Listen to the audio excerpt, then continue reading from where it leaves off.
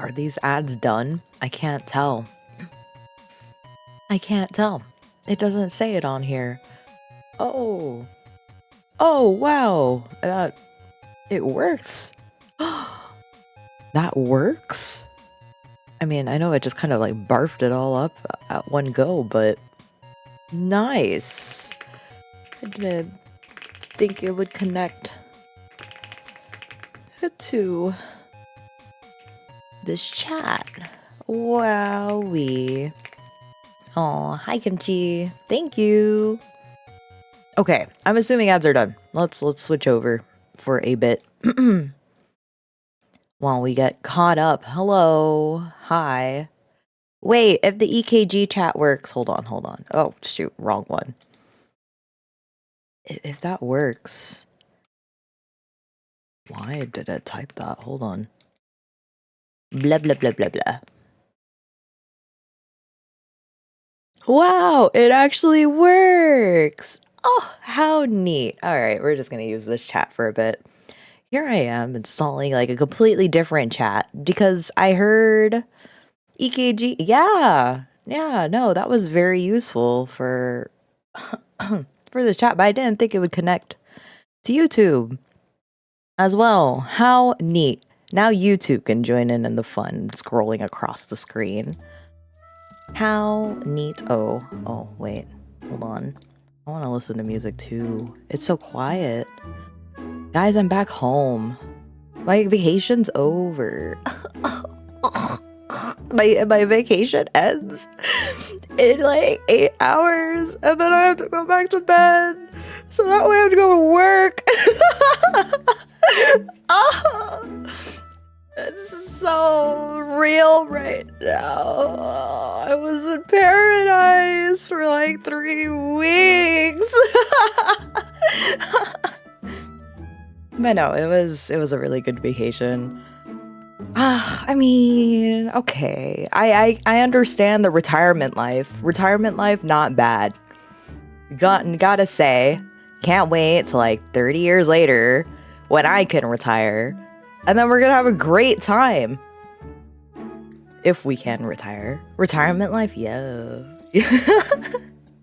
Where all I had to do was just walk outside. And then literally 10 steps away is the beach. That's really nice. That's not bad.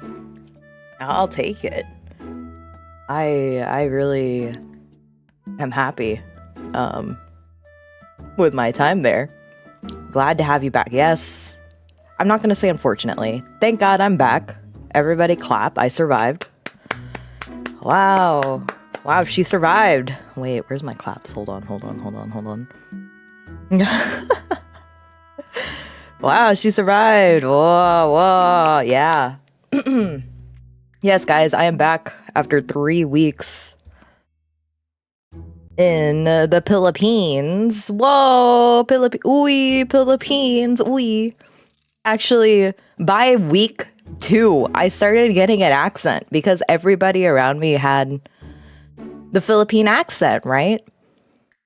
And then even my cousin pointed it out. He goes, "Why are you talking like that?" And I'm like, "What do you mean?" He's like, "You don't sound very American." And I go, "Oh, I guess it's because everybody around me speaks a certain cadence."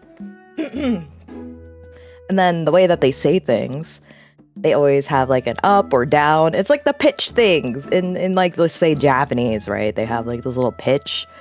Started picking up on that naturally, but I unfortunately ended up talking to a very American white man on the way back home, and I think it erased almost immediately. It's all gone. It's gone. Like our Uber driver was a very talkative man, and then I was just talking with him like straight up for like 40 minutes at 6 a.m. in the morning. And now it's all gone. I just washed away. It's okay though. I guess I should talk about my vacation, right? I would show pictures, but a lot of the videos and pictures are very close to where I was living. And I don't expect you guys to show up there, but if there are people there that see this, and for whatever reason they see this, who knows, then they would probably be able to easily figure out where I lived. So code switch accent is now deleted. It is. It's devastating. It's so devastating. Miss Streamer, why is your Twitch name Twitch Street? What? Parasocial? What do you mean? Why is it parasocial? What? Huh? No. Explain. Sorry, I haven't streamed in so long. I literally only stream once a month now. So this is my like monthly stream, guys. Hello, welcome back. Thank you, I'm back. Wow, did y'all miss me? Say yes. It's gonna make me sad if you say no. Yeah. Hello, I'm back. Yeah. Oh, you said Twitch stream name. Oh, you mean the title. Yeah. What do you mean? What? Sorry. Say yes. Just say yes. Nah, not even a little bit. Oh, devastating. Okay, guys, let me give you a rundown of what happened to me while I disappeared for 3 weeks and enjoyed my life. I threw away as much money as I could. Because on May 1st is the day that I have no inhibitions about how much I spend. So I'm not going to look at my bank account because that's probably in shambles. And then, that's okay though. I really had the best time, really. But I think I got the whole Filipino experience this time around. Like truly, every single time I go to the Philippines, it's always something. We always have an event. We're hosting a reunion, we're doing a party, we're doing like some sort of like mission outreach with our family because they're a big pastor family. So we're doing like medical care to like the locals, to those who are a little less fortunate in like poverty societies, things like that. We're always doing something when we go over there. So I asked my mom, can we like legitimately have a vacation? And we had a vacation this time around. It was really good. And then it was really bad. And then it turned into really good again. So first week, we're in the Philippines, right? And why is their malls so much better than ours in America? Like, even like their more smaller malls just feel so much more lively and more community centered than anything that I've ever, well, that's not true. I've experienced some good, like, local stuff in our malls, but it's only like this really obscure mall. Sin, I don't know if you remember the Wonderland of Americas. It was this really like rundown mall, but the reason why it's still so lively is because people can rent out the entire mall to do events. You crave the 80s and 90s experience. I guess I do. Yeah, actually, hold on. How about we take out the good from what happened here? I have successfully weaned off majority of all of my social media except Pillow Fort and YouTube. Everybody clap. Wow. Normie behavior? Crazy. Actually, Pillow Fort's not really normie, but let's just say I don't really touch any social media, so I kind of felt bad when everybody is like, yo, do you use Instagram? Do you use Facebook? Do you use all this stuff? And I went, no, I actually don't. I don't even use my Twitter because I didn't have internet for like 3 weeks. And so I weaned myself off of Twitter successfully. Everybody clap. Wow, healthy behavior. I went outside. Whoa. Oh my god, healthy behavior. I actually think I like being outside. Crazy stuff. Oh my god. Being with people though, kind of iffy. Why are you skull emojiing me? Whoa, hold on. That's healthy. Clap. Good, let's go hiking. Oh boy. Okay, listen. I didn't say I was going crazy with it, all right? I go outside, I admire the nature, I listen to the birds sing, I walk towards the beach, I look at the sky, and then I go back inside because I need another helping of sunscreen. That's, oh man, guys, I was fighting for my life, I think, in multiple cases, but it went really well. This time around, it wasn't like self-inflicted. No, that's not true. Never mind. It was self-inflicted. I take it all back. I literally had the whole entire vacation experience. But yeah, day one, realized their malls are way better because like they host job fairs, they host like flash sales, but like multiple, like different outside stores could actually sell in the middle of their malls. They have like random, like for whatever reason, one of these other malls that we went to, they just had a whole entire section just filled with plants that you could buy. And I guess they're like exotic specialty heirloom plants. And that wasn't there the day before. So I really like that it's very open to the community to really just be there and hang out. Like I guess the biggest thing that I saw is that there's a lot of places to sit, and it's not just like the court, the food court. It's literally like everywhere there is a place to just hang out and sit. There's lots of places just geared towards children for them to just be taken care of while the parents are like, let's just say, going around to go to the job fair, or they want to do their shopping, because in their malls, majority of them have like a marketplace too. So it's like an all-in-one center, grocery store. It has banks in there. It has literally everything, like a small community, like walk around village sort of deal where you could just knock out everything you could possibly want to do all in one place. And it's very convenient for everybody. Of course, if you go to the really big ones. So the biggest one that we went to was Cebu, SM City, Seaside. Let's see if I can find a picture, because that's nowhere near where I was. Cebu, Seaside City, SM Mall. It is a big circle. Wow. I was wondering what the shape was. How do I drag this picture into where I could show you guys what it looks like? Where is it? What's a good picture? You know what? Screw it. I don't even care. Hold on.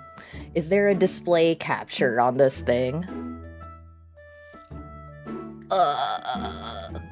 No. Yes? I think this should be it. Okay. So this is where we went. It was the SM Seaside City, Cebu, right next to Ocean Park. The Ocean Park is like an aquarium kind of deal, right next to this area. And it was really very nice to walk around there. Welcome back. Thank you. Thank you. So, yeah, I really had a good time exploring there, but that doesn't actually happen until the last week, which is why it got good again. But okay, first week we ride a ferry to the island and then hit up the island. Island is really like truly island. It's not like the resorts in America where everything's cleaned up to oblivion and everything looks pristine. No, this is really like you're legitimately on an island. Everything, like certain resorts are cleaned up, but this is really like local people living their local lives, and there just happens to be in a resort owned by some foreigner smack dab in the middle. Of course, on the beach, seaside, because they could afford it. They could buy the land. Things like that. But our house is there, and when we went to the house, it's built. It's really completely built. All the money that my mom and I threw at it, it's really there. It's all in fruition. So we got to stay there for 2 weeks straight, or 2.5 weeks straight, and I really got to just live a normal island life. It's like if you threw me an Animal Crossing, but then instead of Tom Nook asking me for rent, I already paid off the entire place. And then the people there are already friends with me from day one. So I just got to eat good food every day. I didn't even need to lift a finger, which is crazy. And then the thing over there is that they really do eat 3 meals a day. Breakfast, lunch, dinner. But the most that I could feasibly do was just lunch and dinner. And every meal has rice. So yeah, I'm sure I gained weight. I'm not gonna lie. I thought I was gonna burn it off with the heat because I was sweating literally every day. But no, I mean, I just ate good. Game Shark, Animal Crossing, New Horizons. Yes. Yes. Yes, that is correct. Literally, seaside island life, living it up with the house that you own. And food is just there because somebody is so kind enough to take care of you and feed you whatever you wanted. So I think for 3 weeks straight, I had lechon. Or some sort of derivative of lechon. So lechon is kind of like the whole roasted pig. Whole roasted pig over a spitfire. Slow roasted until the fats melt through the fats melt through the meat, cooking it up from the inside, making the skin so crispy. Had it for my birthday. Had it the next week for our family reunion with everybody. Like all of our family, legitimately all. Majority, if not all, of our family, all in one house. So that imagine 30 plus people living in the same house. That's kind of what was happening. Very chaotic week for multiple reasons. And one ghost. Okay, I'll explain that soon. I'll explain that soon. So. Yeah, first week was incredible because number one, we're really like they showed you're able to drive around the entire island within maybe 2 hours. So if you just take the major roads of where we were living, there's like, so imagine an island. Should I just draw this? Hold on, let me finish my cereal. I'm so distracted. I should have finished my cereal before I started stream, but oh well. All I'm eating is Cheerios. What a downgrade. What a downgrade from my life over there on my vacation island. Oh. It's okay though. Sometimes you have to accept the reality of things, right? You just have to return to reality. Welcome back to me. Your paradise. I was taken away from me so soon. Now I'm here. Unfortunately. Main character experience for real. No, I'm not even kidding. Why? Why? It's just like because okay, we are the guests there. My mom is familiar with the people there, right? These are her friends. We are meeting her friends for the first time. Her friends are shy to talk to me because I only speak English. Take her back. Take the whiny brat back.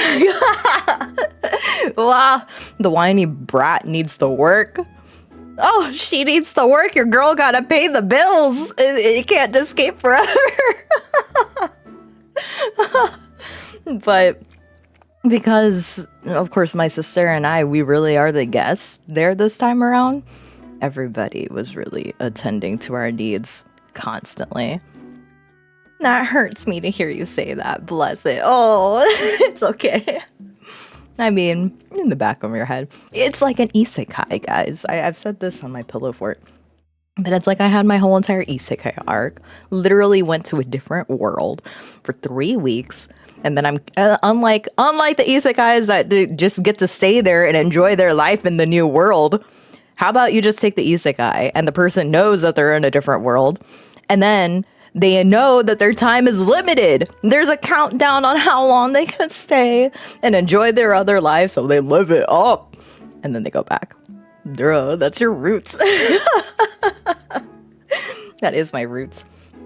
I feel at home in a different way. Like, you know, more in touch with your culture, more in touch with people that look like you. You know what's the craziest part, guys? I'm tall. I'm tall over there. Everybody is like my average height. So I'm not actually that tall, but I'm average. It's like everybody is around my height. And I'm like, whoa, we can't believe that I'm actually, no way, Yahweh. Yes, way. Oh, it's so interesting just actually being around people that look like you. I don't really get that privilege over here very much. Raw found a Spurt village. Leave me alone, grubs.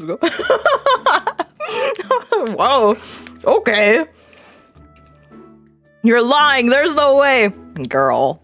If it wasn't like freaking hot, I would take you there so quick. You'd be the tallest one there. I'm not gonna lie.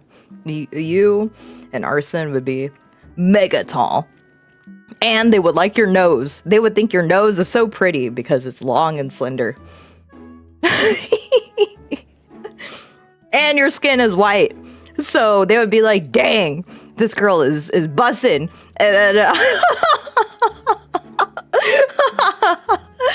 And they would be like, you have very pretty friends. And I'd be like, yeah, they are very pretty.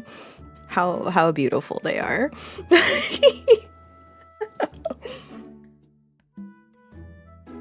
Camouflage and short people. Populous. Listen, it felt like it was weird because there were girls, like the girls that I befriended while we were over there. Family friend, right? Mom, friends, their daughters.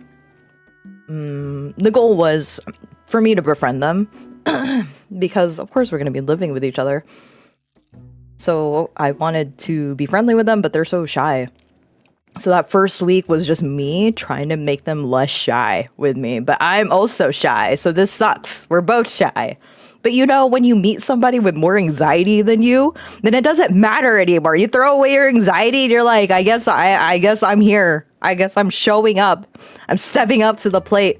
And that was me.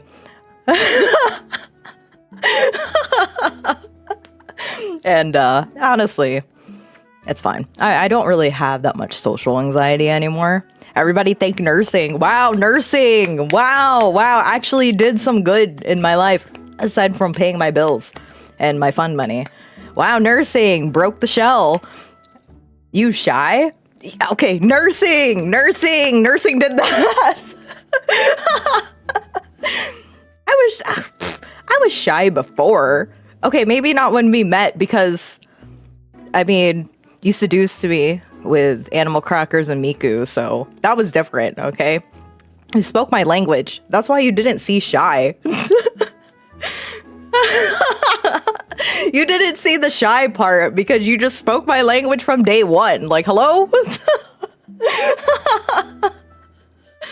You invited strangers. They were interested. Where else was I gonna find the K-pop people? Girl, we lived in a time where K-pop wasn't mainstream. Now you just hear BTS everywhere. And I'm like, what? Casually? In my grocery store? Okay, fine. That we lived in rare times. We lived in a time where I was fighting for my life, trying to find people who actually liked what I liked. But actually, that's another thing that was kind of weird too. Not all, but a bunch of the advertisements that I would see in the Philippines, I'm kind of surprised how much Koreans are like on the billboards. Like, I get it. They like the Philippines is like probably number one when it comes to supporting K-pop, I guess. Like they're like one of the biggest consumers. And it was one thing that, you know, I knew K-pop was very popular over there, but it's number two that they're really like embedded in the culture kind of deal. Like you would see them all in the commercials, in a bunch of ads, and then oh, excuse me. Hold on. I'm gonna sound disgusting. Wait.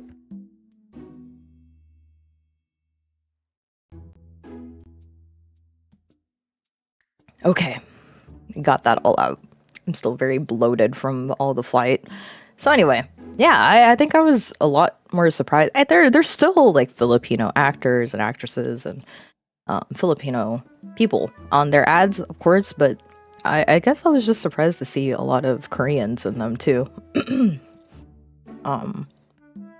But because I was living on an island, I was super detached from like the Filipino city life until we hit up Cebu. Like, yeah, the first 2 days we were in Cebu just because we were, trying to adjust, get some rest before we hit up the ferry to get to the island.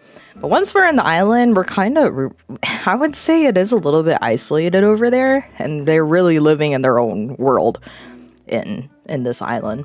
The people there are very local, very routine oriented, and anything that's happening outside of the city or outside of the island, at most, they care about is like Cebu. Everything else, not so much. And I'm curious if that's just kind of the mindset with a lot of these islands. So in the Philippines, the north is called Luzon.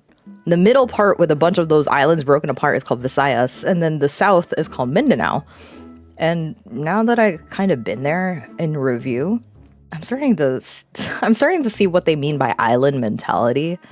That, they only focus on what's happening in their own islands, even though they're all one country kind of deal. So, for example, us in the States, us people in Texas care about whatever is happening in Texas, whatever is happening in Florida, that's happening in Florida. But then whatever is happening on either side, maybe we're hear about, but it's like whatever. Kind of like that same mentality. So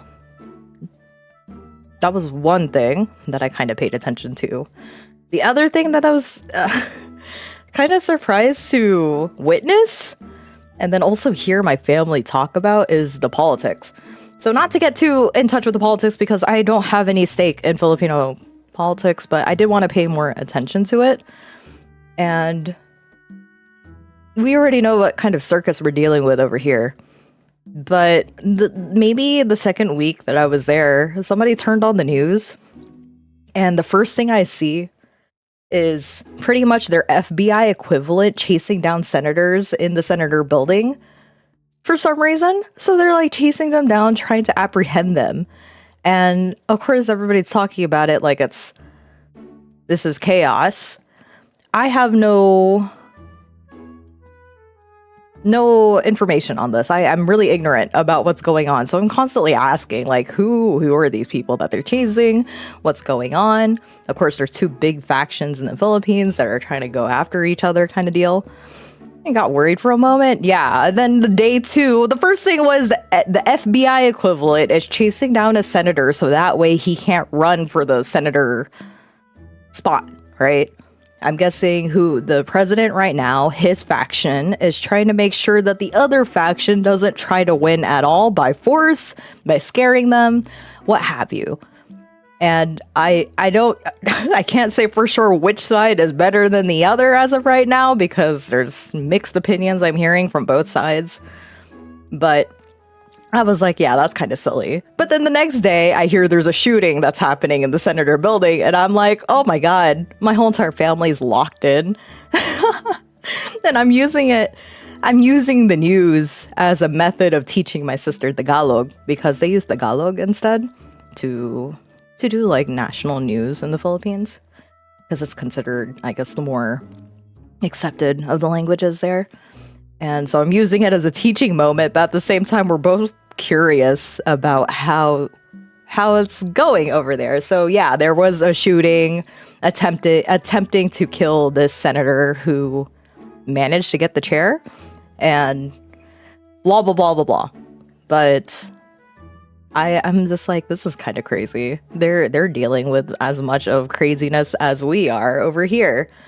So yeah, that's the other thing that I noticed over there too, that honestly their politics is just as corrupt as I've always heard it to be, but just being there and actually seeing it in person and then also talking to locals about it too kind of just makes you know that we're all fighting our own battles. That's mega crazy. It's very, very, very weird. But it is also funny hearing my cousins going, yeah, we have our own circus over here. And I go, yep, okay, everything's just a circus act because it's crazy what everybody's dealing with. But anyway, hope their government gets it together because ours is also trying to figure out what it's trying to do. But it was a good insight on how the Philippines is unfortunately dealing with their corrupt government. Okay, but back to, I guess, the fun. I walked. I pretty much walked in the beach almost every day. And then it was to the point that by the time that my family members come in the second week, the friends that we made in the first week were just like, all right, you're the tourist now, or you're the tour guide now. And I go, hold on, I've only been here for a week. How am I supposed to know? They're like, you've already seen everything. But technically, yes, I've already seen everything. But I don't really recognize landmarks or whatnot, or, you know, certain things to point out, like resorts to go to. So, of course, in that sense, that's where our uncle took over. But it was funny whenever my family was like, hey, can we go walk to the beach? I heard there's one nearby. I'm like, oh, yeah. And then I would just show them the way. Now, during those 2 weeks, I got to befriend 4 different dogs. And surprisingly, my allergies really didn't trigger with them.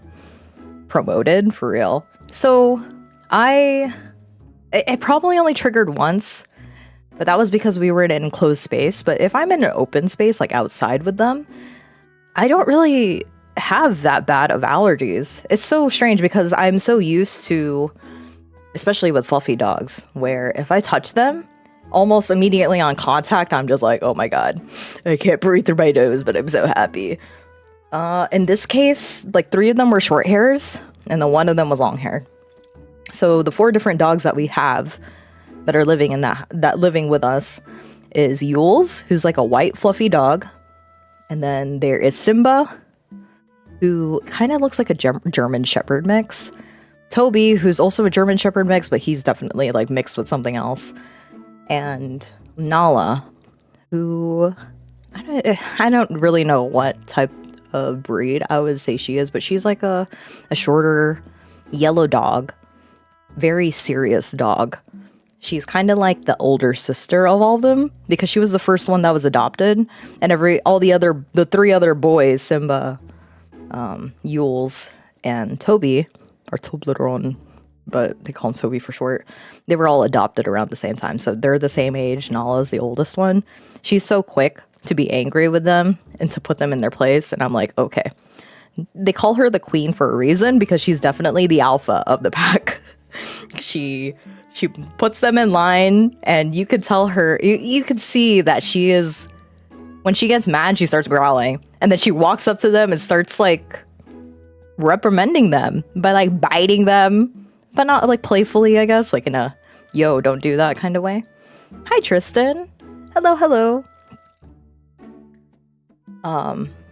But yeah, I really enjoyed playing with those dogs.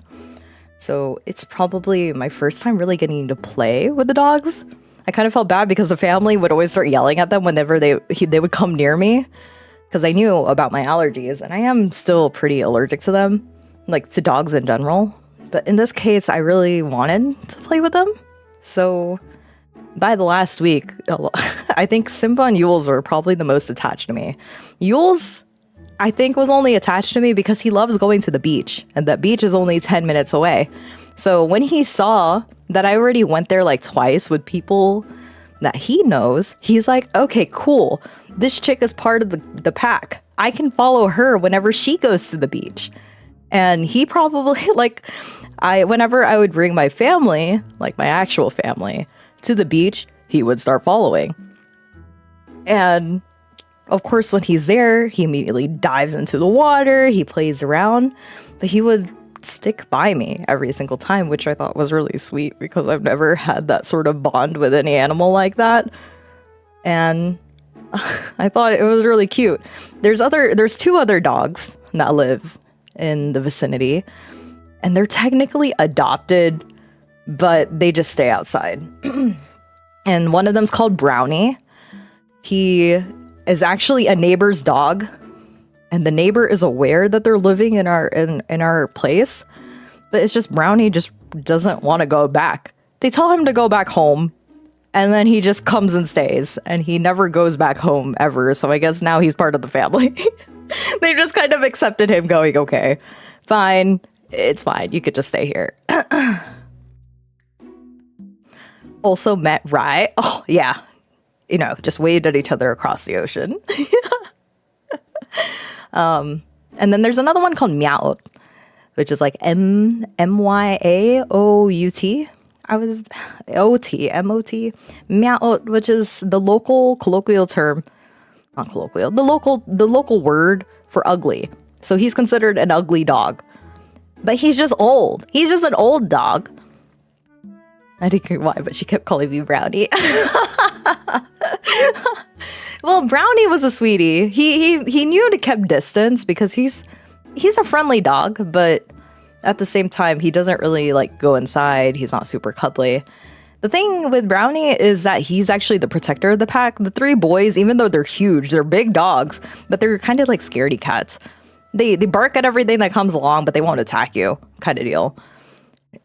Nala, she might, depending on how she feels about you, because she does point out her boundaries. But Brownie, he's the one that actually fights the local dogs. So if he sees like any person, like for example, he did see me one morning and he's like, whoa, why are you out here so early in the morning? Let me follow you to make sure you're okay. And I'm like, that's actually really sweet. That's super sweet. I didn't think he would come out and actually follow me. He was busy talking with the other dogs, but then when he saw me cross the street, he was like, whoa, okay. And then the reason why I knew that he was like, all right, I'll stick with you, is because every so often he would walk ahead and then he would stop and look at me. And then he'd bark a little bit and then continue along as though it's like, okay, follow me. I have places to show you, kind of deal. So it was really sweet. But he's the one that actually protects. He protects everybody, dogs, the family, whatnot. Myaut, the thing with him is that he wasn't actually adopted, but he lived there first. Like out of everybody, even before the house was built, he was living there. So he's like, this is my spot. But I guess now I have a family in my spot, so now they're my family in my spot, kind of deal. That's kind of how I view him. And nobody claims him. He's really a stray dog. But just because he's always been living there, and he's really like the eldest over there, nobody's really particularly close to him. Like, you know, they don't own him, but they are somewhat attached, I guess. They do try to feed him every so often because he's just nearby, and he does alert when something's wrong. Out of all the dogs, though, he's the only one that howls. So he howls like a wolf, kind of deal.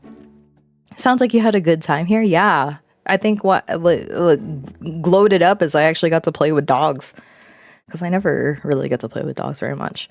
I also went swimming after 18 years. Wow, not really. I can't dip my face in the water. Sea water actually ruins my skin, my facial skin entirely. Like it just tears through my skin. And then it doesn't help that there's little tiny fish into the water too, so I do react to them. So at most, I dipped my body, but as much as possible, I tried not to get my face wet. So couldn't get my face wet, couldn't really get my hair wet. But at least in the water, got to swim around with some family, and got to bond with one of my nephews. Whoa, nephew, crazy. I never met this nephew. He's around 8 years old. He is highly autistic, nonverbal, but very smart. And he is such a cutie. I didn't really get to, of course he doesn't talk, so I didn't really know how to communicate with him the same way that the family does, because of course he's staying attached to the family that he knows. But when we were swimming together, after our island hopping, we went island hopping second day. So we got to go to the Virgin Islands, we got to go to multiple islands around our island. And there was a spot that we could swim in a lagoon. So when we were swimming, he eventually joined us. He's like little man. Yes, he is like little man. So when he joined us, I saw that he was scared to get into the water, so I held his hand, brought him in, and he got comfortable to be in the water. I noticed that his nanny was just kind of watching him for a little bit just to make sure he's okay. But eventually, I noticed that he started collecting seashells. So I said, oh, he likes seashells. So I would collect them too and show it to him. And pretty much we spent like the next 15 minutes just collecting shells with each other. And I guess within the 5 minutes that we were collecting shells, he started noticing that I was interested in his shells too. So he would find a shell, collect a few of them, and then he would come up and show me what they were. And then I would tell him, I like this color, I like this shape. And then he would continue finding more of the color and the shape that I liked. And so we collected like a big old pile, and he was really happy. So eventually I noticed that he was comfortable with me because he would lean up against me, he would tap my shoulder, and then he can't speak. So the way that he would alert me is like making noises or being like, and then he would point at the seashells that I have, and I would show, or that he has, and I would show him mine. So I think in that case, that was like the closest bonding that we were able to do, because by then he was comfortable with me. And that really makes me happy, because they told me before that he was really bad with his tantrums, that it was really hard to communicate with him. He was very picky with his food. So they had to do a lot of therapy for him. He's currently going through behavioral therapy and speech therapy. And by the time that I met him, they told me that where he was at before, he's improved quite a lot. And the most that I heard him speak was probably towards the end. But I mean, they would ask him to count, and he's able to count very clearly. I heard him count up until like 80 something, because they asked him, hey, count your shells. And he counted all of his shells, and then he would go down to the beach and collect more because he wanted more shells to count. So yeah, he can talk, but it's just not full sentences. He can't exactly express word for word what he wants, but you can tell what he wants, and he will point to what he needs to. So he's definitely improved a lot, and I'm happy to see it. I've always heard, and my family would talk about it, but just seeing him in person, I'm really happy that I got to spend that time with him, got to hear him talk a little bit, and he's a very bright kid. It's just his behavioral is probably like 2 years delayed. So even though he's 8, his socialization is around like 6 years old. And then even though he can't speak, he is getting better with verbalizing his needs. Yeah, little man does that too, but it's more like grabbing your arm and shoving you into the direction. Yeah. So the therapy helped him a lot. I didn't see any tantrums from him, which I was surprised, because they told me that he was prone to tantrums. But no, he was very well behaved while he was over there. So I think they're on the right track with getting him to where he needs to be. It's hard to feed autistic people. Once had a classmate that only eats white food. Yeah. Now my nephew, they said that before he would only eat white bread. That's it. All he would eat is just white bread.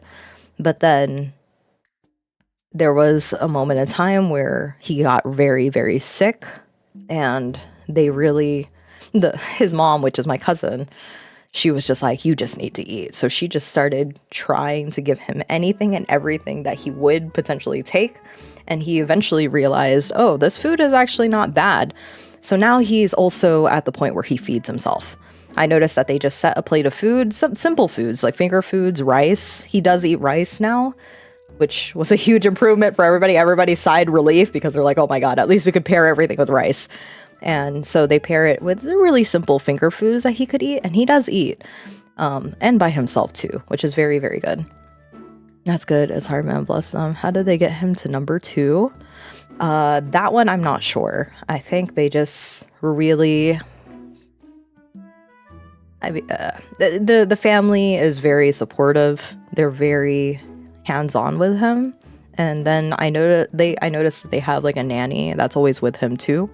So he's the one that is continuously on a routine to try to get him to independence. That's all I really know. So the nanny, of course, really helps a lot because the mother, my cousin, is constantly working. She's working graveyard shifts because she's actually working for a company here in America, just doing a remote job. And she's the one that's constantly helping him, guiding him, knows like where he is in therapy, and then able to provide just enough for his task and then support him into doing those tasks independently. So yeah, it was a lot of work to get him to where he's at right now. But when I saw him, I'm like, he is definitely on the right track. The other nephew that I have, he is so smart, so outgoing, constantly asking questions, loves playing Uno, super dramatic, 6'7", 6'7". And I'm like, okay, all right, this is definitely a nephew that I was kind of expecting, but still very cute. Very, very cute. Very happy to have met them. So yeah, island life. First week was really good. Second week, I know I said it was bad, but I can't really talk about it. Let's just say, you know how people kind of dread Thanksgiving in America because that means that all of your family is in one place. And that's the only time that they can air all their grievances in the same place. Let's just say that sort of vibe kind of happened at some point. And I'm like, oh, this is not what was supposed to happen. We were so excited just to meet everybody, and we were so happy because it's been 9 years. And then I guess everybody else came with a different agenda. So yeah, that happened. But the other thing that kind of made it bad. Okay, so day one. How about this? We are a pretty like Christian family, right? Very, very Christian. So we have certain beliefs, and I don't know why, but I feel like I'm just going through the plagues a little bit, but not really. Not like the plagues, but it's just certain things that kind of stood out to me. Number one was that when we first came there, our windows to our bathroom was open just to air it all out to make sure that the air circulates. But then the first thing that I see is a big old cockroach. This cockroach is as huge as my finger, as like the length of my finger, or probably the entirety of my palm. And I mean, the first one that I saw was upside down, struggling with its life. So I was like, it's okay. It'll eventually die from tiring itself out. So I left it there. Didn't think much about it. I'll take it out when we go shower. But the next time I come back into the room, I hear my sister freak out while she's using the restroom. So she's on the toilet. Across the toilet, you could see the counter. On the counter is her facial wash. And then when she looks at her facial wash, she goes, "Yeah, why does that have like two antennas on there?" She's like, "It looks weird." my facial wash. And then of course another big old cockroach just crawls over and is like, "Hello, I'm here." And that's when she screams, and I go and I'm like, "What's happening?" So I'm like, okay, let's take that one out. So we kill it, we chuck it out, right? We don't really care too much about it.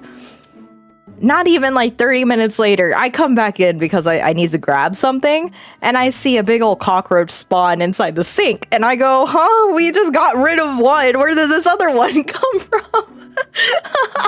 And so eventually, us girls, we just close the window because I'm pretty sure they're jumping in through the window that's in our bathroom. And then the last one that we see is skittering inside our bedroom, so we just nuke it with some spray. There will never just be one, no. But you know what's weirder is that after we closed that window, none of them came in. And the weirdest part is we never saw those cockroaches ever again throughout the entire house. Not even in the roof, the rooftop. You can step on the rooftop and hang out there. There's none. I never saw any of those cockroaches ever again. And I'm like, it's funny that, day one, they're just trying to say hi. I made a joke about that, but now I don't know if I was joking. Maybe something was after me.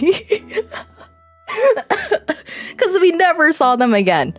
Never saw them again. They never appeared. They're nowhere in the house. Nowhere else in the house. They only ever appeared in our room.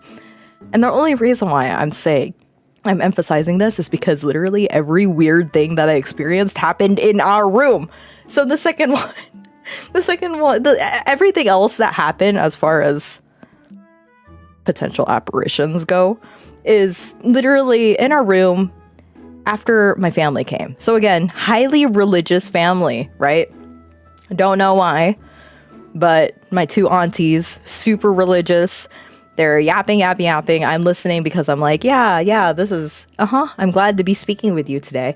And then they start talking about demons. And I go, whoa, where did we end up coming across this? Where did this come from? Not gonna say specifics, but they're talking about demons and yada, yada, yada. And I swear because they talked about it, they just invited it into our house, because that's when, not even a minute or two after they started talking about it, I hear marbles, okay? So our room, above our room is another person's room. But inside there, we know that there's our family and they're sleeping. So I hear marbles dropping, and it's such a specific sound. It sounds like metal marbles dropping on a metal plate. And then it's like, it's dropping and then it bounces maybe like twice and it rolls. I would hear that periodically every minute or so. And then eventually I pointed it out to my sister, or to my family in general. I was like, hey, do you guys hear that? And they're like, what are you hearing? And I'm like, yeah, I hear marbles. And then my sister started hearing it. She hears it twice. I already heard it maybe like 3 or 4 times. It happens twice, and then finally my two aunts decide to quiet down and listen in too, and it stops. It stops when they start listening. So my sister and I kind of look at each other. We're like, okay, yeah, that was kind of weird. Eventually, I guess later that day, my aunt that was in the room, she actually goes upstairs and she asks them, hey, were you guys playing with marbles at some point? And they're like, no, we don't even have marbles. There's no marbles in this household. So whatever I was hearing, whatever, maybe I was just hearing junk, but it was just kind of weird that my sister heard it too. That same day, my sister and I are brushing our teeth, right? It's a double spread. So there's 2 sinks. We're both brushing our teeth. And my mom is in the shower. She's showering, not paying attention, doesn't know.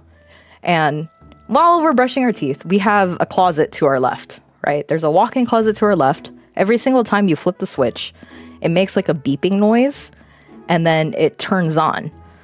And no, like every single time you turn it on, off, on, it would change like the color setting. So it would be cool. It'll be like LED or not LED. It was like the cool blue, the bright white, or the dim yellow kind of light. And whenever you switch it, it would purposely change.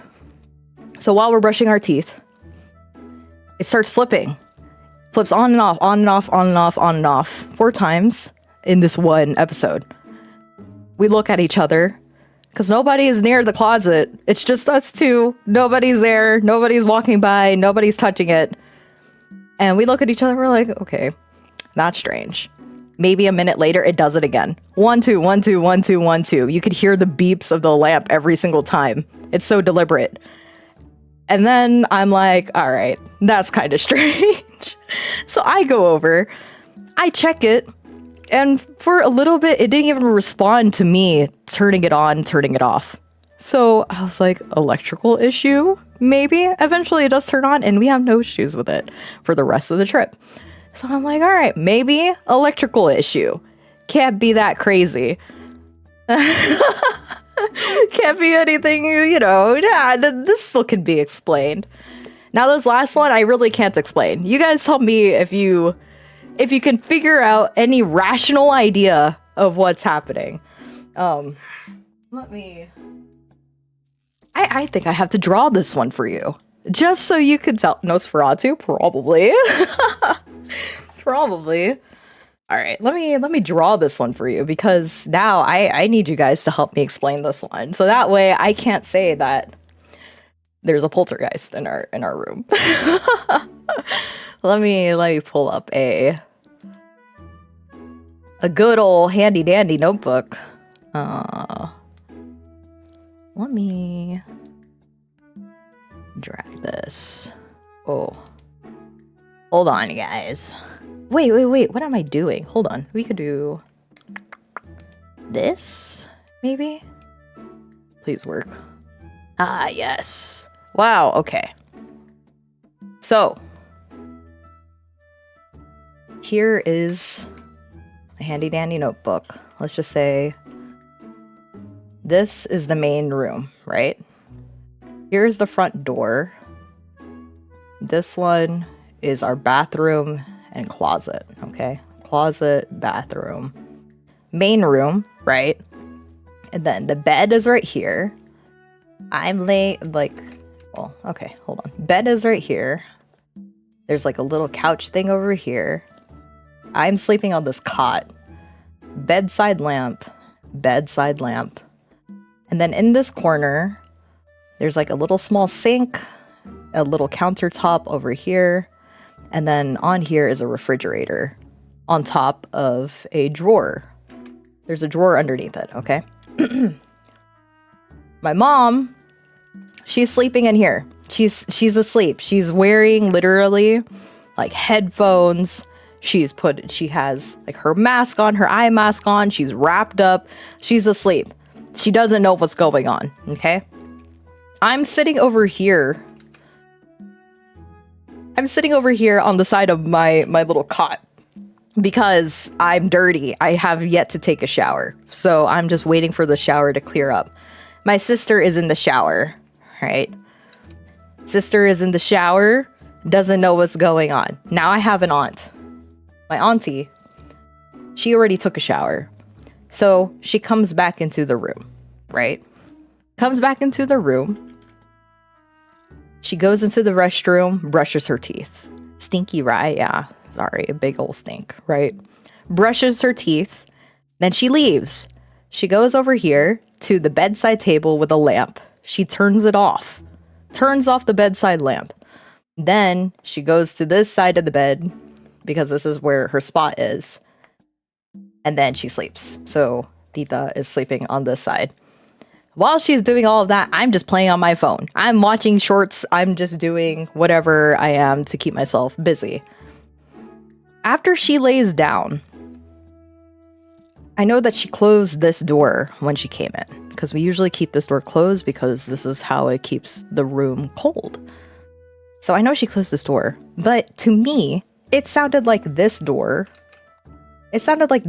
opened.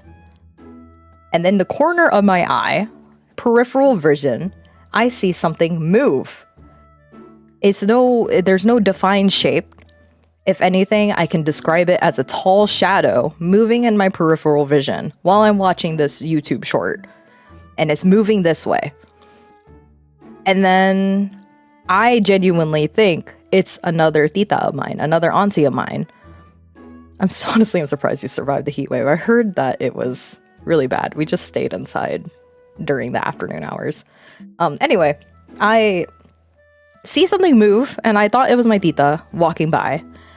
But when I looked up maybe at the halfway through my short, just to double check or to just verify, to be like, oh, okay, who walked in?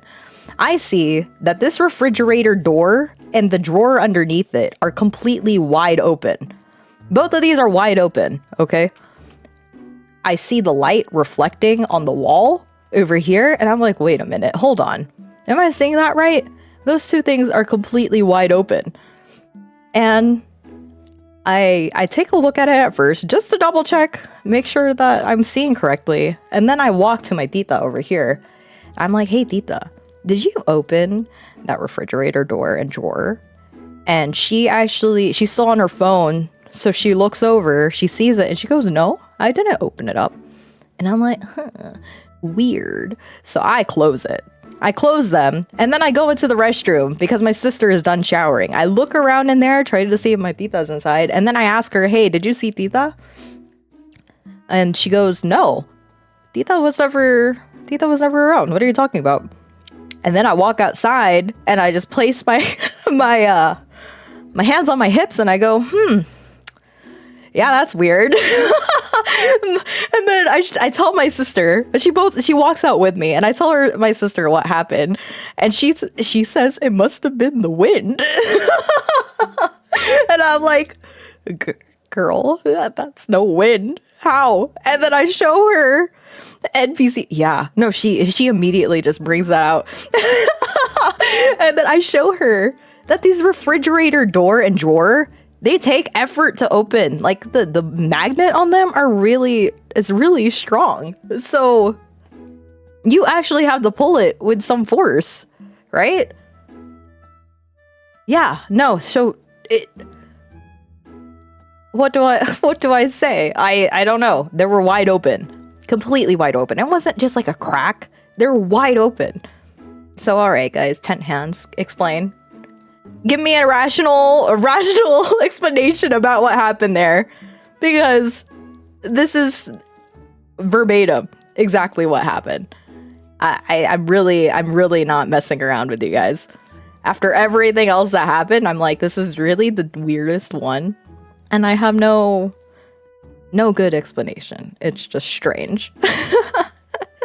Very strange, but again, whatever. It's all good. There was a hungry ghost looking for snacks. That's all I got, Captain. Sorry, I took some bottled water and I didn't close it properly. Okay, hold on. That's relieving. But hungry ghost looking for snacks. I don't know what to say. I really don't know what to say about this one. This is the only one that I was thinking to myself, all right, this is like top strangest thing that I personally remember. The only other story that I have in my lifetime that I can't explain is the witch that took my hair when I was younger. Clearly the ghost didn't have proper manners. Okay, so we all agree it's a ghost. Like, hello? Why is it all happening in our room though? After all of that, I'm not gonna lie, I said a little prayer. I'm like, God, you gotta bless this place. I don't know what's going on in here, but something got invited and I need it out. I need it out of here. Honestly, it can't be anything else. Okay, so I'm not being crazy. So yeah, full-blown Filipino experience, because all my years of my life, my aunties would tell me stories about, yeah, there's spirits in the Philippines. You don't mess with all this stuff. You don't walk over here. Don't do this. Don't do that. It's all superstitious stuff, right? But I mean, I don't deal with that I don't deal with that in my daily living. I don't even know how to explain all that stuff. So I'm like, all right, yeah, these are definitely stories, and it's scary that happened to you. Hope it doesn't happen to me. But I guess this time around in the Philippines, they're like, your island life has to be filled with everything. It has to check off all the boxes. I mean, it's the Philippines. If there's something unexplainable, it's ghosts. So, yeah, full-blown Filipino experience, everybody. Either ghost or trickster berries. I don't know. And I don't know the history of the land either, so that's going to be fun. That's going to be interesting. Interesting. So, yeah. Did your grandmas tell you not to point? A long time ago. I think my titas were the ones who told me not to point at random things because something will chop off my finger, right? Something like that. It was like it's a threatening thing, but it sounded like a lot of these stories that they were told back in the day were just things to make sure to keep kids in line. I feel like that's a lot of stories like this. But I don't know, maybe there's little funny things just messing around with us. Then I think actually the day before that, there's an uncle that we invited who knew our whole entire family tree back in the past, a long time ago. Apparently, if our name wasn't the way that it was now, if we didn't marry into certain lineages, we would have been the Florencios. And I'm like, dang, that is a fancy name. Florencio, Rye Florencio. Oh. And then apparently we have a lot of land issues. A lot of like, we were told by this family tree. And this guy literally remembers every single like branch family and which families that we married into. And he remembers everybody by name, even all the siblings. And then which of the siblings that we were a lineage of, and then who they married into, how many kids they had. And I was surprised but he's speaking really like full Bisaya. So some of the words that he's using are stuff that I'm not used to hearing in daily talk. So maybe I could capture just a little bit here and there. But the biggest one that I could capture is that apparently one of our ancient family, I guess not ancient, but I guess like distant family from way back, married a witch. Married a witch sometime in the past. They call it a walk, right? And they were trying to figure out what had happened to them, what had happened to the wife, I guess, the witch wife, and then also, like, are we still in relation to them? Like, what is going on with that family? And I didn't capture everything, but all I know is that the husband that married the witch, something happened between the two of them that he decided to just leave. Maybe some disagreement, he was scared. For what it sounded like, he was scared. And he left. So at some point, they were trying to verify what actually happened to him. And the way that, I guess, my aunts and my mom explained is that, yes, they did genuinely find him dead. But the weirdest part about it is that the cause of death was completely unrelated to the multiple scratches on his back that appeared out of nowhere. Like, I guess from what they heard when they saw him, he didn't have like these multiple scratches on his back. But when he died, he just had multiple gashes everywhere across his back. And I'm like, oh, that's scary. That's a little bit strange. And then they also verified that, yeah, my grandfather's father was truly a practitioner of black magic back in the day, that those were legitimate stories. They rebuke all that because they don't believe in it, but there were practitioners of it in the past before they turned into God-fearing Christians. I once met an uncle who was disappointed I didn't recognize him when our first encounter was when I was 1 year old when he changed my diapers.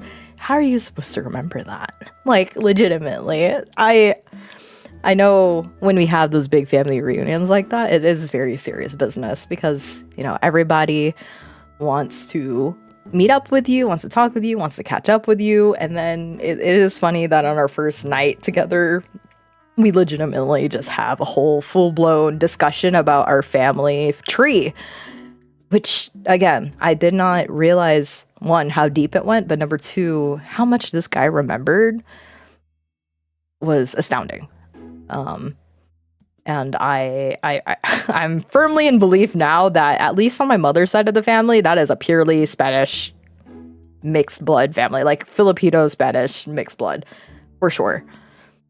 I don't know anything about my dad's side of the family, however. Oh, and then, okay, what is it? I don't understand. But one of my uncles, he's a very serious uncle. But then he's also one of those that jokes very seriously too. Like, he has a straight face when he jokes around. The first thing that he says to me when he disembarks off the boat, and I greet him and I'm like, "Hey, Tito, it's been a long time." And the first thing that comes out of his mouth is like, "Oh, you've gotten fat." And I go, "Huh." What do you mean? Why are you saying that at the first meeting? Hold on, yo. And then not only does he say that once the first time around, he comes back around again, maybe like that later that day, and he really takes a good look at me and he's like, "Yeah, you've gained a lot of weight." And he says it with such a happy face. I'm not that I'm not even sure if I'm offended. I'm like, oh my God. I mean, can you blame a girl? She's been eating good for a past week. Hello? Yeah, I've gained weight. I'm also 30 plus. I'm not gonna be built the same anymore. You gotta let a girl live. So I was just like, I'm like slightly offended, but it's so funny to me. It's kind of funny to me that he said that. Oh, wait, right, that's a good thing here? No way. Really? I was like, I'm fat? How? I can still see, I mean, I do say that I have gained weight. I did not lose any weight while I was there because they fed me a little too well, but I can't complain. How can a girl complain about good food? So yeah, I pretty much maintained my weight while I was there. Despite how much I walked, no matter how many gallons of sweat that I sweated, it's still the same weight. So, yeah, that was that was interesting. But it was a really good trip, especially or a good time with that family, despite like, the second week mishaps and things that are unfortunately that happen. The moments that I really enjoyed were really with my cousins. And everybody clapped for my cousins, give them props because they were really the ones who saved that reunion. God bless them, because they were so chill. So chill. Yeah, telling something you gained weight can be translated to you looking healthy. Well, I'll take that as a win. I'm glad. They were feeding me very well. So how can I not? How can I not gain a little bit of weight? I'm gonna lose it all when I start working though, I'm sure. So you're not as stressed and living a full life. Good.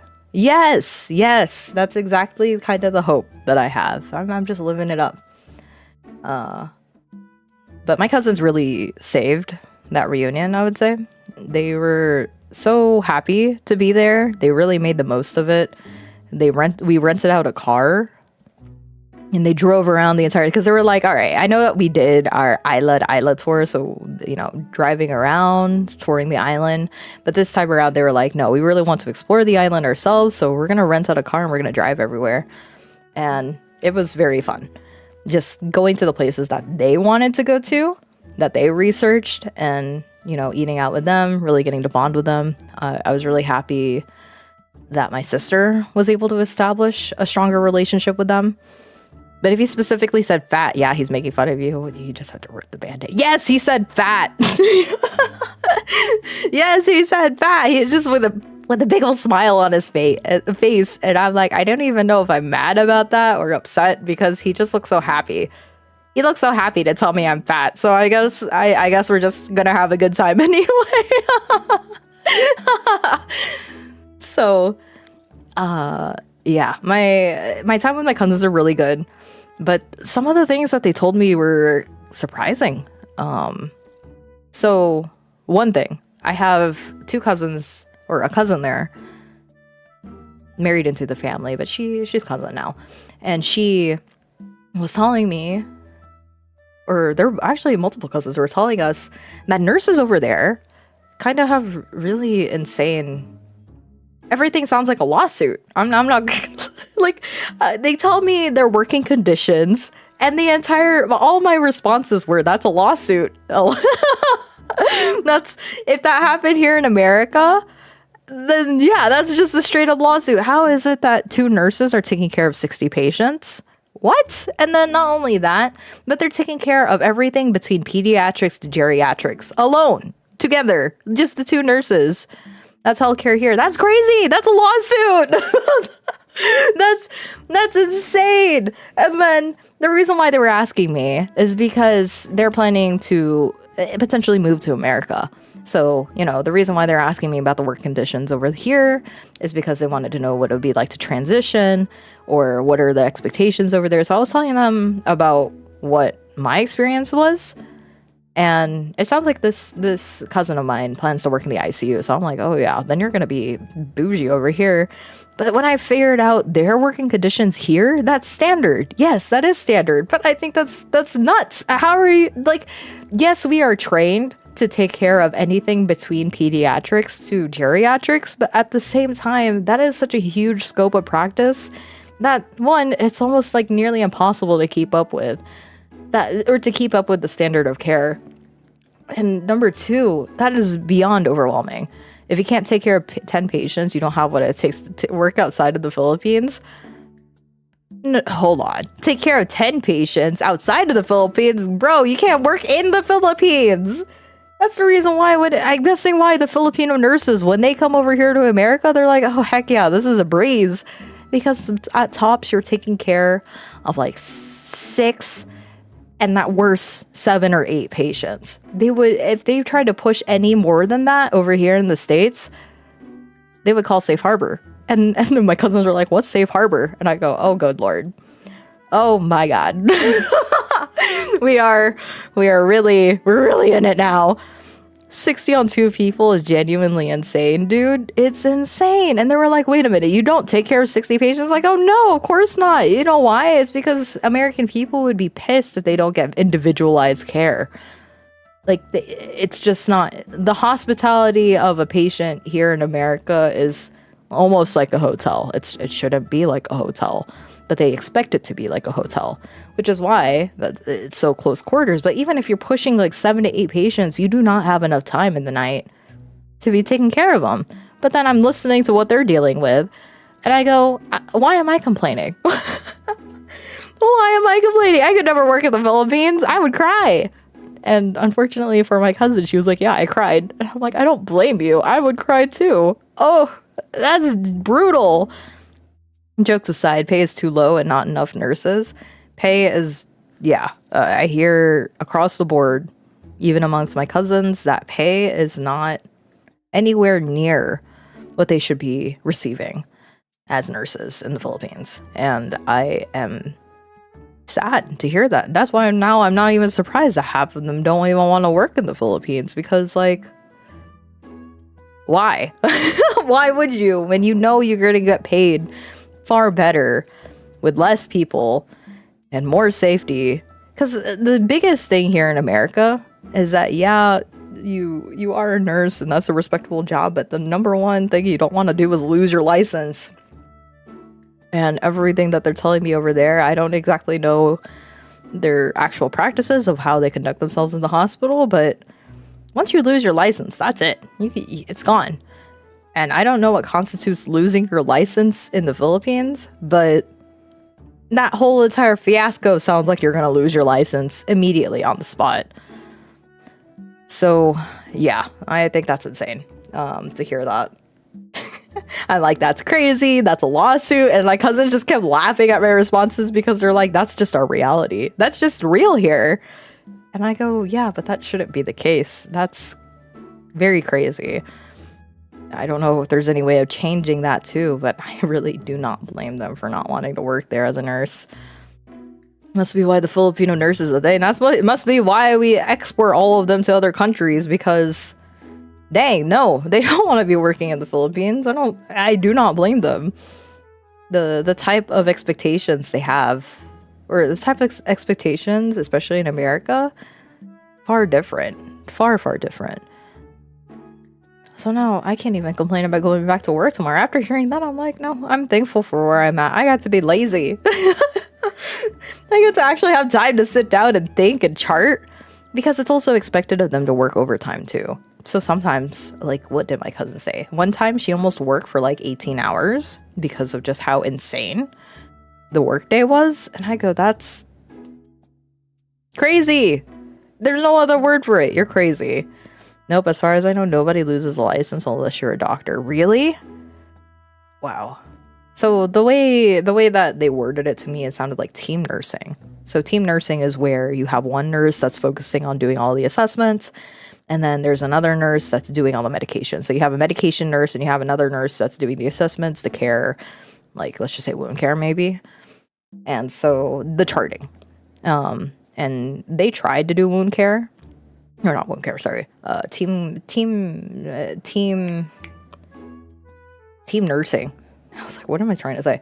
Team nursing here in America. Like the two places, or the places that I worked, they've tried to do team nursing. And it would just fall apart because, number one, they just do not have enough staff. But in this case, it sounds like it doesn't matter. It's like whatever you got, you're going to be working the whole entire hospital. There's not one hospital in the world that doesn't have a flock of Filipino nurses. There's always one. There's always one planted somewhere. And now I don't blame them. Wow. Yeah. So when I heard that was really crazy. I really have no other word for it. And then when they were telling me, like, what are the things that we should have expectations for when we're working in America, and I just told them about, my thoughts about it. And I feel like they're going to be fine. They're going to be perfectly fine if they decide to work in America. Of course, I wish things were better over here by the time that they come in, but honestly, for what they're dealing with right now, nah, they deserve better for sure. But yeah, it was good. We got to hang out in some resorts for a little bit, like actual local resorts on the island, and those are really well maintained. So I would say if you guys are ever looking into Bantayan Island, there is definitely a good chunk of resorts, especially in Santa Fe, which is the port that you go into initially before you get to explore the rest of the Bantayan Island. And they do have really nice resorts just to hang out, to stay. And yeah, I really enjoyed my island life. And then I spent like, after the family all left, we spent like 3 or 4 days just recuperating, just taking our time to just relax. And I think that was the most of me just vibing it up with literally my retirement life, sitting on the rooftop, watching the sunset, watching the sun rise, just listening to the birds and the not bees, it was just mosquitoes and flies. and then the dogs barking every so often, and roosters all day, every day. I don't know what they're gossiping about, but I thought roosters were just up during the morning. Nah, they're talking all night. I don't know. They already have so much to say all day, every day. They're talking, and you just kind of get used to it. I finally got to listen to the Malunggay, cheese, pandesal guy, and then I don't remember what he says after that part, but I've always heard people make jokes of it, so now I've heard the Malunggay guy, Malunggay, cheese, pandesal, and it's good. It's actually yummy, very, very fresh. They weren't lying. Wait, what island did you go to? Bantayan Island, right next to Cebu, or I guess a little north of Cebu. Did you get the balut guy? No, actually, I did not get the balut guy. There was a lot of women trying to selling me like street seaside clams, but I already had a lot of clams while we were there too. Oh, the seafood is very good. If I could eat fish, I would literally be living my best life. Literally the best life, but I'm allergic, so I couldn't eat half the food. And I'm so sad because they kept serving kinilaw, and I love kinilaw, but they put it with like tuna or whatever local fish that they have, and I can't eat it. So kicks rocks. So sad. Can't eat. But it looks good. It looks really yummy. I got my kangkong. I got my alabati, which is just kind of like these leafy greens that you could get locally. They're not very fancy at all, but it's just I don't have that here in America. So getting to eat like the local food like that, super delicious, very good. The balut guy is goated. He spawns during the night, and all you hear is money, money, balut. I don't hear. No, I only hear the cheese pandesal guy. Like early in the morning, and then towards noon, he would roll around on his little tricycle with his box full of pandesal. So yeah, I would hear him almost daily. And then we went back to Cebu. We kind of recuperated before we flew. And it was my last time getting to bond with the girls that I befriended. So I wanted to get them some gifts. And I wanted to do some activities with them too. So they never played in an arcade. Like the crane games, the little arcade games, like shooting games or like dancing games. They never tried it before. But they really liked the crane games. And my sister, she showed them the, what do you call it? Like a shooting game at some point. And the girls really liked that. I was like, you guys never played in an arcade? Okay, let's go get a bunch of coins that we could play. They never did bowling. So we tried to do bowling with them. And unfortunately, the line was too long. So we decided, okay, let's not do bowling. But there was one thing that I really wanted to do with them that they'd never heard of before. They never tried an escape room. And where our hotel was, it was above an escape room. So My sister had never also tried an escape room too. So I was like, all right, let's do an escape room. And the two girls that we befriended, the younger sister, she was too tired. But the friend and her cousin was off work. We decided to all eat dinner together because the older adults already ate. The titas and titos already ate their dinner. So we're like, okay, we haven't eaten ours. Let's go grab something to eat. We ate at a place called Wingers, which is kind of like the equivalent of, what is it? What's our local wing joint here in America? Oh my god, I don't remember the name. I keep thinking Hot Wings, but that's not it. It's a wing place. Wingstop. So it's like another variety of Wingstop, but I think I like their chicken better. It's smaller, but juicier, and I like their flavors a little bit more. So we ate at a place called Wingers, and then we went straight to the escape room. And those two girls, her and her cousin, were like, what did you sign us up for? And I'm like, it's an escape room. You're in a room and you solve puzzles, and you can't leave the room until you finish all the puzzles. The theme that we had was a Jurassic Park kind of escape room kind of deal. So we're in a safari, kind of dinosaurs everywhere. And when you walk into the room, of course, everything is already decorated in a way to make you feel like you're in the jungle where the dinosaurs are. There's fossils everywhere. And right when we walk into the room, the girl started screaming. And I'm like, okay, wow. They're already super immersed right from the get-go. I love it. I love it. But I was not expecting them to have such a strong reaction being put into a room. And then the guy talks as though they're role-playing, right? You're stuck on an island and you need to solve all this stuff. And the girls are just panicking. And right when the thunder starts, that's when they start screaming and they're huddling up on both of my side going, "Dang, what's happening? I don't want to be here anymore."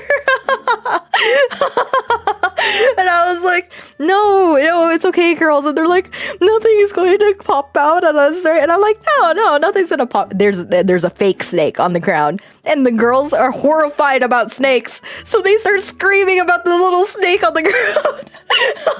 And then I'm like, it's okay. It's not real. Look, it's not real, but they're still screaming. And then they keep asking me this, like, nothing's gonna jump out. But of course, they're like full blown scared. So they're only speaking in Bisaya. They're just panicking in Bisaya the entire time, asking me nothing is going to jump out. Is anything going to attack us? Is something gonna appear on the walls? And I go, no, it's okay. You're safe. It's all good. But they didn't believe me for a solid 10 minutes. So every single time they found a new snake, there's another snake on the ground. They start screaming about that too. The guy starts speaking on the speakers, like, hey, it's already 30 minutes past. They start screaming. I'm starting to dig, and I uncover a fossil. They start screaming. And I'm like, oh my god, it's so funny. I'm trying so hard not to laugh, but because they're screaming so much, I can't focus. And by then I wasn't even thinking that well, but I was trying to guide them to be like, all right, so these are our puzzles, but they're screaming so much that 10 minutes already passed and I can't even think anymore. So I'm like, let's just go ahead and hit the hint button. You get 3 chances to do the hints. So I did the first one. He kind of pointed it out and I was like, okay, now I'm starting to see what they expect from these puzzles, because some of them are kind of obscure.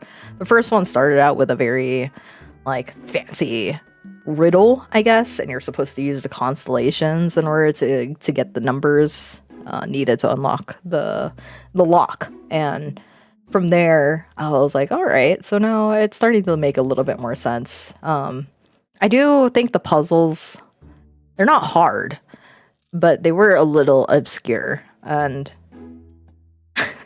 not to blame it on the girls, because honestly I thought it was so funny, a lot of fun just doing it with them. But to see them get more comfortable over time on trying to figure out the puzzles was really, really good. And yeah, at one point there's like a table that we have access to, And at first I'm like, why is there just a big old table here that we can't move? And it specifically says do not flip table. So I'm like, okay, something has to be going on here. The first thing I do is look under the table and I notice there is a big maze.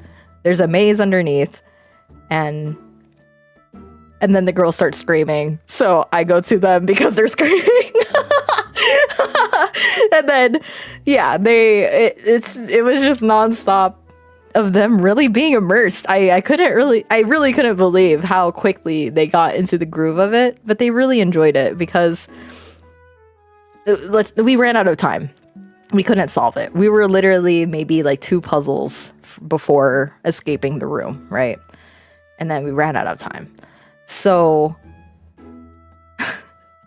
yeah, I think 2 puzzles. So what it is they when we were about to run out of time, they start counting down, and the girls, they hear the thunder going off, they hear the helicopters going off, and they just couldn't focus anymore because they knew we were running out of time. So they just start huddling around me, just screaming nonstop.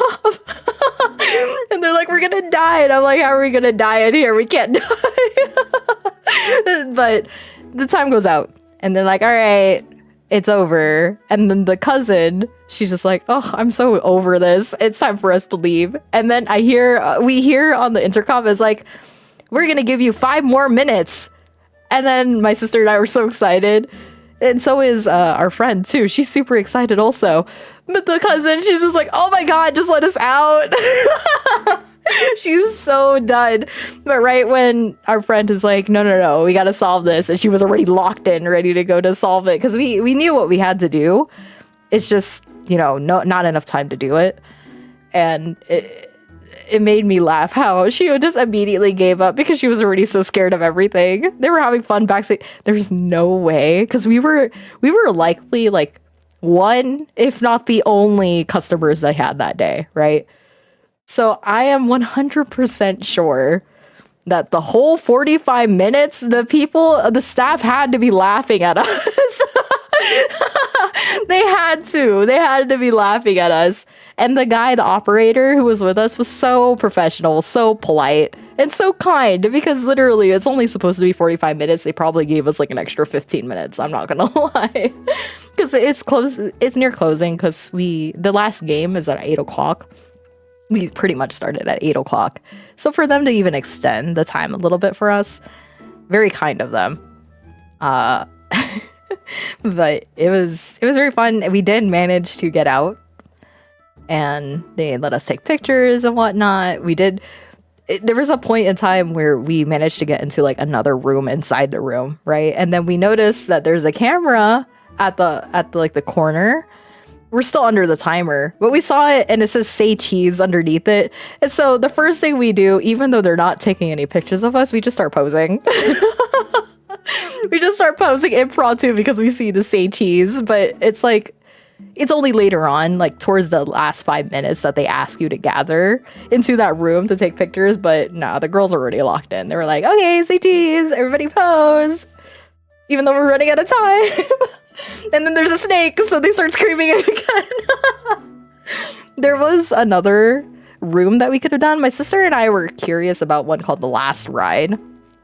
And in that one is specifically, it's harder, but then it's also specifically it has jump scares in it. So we knew that one was like the scariest one, and they warned us too, because they're like, it makes sense that people don't really want to do this because there is a jump scare. There is jump scares in there. And my sister and I were kind of curious about it, but then I asked the girls multiple times, do you like horror? Do you like getting scared? And they were like, no, we don't want to get scared. And thank God we didn't do it, because if they were reacting to the first one like that one, I can't imagine what they would think with the other one, with the actual scares in it. We'd totally die. The girls would want out so quickly. So good thing that we went with the initial one. But even with the way that they were reacting to the toy snakes, I was feeling kind of mean at some point. So I moved the toy snake somewhere else. Like I put it on top of the table. And then when they turned around, they were like, oh my God, the snake moved. It's alive. And I love them. They're so cute. But I'm glad that we were able to end our time there with an escape room. It was my sister's first experience, and she really loved it. And initially, I was kind of scared that the girls didn't enjoy it because, number one, the puzzles were challenging. It kind of tested your mind to be a little bit different. But we went back to the hotel room and we're all together with all our titas and titos, my mom and everybody. The first thing that the girls started talking about is just rambling about their experience in in the escape room, and they're laughing, they're giggling. It sounded like they really enjoyed it, and I'm happy to have given that experience to them because they really don't have a lot of opportunities to experience things like that. So I told them, okay, at least one of the things that we could do together, something that you've never tried before. I at least want to give them that experience. So at least there's that. And I'm glad that I was able to close out our trip on a strong note. They had a great time. Yeah, I'm really happy that I was able to treat them to that. I wish the younger sister could have went too, but she was just too tired from walking throughout the day. So we just let her sleep. But I'm glad that her older sister and her cousin, they really had a blast. I kind of feel bad for the cousin though, because she just got off work and we didn't really tell her what we were doing. We're just like, okay, after we eat, we're going somewhere. And she goes, oh, where are we going? And then when she sees the escape room thing, she's like, oh my God, what are we doing? The entire time. She's so scared and fretful, but she never says no. She just goes along with it, even though she's like, I don't know what's happening. I'm so scared. Ate, what did you put us into? What is this? Oh, I'm happy. I'm really happy that we got to experience that with them. And it was a great way of closing out the trip. The other thing that was really, I guess, like the last surprise that we had for the trip, something that we didn't even expect. I don't know if Pokemon is doing like a collaboration with the airlines, especially like Chinese airlines. I'm not sure, but the airline that we rode didn't have like Pokemon on top of it. But right when we walked in, the first one, I noticed that the VIP first class, I guess, business class or whatever, they got to have like these Pokemon themed blankets. And I'm like, oh, that's cute. So I thought there was like a specialty thing going on. But the second trip that we had, which was our longest flight, going from Taipei to Seattle, that one, the entire airplane is decorated in Pokemon themed merch, I guess. So the backings of like where the headrest is like a Pokemon Pikachu, like a cute little picture. And then each pillow has like a sleeping Pikachu on it, and then the backside has a Swablu, and it's super, super cute. I was like, oh my God, I want to keep it. It's adorable. And I was thinking of asking the people if I could take the pillow, right? Or at least even the pillowcase. Because I'm sure they have to like change it out for the cleanliness and whatnot. So I'm like, surely they would say yes. But then I didn't really think of asking towards the end because I'm like, I don't even know where I'm going to place this. So it's okay. I'll take a picture of it and then move on with my life. Really, really cute. But then what happened is that my sister was like, I asked my sister, I'm like, should I ask them if he could take it? She's like, well, just ask. But then eventually I was like, whatever, it's fine. We walk out of the plane and I noticed my sister is just holding on to something. And it's the same color as the pillow. So I'm like, hey, is that the pillow that you're holding? And she's like straight up just holding the pillow. We're already outside of the airplane. And she's like panicking now. She's going, oh my God, I didn't realize I was holding on to it. So we have the pillow now. It's with me. I'm very happy to have it. As, you know, like, cool. This is the last little exciting thing that happened on our trip. And yeah, it was a good vacation, guys. Very good vacation. There are some things that I wish could have been better, but for what I was able to enjoy, even with the stressors that happened after the fact, I really got to make the most of it. I got to sit around, I got to watch my K-dramas, I got to lounge around and play with dogs, I got to walk on the beach whenever I wanted, I got to watch the sunset and the sunrise, and then I forgot to talk about it, but when I was up on the rooftop just enjoying one evening, I think. Is that one morning or one evening? I was just enjoying the moment, and then I noticed that this bird is trying to dive bomb on me, and I'm like, yo, what is your issue? Why are you trying to dive bomb on me? I just walked out here and I'm enjoying my time out here. Are you owning this place too? It was out here trying to attack me, but it would get scared because I would just hold up my book because I'm sketching. I took the whole trip just sketching random things that I saw. Not a lot though, because I don't really have a lot of time to do so, but some things I would be able to sketch. And it was only then that I noticed that this bird was trying to attack me, but then it would just bail at the last second. So I'm like, okay, interesting, a choice, but whatever. Maybe it has a nest nearby that I can't see. I couldn't find the nest, so I was like, all right, let me just sit back a little bit. Eventually it flew off, but that was a first. I've never had a bird try to straight up dive bomb me. Yeah, I really had a fun trip. It was good. Again, things could be better, but for what I got to experience and I'm glad that I was able to still handle my attitude well enough to where I'm still able to enjoy regardless of what was happening around me and try to make the most of it. So yeah, I'm very, very thankful for my time there. And I think it's very sweet that the family that we were with, the family friends that we were with, was telling us to come back next year. And I go, I would love to. Don't think I can. Don't know if I can because it's quite a lot of money just to go over there. But I'm thankful that they do want us to come back. And we'll see. I would love to. I would like to make more trips over there. And I'm sure once my mom retires, that's really going to be her retirement home. So it really is in our future for us to be there. And I'm thankful for it. So yeah, good trip. I think next time around, I would like to explore Cebu a bit more. I don't mind the rural areas very much, which I don't know. I will say, like, all the Filipino vlogs that are out there, like, we traveled to the Philippines. This is what we saw. Majority of them, I think, really only highlight, like, the city life.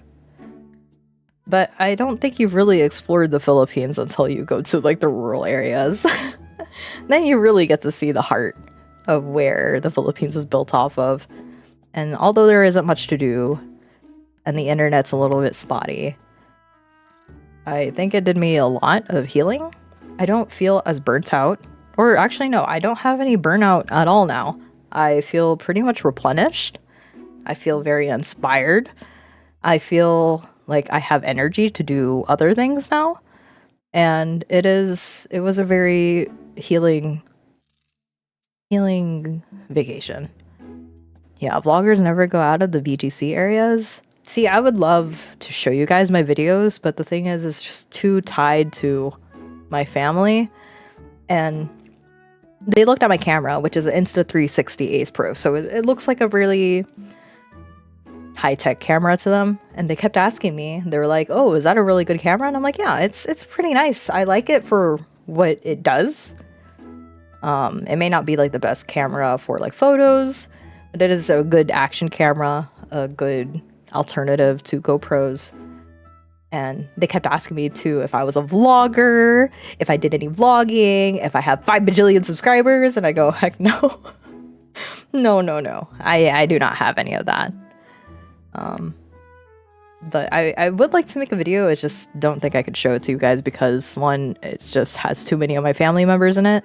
Are you an influencer? Yeah, that's what they're thinking with the way that I'm walking in here, and I'm like, no, you guys are probably more influencers than I am, because they're even able to make, like, I guess there was a video that they did little scripts or little fun videos with one another, and I would say they have more influencer skills than I do. Are you a YouTuber? Yeah. Don't say yes to them. Don't say yes to them. I'm not any of those things. But I feel that a lot of vlogs when it comes to the Philippines really don't try to go anything beyond the cities. And that's not really the Philippines. I know that the other places are not as... Like Boracay, I guess, is probably the most well-known. Palawan. What is another nice place? I guess like Surigao or Siargao is another one that's starting to get really popular too.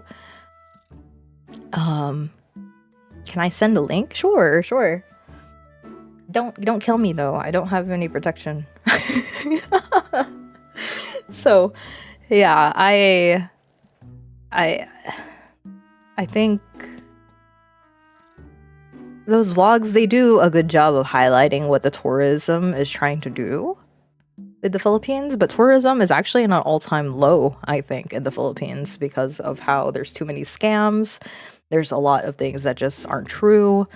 And like, for example, they say that this is what you'll see while you're over there, but it turns out, no, that's not actually the case. So tourism is actually on a low right now in the Philippines, which is unfortunate. But I mean, they also kind of fired the person who was the tourism department because she was lying on the tourism. So can I even blame them?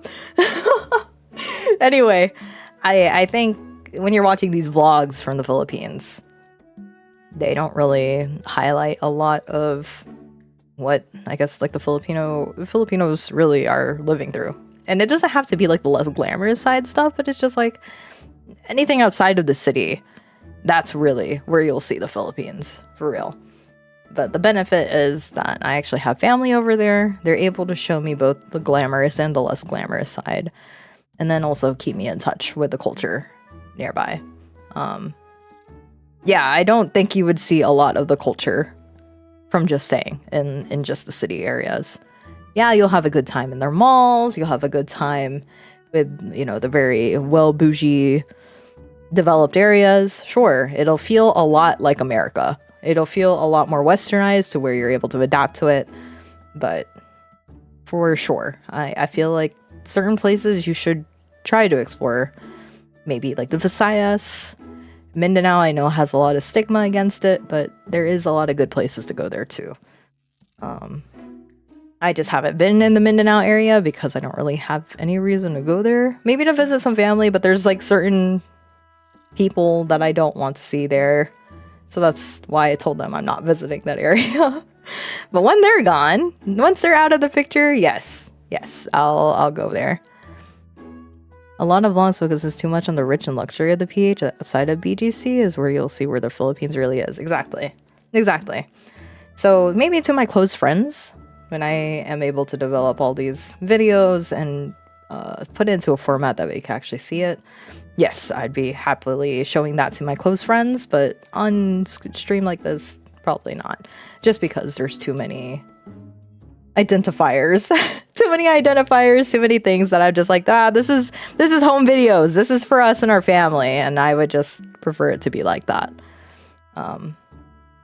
Actually, when we were over there too, a bunch of our home videos from previous trips that we had when my dad was still alive, we actually put all the CDs over there, and my sister and I finally got to sit down and watch a few of them. So when we went to Rome, when we went to Venice, there was also another trip to, I believe, one of the Mexican cities. I already forgot there too. But yeah, seeing those videos with my dad in it again was very nice. But then it also made me realize, yeah, I kind of miss making these home videos again. So I guess I'll take up the torch and continue that. Take videos of everybody, pictures of people that I met, things like that. Hi, Steinhedger. Welcome to me yapping. I'm at the closing of my vacation, but I still had to stay up. Today is a day I have to stay up and fix my sleep schedule because I work technically tonight, Monday night, so I had to stay up for my graveyard shift. That'll be so great to have. Yeah. I have lots of pictures that I'm ready to check out. The pictures that my cousins already sent to me are fantastic. But then it also makes me realize, man, time is moving so fast. I literally didn't meet them for over a decade. So to see them again after a decade is very nice. And we made a joke. It's like, all right, see you in the next decade. Holy moly, that is way too long. I hope I can see them sooner. Where's Kawa? She's really quiet. I think she might be asleep. It is pretty late. But thankfully, these were the hours that I was mostly awake. The fantastic part of it all is that going across the world and coming back, I'm still consistently keeping my schedule because because it's still the same hours. It's still all the same hours that I am personally awake. If there are places that I'd like to go again, I still would like to explore Cebu some more. Because I realized when we were like souvenir shopping, there was a lot of like, I guess the touristy areas that we really didn't see. So the tops of Cebu, there's like this market street called Colon Street, I think. It's like a big old market street. And then there's also like the peaks, something peaks. I'm not sure. But apparently they're like full of flower fields. Very beautiful, very well maintained. And I think I would like to go see those. And I don't know, like I know my mom was thinking of going to Boracay, but we decided to cut that out of our trip because of personal stuff and like our health issues. So I mean, I think I'm okay if we don't go to Boracay because after experiencing the island life in where we were, yeah, maybe we weren't in a resort place, we just went to public beaches, but it was still a good enough experience for me. I don't really need Boracay to enjoy a beach, I guess, to enjoy beaches in the Philippines. But I'm starting to hear that Palawan is also very popular too. And I know that we have family that's living there and there's really nice beaches. So maybe, but we'll see about that next time. But for sure, I want to go back to Cebu just to explore around there a bit more. I have family that lives there, so it'll be easier to navigate or to, know where we need to go. So that'll be for next time, whenever that'll be. And now I can't go on a vacation for the rest of the year. Wow, that sucks, but it is what it is. I burnt out all of my PTO. So nobody gets sick. If you are coughing, please wash your hands because I don't want your cooties. I can't afford to get sick. It sucks because everybody around me is sort of sick, but I can't afford that. I'm literally on my greatest high right now, so let's not pray to God. Don't get sick. Don't get sick because I cannot afford to get sick right now. There's too many things on my plate that I've returned to, and that will definitely need more of my attention now more than ever. But yeah, thank you guys for listening to me yap for like almost 2 hours about my trip. It was very good. I really had a lot of fun. And I really took a huge break out of all of my, I guess, like habits over time. So I don't doom scroll anymore. So I literally found like other things to do. But no new hobbies or anything like that. I mean, I was still playing games. I was still watching movies. Oh my god. Speaking of movies.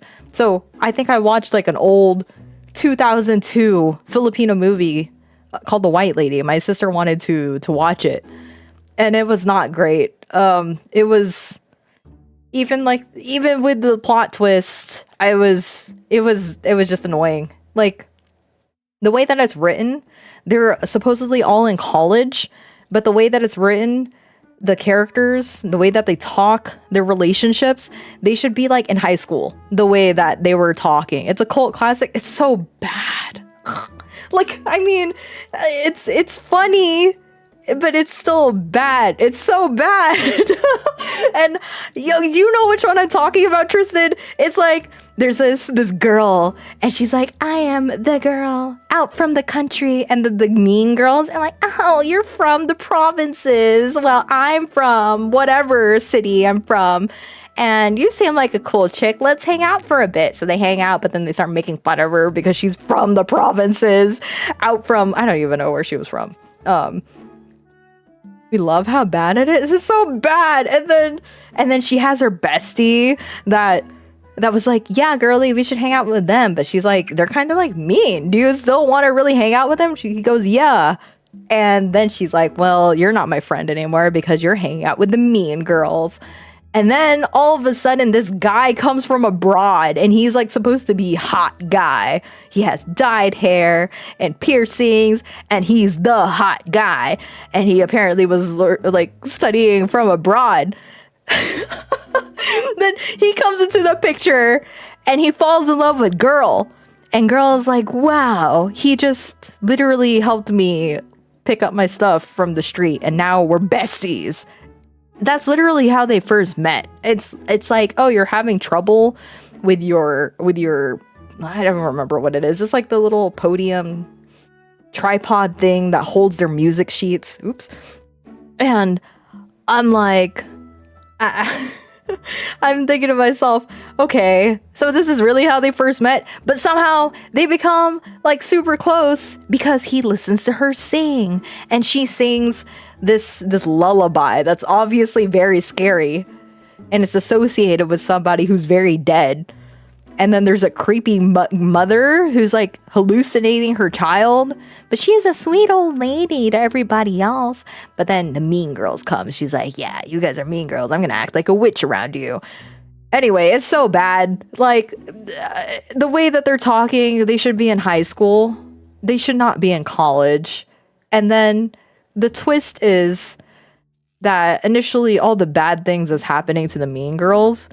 The white lady who's the dead girl who was bullied by the mean girls, they're all getting picked off one by one. They're all dying one by one because of the white lady.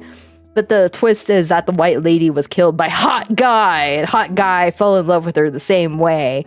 And they went through all the motions. But then she's like, I don't love you anymore. And he's all, you can't love anybody else but me. And I'm gonna kill you because you don't love me. You can only love me. So he kills her. And then same thing happens with girl, our girl, main girl. And she's like, I don't love you anymore. I'm going back to the city. Or not city, sorry. To my home province. And he's like, no, you can't leave me. I'm gonna die. You're gonna die. And so he tries to kill her the same way. And I guess, I don't know. I stopped paying attention because my brain was hurting. It's just so bad. Like the twist is horrible. It's not good. I'm not surprised that it's a cult classic, but it's not good. Oh my god, it is bad. Don't watch it. Yeah, the country girl is getting involved in the drama. Yeah, because she's able to sing. And he's like, ooh, girly can sing. Let me just, butter her up by holding her bag and hang out with her, not with the mean girls, and isolate her. And what else? What else did he do? Give her a necklace and frolic in the ocean or frolic on the beach with her. I don't know. The whole entire pacing is off. Everything's off. It's so strange. Every single time she opens her mouth to sing, I'm like, she has a pretty voice. I'm just sick of the song. Can we sing another song? It's so bad. But I mean, it's enjoyable to a point. It's only when the plot twist happens, you would think that's where you're like, oh shoot, plot twist. But it's just worse. It doesn't land. It doesn't make you feel good. It doesn't make you feel like you're smart or anything. It just makes you feel like they're trying too hard. And it doesn't help that they all talk like high schoolers. They really, really do. However, will I say that the mean girl, main mean girl, she's got that whole entire Y2K look going for her. Love it. Love that style. It's so iconic for its time. And she was slaying. She literally had that on. Reminds me of the Turkish romance drama movies with the unnecessary shots with an overly dramatic music. Do they have that too in Turkey? That's incredible. But yeah, that was one of the movies that I watched. Another movie that I watched, or not movie, drama, the drama that I binged, K-drama that I binged was If Wishes Could Kill. It's a new one that just came out on Netflix. I chose to watch it one night and then I binged it the entire night. And it was okay. I like the action in it. I kind of like the intrigue. The shamans that were in there, the way that they presented them were really cool. But there was just certain things in there that I'm like, all right, this is definitely teenagers making stupid choices. but it didn't feel good. Like there was another K-drama that I watched that had like teenagers, high school setting, dealing with zombies. And I felt like the kids in that one were making decisions that were age appropriate, but they weren't stupid, if that makes sense. Like they still had like a bit of like realistic choices in there, but it made sense for the mindset of teenagers. But the one that I watched during this trip, If Wishes Could Kill, it made sense for the mindset of the teenagers, but they were frustratingly stupid. That was the difference. So that's why I don't think it was particularly bad. I think the cinematography was fine. I thought that the story plots were okay. They landed. They wrapped up everything that they needed to by the end of the 8 episodes. But, well, I say it's fine. It was a good watch, and it's perfectly fine to binge. So I didn't really mind that much. By the way, Ryan, do you know why it's so bad? That was the director's first feature-length film. He used to do only music videos for love songs. No wonder! It felt like the whole entire love segment between like the main girl and the boy was like the best shot part. It was like the only part that it made sense. But everything else kind of felt weird because, like, if, for example, the two characters would talk with one another, right? But it'd be angled to where it's just like the way that I'm looking at the camera right now with my VTuber looking at the screen. It'd be face to face like this talking between the two characters, and it didn't feel correct. It didn't feel weird. It was shot so oddly, and it only made sense when the love scenes, like the we're falling in love part, like that's the only part that made sense as far as how it was shot. So wow, that really puts things into perspective. Thank you. I had no idea. It's just so bad. It's so bad.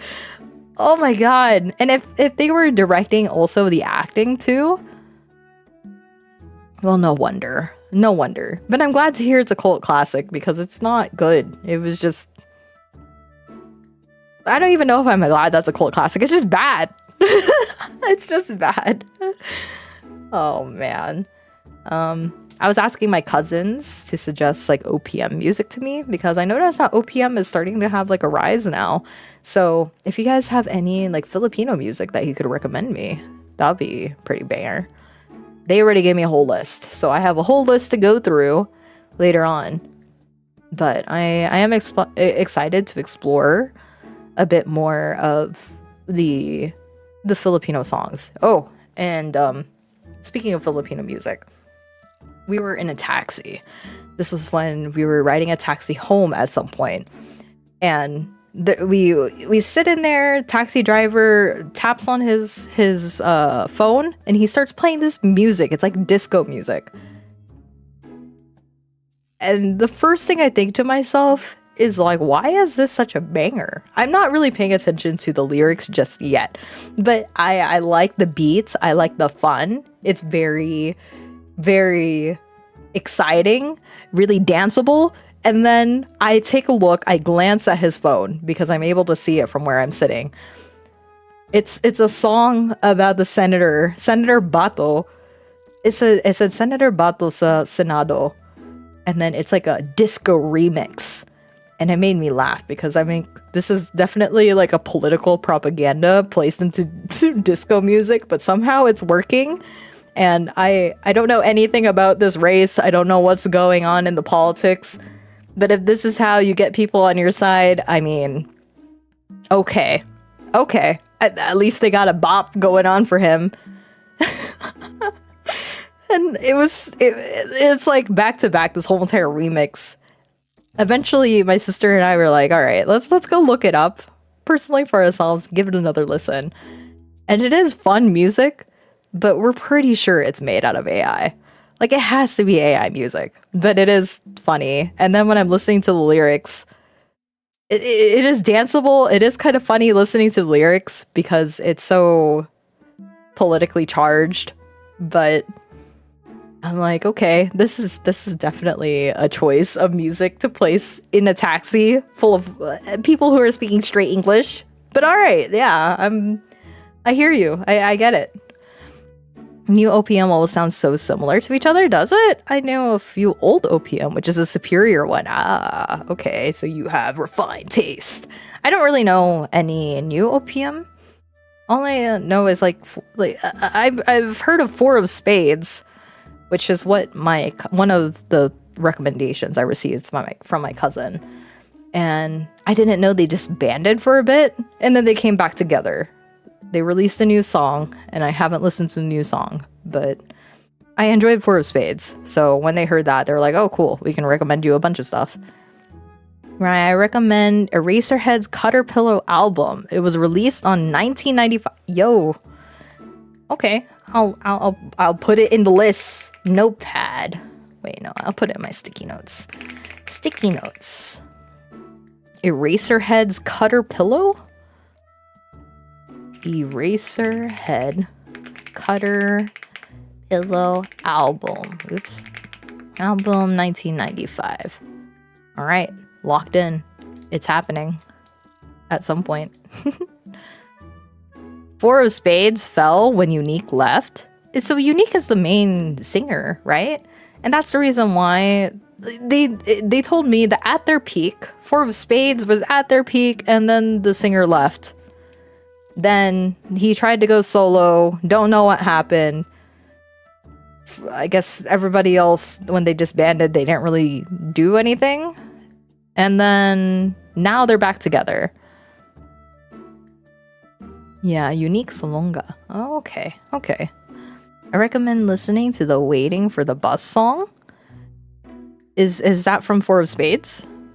Waiting for the Bus.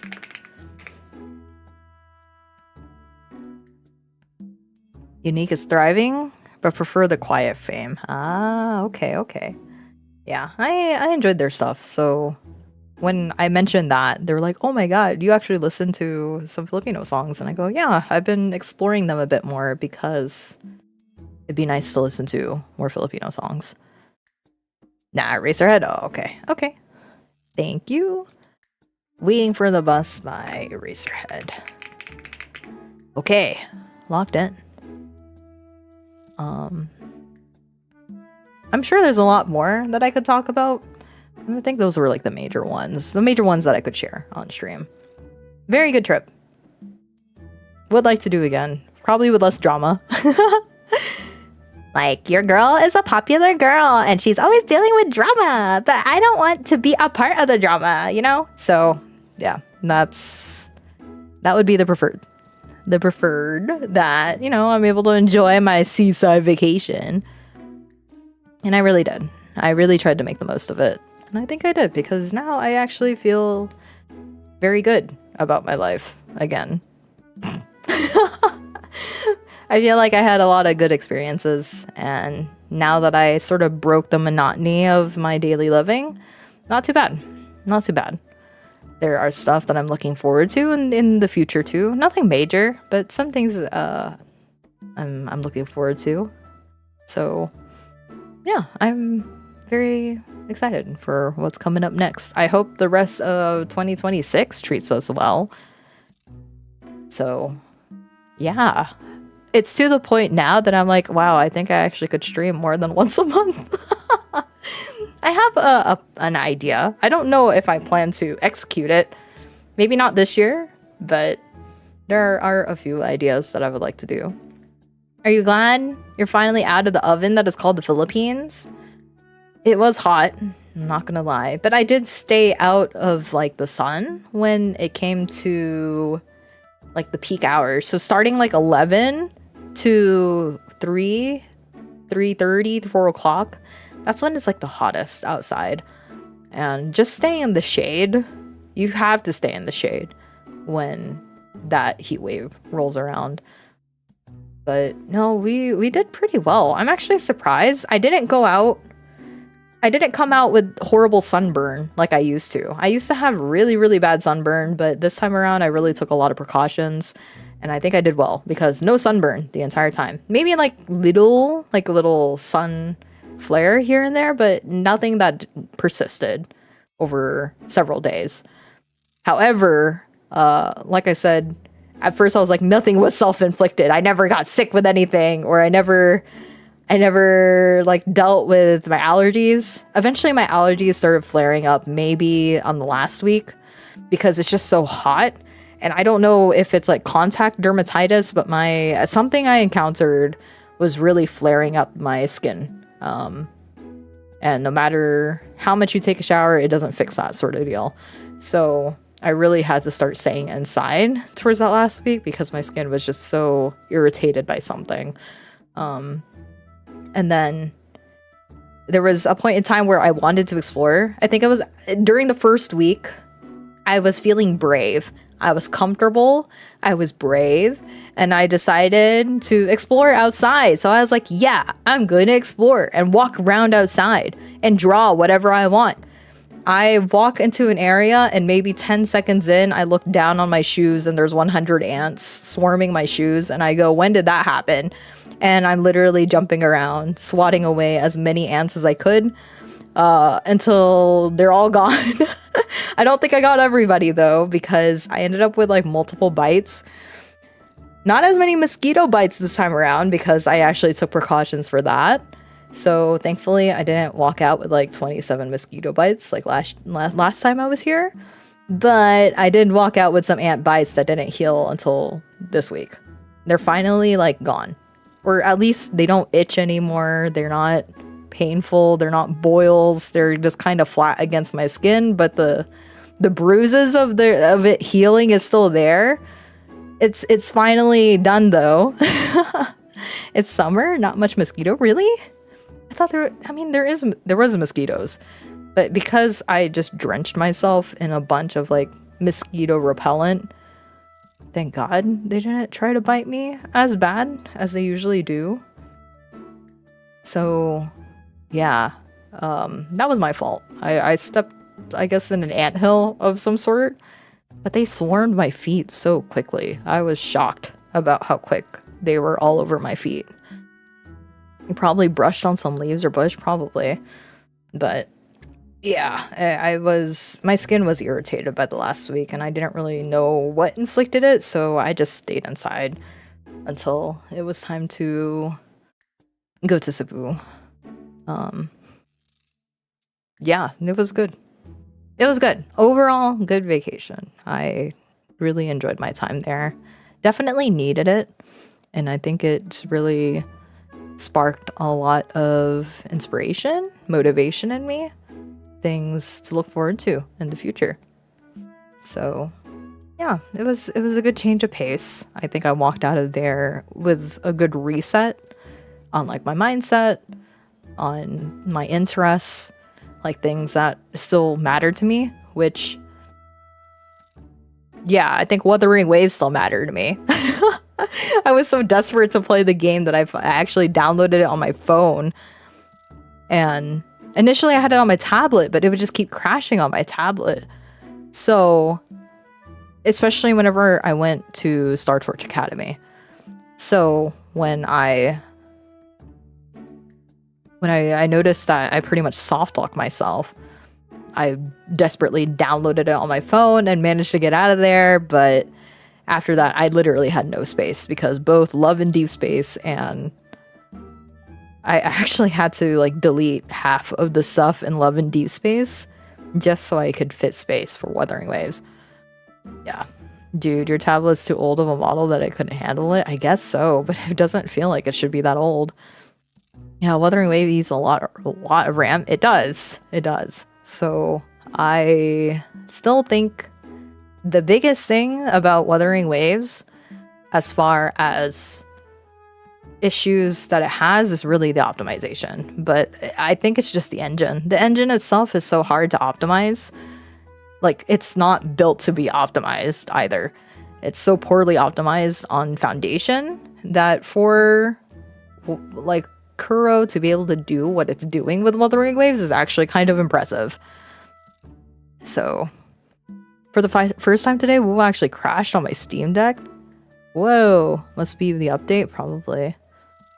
So yeah, I do still enjoy the game, but it was to the point that this entire trip, I knew to myself, I did Hiyuki's segue. And it is feasible to do cutscenes, and yeah, it is feasible to do cutscenes, and they play well on mobile. But when it keeps throwing me back into like her special maps that is overlaid on top of Star Torch Academy, that's where it starts crashing. And I'm like, that's insane. I would not be able to play this next story update and enjoy it without, you know, playing it on my PC. So I actually waited all these weeks to play. And I plan to do that tonight because I still had to stay up anyway. So I'm probably going to try to knock out story and whatever I didn't get to touch tonight. But the... Yeah, I was telling myself that I'd rather have the full experience on my PC rather than playing it on my mobile phone, which is why I didn't touch Twitter, because Twitter is going to be rampant. Out of all of social media that I was using, Twitter was probably the #1 place that I didn't want to go, because I know for a fact I was going to get spoiled by everything. And then I'd have to see the opinions of people, and then I would not know what what to think of it until I played it. So no, I never opened up Twitter, and that's probably why now I'm completely washed out of Twitter, because I didn't need it. I didn't want to, and now I don't need it.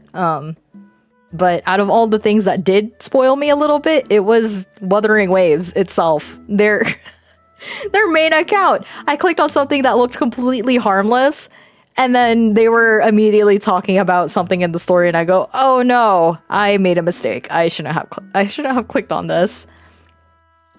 I don't think anyone is willing to go to that cesspit of a site. Yeah, actually, like, none of my family members really use Twitter, so that's thankfully a good thing, because they don't actually see all those opinions on there. But now that it's already been like over 3 weeks of me not using Twitter because I didn't want to get spoiled, I'm like, well, that's it. I don't think I really need it in my daily living anymore. So it's been nice. It's been nice not having to hear the loud opinions of people on the internet as much as I used to. Do I feel like I don't really get a lot of information as much? Sure, but does it matter now? Not really, actually. I don't think I need it, so it's good. You won, Captain? Yeah, I think I have. I really came out of this in the best way possible. And I mean, I kind of feel bad because my cousins are like, "Do you not use any social media? Like, how are we supposed to contact you?" And I go, I'm thinking to myself, email? You can contact me through email. That's okay. I told them, if you need me, you can always send a message to my mom, because she still has Facebook. Technically, my sister, she still has her messenger, and she's willing to talk to the cousin, so you could send her stuff and let her, and she can tell me. But 2 of them were like, "Yo, do you use Discord?" And I'm like, "Yes, I do use Discord." And so they immediately added me on Discord. So we haven't had a lot of time to talk, though, because we're all busy working middle millennials. So we're actually all busy, but I am glad to have that direct contact with them now. Yeah. So, yep. It was kind of amusing to tell them, no, I don't really use social media. Technically YouTube, technically Twitch, technically Pillow Fort, but those are things that I think the type of socialization there is a little bit different, very specific. No, I did not tell them that I have a channel on YouTube. No, I did not tell them I have a channel on Twitch. I would kind of die if anybody found out that I was streaming. So, I mean, my mom was so quick to dox me. There's no way that everybody else would dox me so quickly. You would know my whole entire family side so quickly. So no, they're never gonna know. Yeah, it was good. Lots of good things that came out of this trip. I am happy that I hired these people to clean up our yard while I was gone, because I didn't want to get hit by the HOA when I came back again. So they really cleaned up our yard. I'm genuinely shocked. I'm genuinely shocked about how much they did with their yard while they were gone. I was like, oh, it's totally worth it to hire you guys while I was away. Not get hit by the HOA and also get a clean yard. That's fantastic. So yeah, I think my goals this year is really trying to rehabilitate my yard because it is crying. But I heard while we were gone, it's been almost like flooding over here. Constant rain, just outpours of rain over the entire 3 weeks that I was gone. So now everything's lively. My malunggay tree in the backyard is back to being alive after neglecting it for like a year. We don't have an HOA here, but hearing about them really suck. You know what I realized? So in the Philippines, there's these things called purok. P-U-R-O-K. Purok. And my sister and I were curious what it was because there was one that was really close to us. And it's like the local thing. So the purok, when I was asking about it and the way that it was set up, the more that I thought about it, the more I realized it's kind of like the HOA of the Philippines. The purok, though, they don't decide on like zones, or maybe, I guess zones, but they don't design like your house. They don't really have like a say of how your house looks like. Over here it's like they have a say of how your house looks like, how they want the neighborhood to look like. But the purok over there, they gather money from the community and then they host community events is kind of what it sounds like. They do things to help improve the local neighborhood. So of course they do like events to where it can clean up a house or clean up the neighborhood, the area. And then it's really community centered, and the people that are part of it are really like the people that are living there. I don't know who's living who in my HOA is actually living in our communities, but it's like a less evil HOA. How about that? That's what a purok kind of sounds like. And then from a purok you have a barangay, which is like the district. Now, the purok is more community. They don't care about how you treat your house. Yeah, see, so the purok is like HOA done right in my head, that they really try to do everything community-centered. When they gather the money, it's not just to... I don't know, it feels less evil. I don't know how to explain it. It just actually feels like the people are super involved because they are literally people that live in this community. So... it's nice. It was nice to see like them meet on a Sunday evening when they're talking and planning, because I think there's like a fiesta coming soon that they're going to be celebrating in June. So that's where they decide on everything, and then they put their money into, of course, like cleaning up some certain areas, but they do it as a community, improving like certain parts of their neighborhood specific. And in I think it's in a barangay, a barrio, or which is like a district, there could be like 10 different puroks. So just imagine our HOA neighborhood and the next HOA neighborhood, they're like little puroks. But ours is, of course, when you imagine a HOA, it's like a huge neighborhood of like 30 people. But you can have a purok for like 10 different houses in this neighborhood section. So yeah, it's just on a smaller scale, but it really feels way more community centered.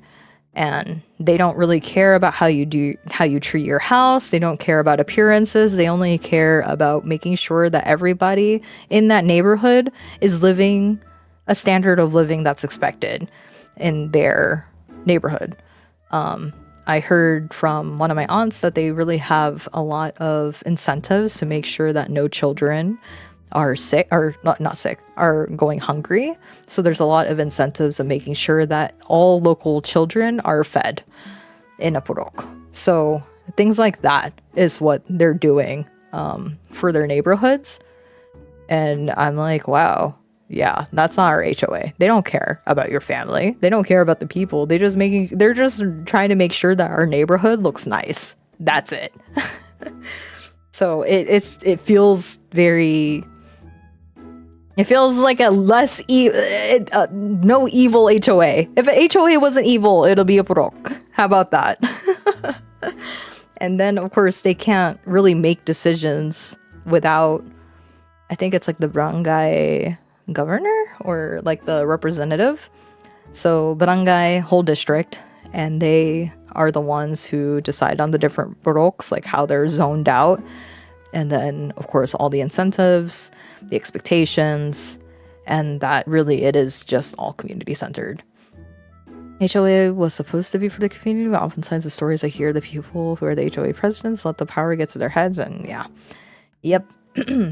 Yes. But I am glad to see that there is a method to how they're running their neighborhoods to where it really is supposed to uplift the community.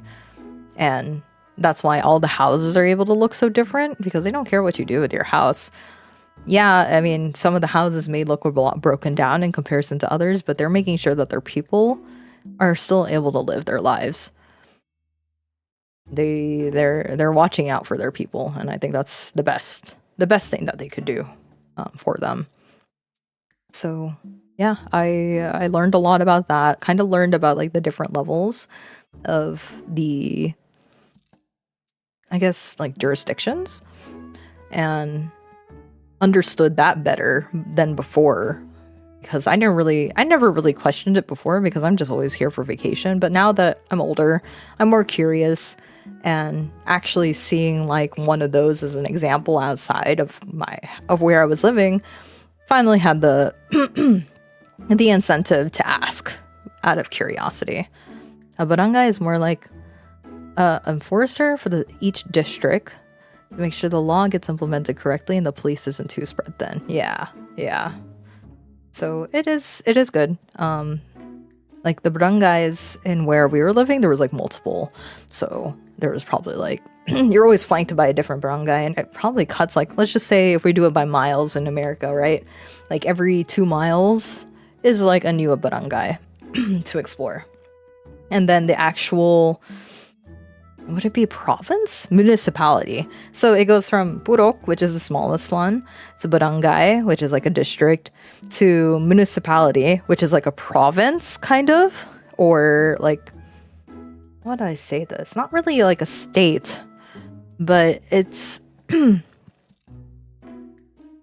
I really don't know what to say. It's not, I wouldn't say it's a province either. Province is a little bit too big. But municipality, and then like the actual island, let's just say. So this island, Bandayan, is broken up into 3 different municipalities. So there's Santa Fe, Bantayan itself, and Madre de Dios.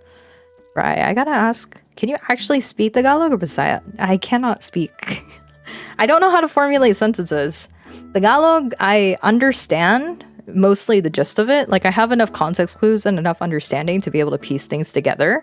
But I think I have a better grasp of Bisaya rather than Tagalog. So in Bisaya, you can speak straight. It's speaking better than reading, though. Sometimes when I read, I have to say it out loud, so that way I actually hear it and I understand it better. But Bisaya, I do understand, like, if you're just talking to me with usual everyday speak, I understand it. Easy.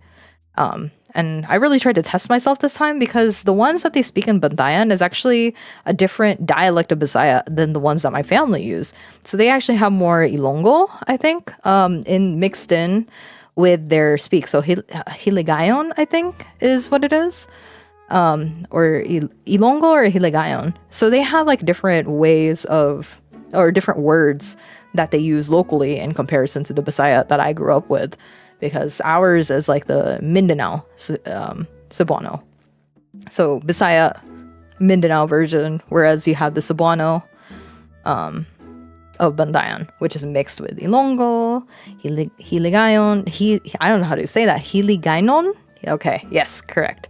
And then like some other words that they adopt elsewhere. So like what was one that was common? Children, like child, bata, right? Bata is child or baby, but then in where they were speaking Bisaya, they call it puya. Puya is the way that they call a child over there. So that's just one example of how it splits. And then I think, like, for example, they have an iba tree. The iba tree is this tree that has like this sour fruit that is growing on the actual trunk. But then I think it's in Luzon, or yeah, in the Luzon area, that they call it camillas. It's like this oblong green sour fruit. And I actually like it quite a bit. I think it's tasty. I was told to dip it in salt and that tastes delicious. But I actually think the fruit itself, it's very, very sour, but it has a little bit of the saltiness to it. And I think our family, friends that were there were shocked about how well I took it, because they were expecting my face to kind of scrunch up like eating a lemon, right? It's so sour that your face scrunches up. It's even more sour than a lemon, I would say, but it tastes delicious. And they were expecting my face to scrunch up, but it didn't. I was just like, oh, this actually tastes pretty good. And they were surprised about that. What about a lime? I don't think I had a lime straight, but maybe it's about the same type of sour, but it's very, very sour. And I do like the taste of it though. It's very delicious. But things like that, and there was like some words maybe that they didn't say, but for Tagalog, I cannot speak it. I don't really have a lot of family members that speak it around me very often. But if I hear Tagalog out in public, or if I'm listening to, let's just say, a movie or the news, then that's where it starts. It makes sense to me. It doesn't feel foreign listening to Tagalog. But Bisaya, that's just me listening to English almost. It's just straight into my brain. Here's a test for Rai. It's Hiligaynon. Sikawa, gamay nga tao, murag tertier. I don't know what... Oh, no, why did I say nga? Is nga. I don't know what tao means. But it's like... Kawa has small something.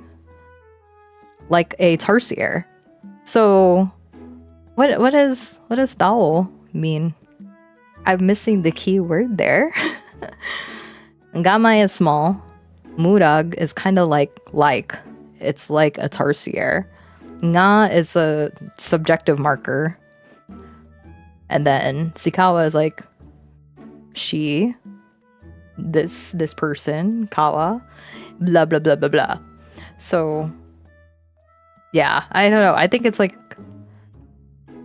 it's a small person. Oh, so it's like tao, which is like T-A-O that you would hear maybe in Tagalog. And I think Bisaya, tao. I see. And so they do it with a W instead.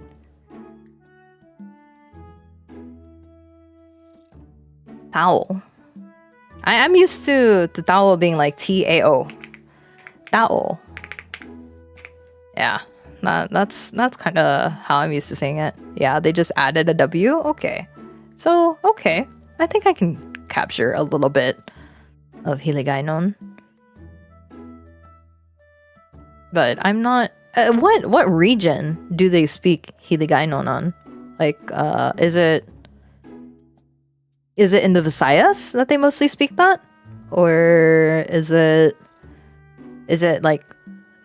part of the Luzon area, kind of there, because I'm not really sure where that language is mostly located.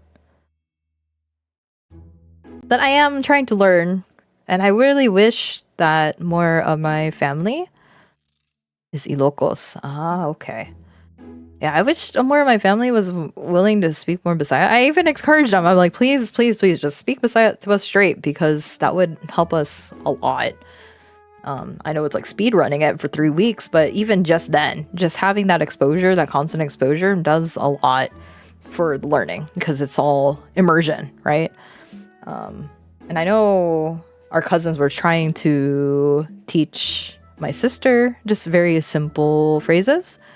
And I think she is starting to capture more of the language.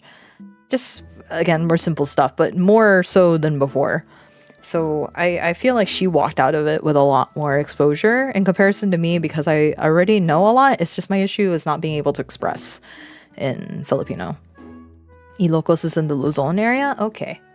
See, out of all the regions in the Philippines, I think the Luzon area is the one that I've explored the least. I do have family up there, but I mean, I don't really count Manila. I never went to the BGC area, surprisingly. But Manila, not really. I never... the tourist areas, yeah, but it's just like I don't really consider it to be like pure, like actually exploring Luzon, you know? I know Bulacan is up there, and that's actually closer to where my family lives. And that's where I felt like there was more local exposure to the Filipinos there. But to tell the difference between like the expectations, the way that people act in Luzon versus the Mindanaoans, different. I can't really tell the difference. Gibaliwala. Konnichiwa. I don't know what gibali, that core word right there. But you are something. But I don't know which ni that's supposed to be too, because ni also changes depending on usage. Depending on which sentence that's in, it kind of changes with the usage too. If I took a Filipino course in how the what do you call it? Like the words, how you would change the conjugation of a word, and then also the connecting. How it is this, like subject markers, like ni, na, nga, all those. There's a lot of usages to break it all down, and I think I'd be overwhelmed. Gibali. I don't know why, but gibali just sounds like something broke. Wala is no, nothing. There's nothing there. Konnichiwa. So, not really. I can't really say for sure if I can break that down in English, because I don't really know what the key word is there. So again, not really familiar with all the words, and I actually do better just listening. And this is the case for all languages that I've learned. Japanese, Korean, and of course Filipino. I do better listening than I do reading. It's just across the board. Not sure why. And then output is so poor. Very, very poor. Like maybe I can do enough to survive. Don't have the accent markers though, and I think that's the worst. The placing where the accent is in Filipino words is a gamble, because if you put it in the wrong spot, it becomes a different word. And then they kind of laugh at you because you put it in the wrong spot. So even me reading what Tristan is typing right now, because I don't know where that accent is, it's a completely different word. It's changed. And that's unfortunate that's the case, but that's just how the language is. Yeah. So I feel like learning Filipino, especially deeply, right? Knowing all the conjugations, how you would change the word to fit the sentence. Like even if you have like the key word, making it make sense in grammatically and breaking that down is kind of overwhelming to learn. It's Bisaya? Ah, okay. Yeah, I don't know why, but it just sounds like something's broken when you're saying that. Like gibali. It's like gibali wala. No, I don't think I can figure out what it is unless I hear it. Somebody say it. Because I, again, do a lot better listening. But I also don't recognize that word. Truly, I don't. So, yeah. If somebody's speaking to me, much better. It just means Kawa is ignoring me. Ah, okay. She's just leaving you alone. She's staying quiet. Okay. That should be all I can think of sharing for right now. It's almost 2 o'clock. And I think I should walk around a bit, stretch, and then I think from there, I'm going to play some Wuthering Waves. So that's it for the Philippines. Thank you guys for listening to me yap. It's been good to be back, and I hope I can be on something of a schedule soon. We'll see. I'm back to my regular schedule of working Sunday, Monday, Tuesday, and then being off for the rest of the week. But it sounds like I'm being poached to hang out with friends again sometime this weekend.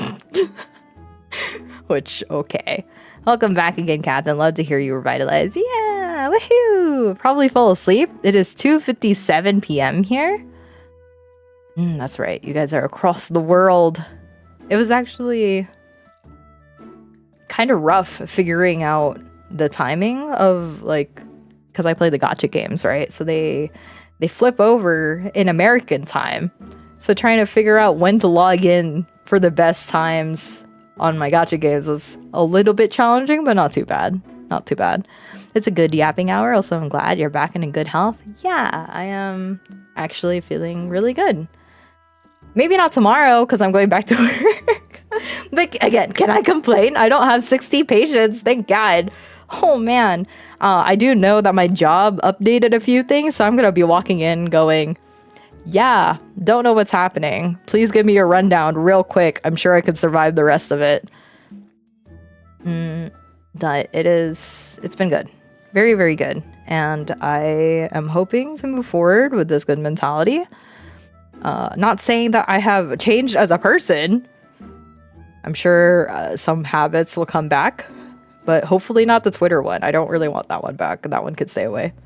I'm good. I now that I have faced less opinions that I do not have the pleasure of seeing. I have zero pleasure of seeing. It's been a really good life. The changes must be for the Hansa virus. Oh yeah, I remember that was going on while we were gone. Well, we were away. I don't think that one's going to be a full-blown epidemic though. But for its origins, didn't they say that came from... Which country did it come from? I never really looked into it because I only could see it when I was flipping through random Filipino channels. I didn't really look into it much, but I don't think that's going to be a full-blown epidemic. It could be if people are silly and not washing their hands, which apparently is still the case.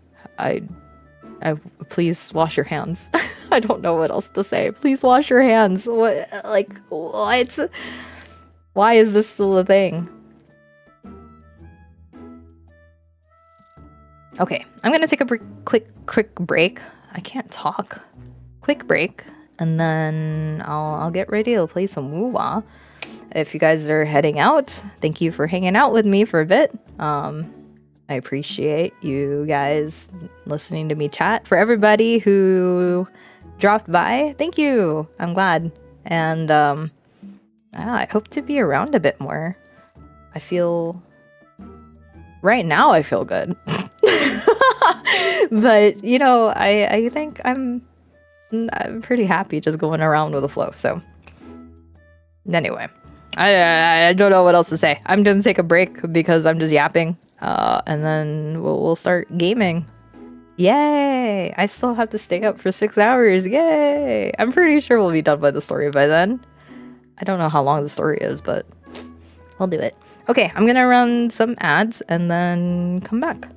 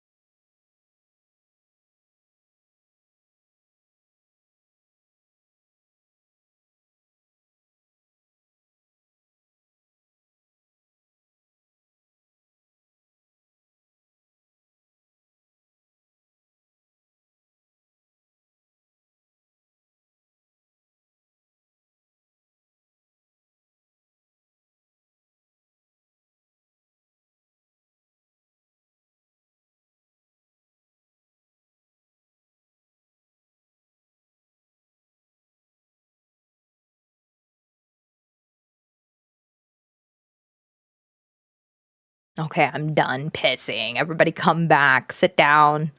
We're gaming. The gamers.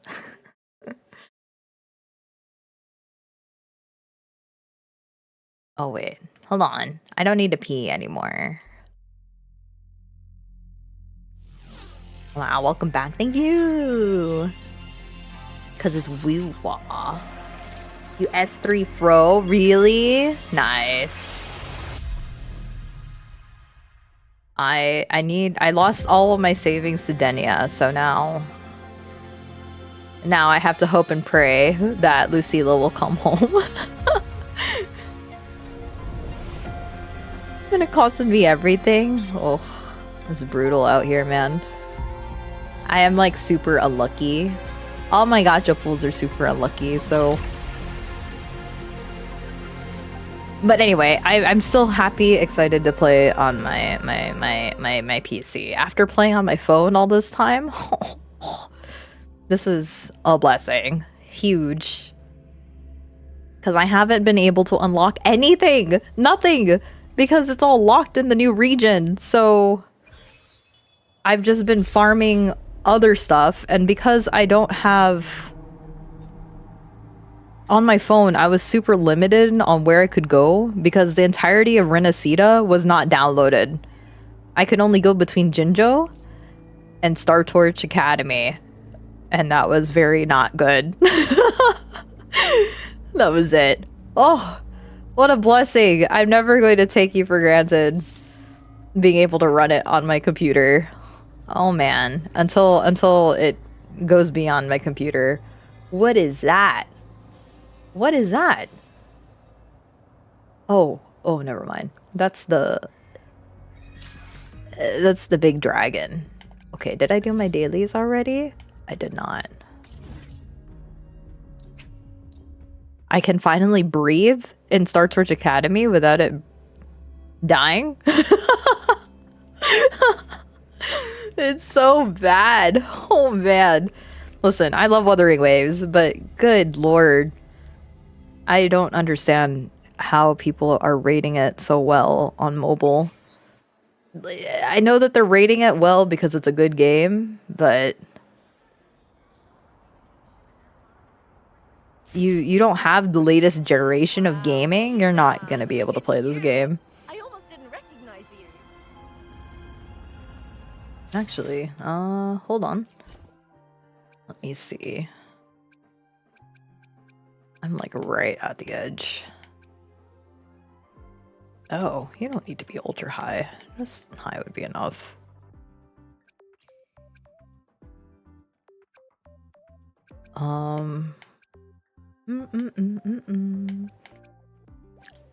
Okay, that should be okay now.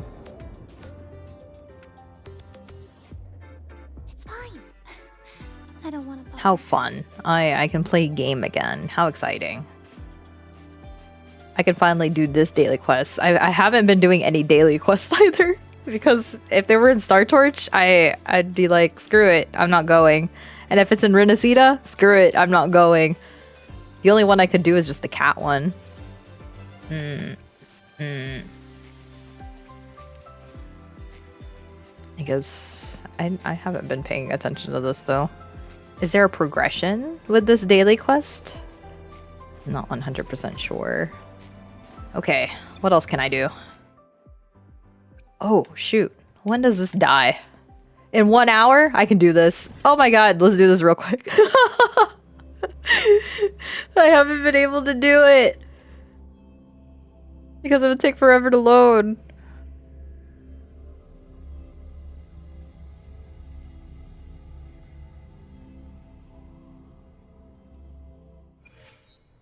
Okay. What do we use? Spectro. Okay, I can do that. Who was the team that I was using? I think it was...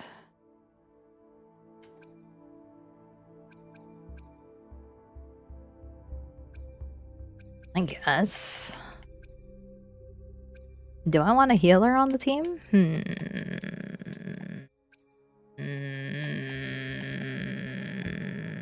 I guess. I'll just do the wheelchair team, why not? Negative status? No.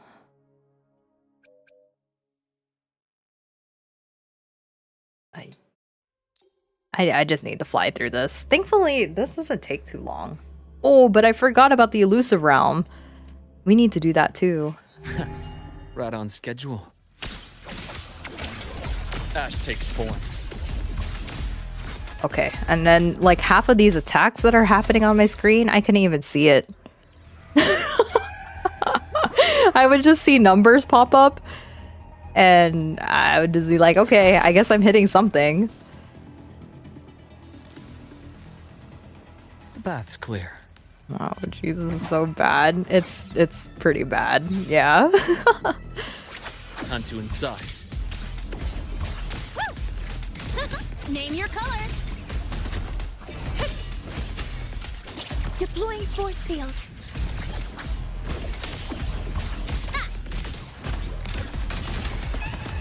Check this out. Oop. I didn't mean to do that.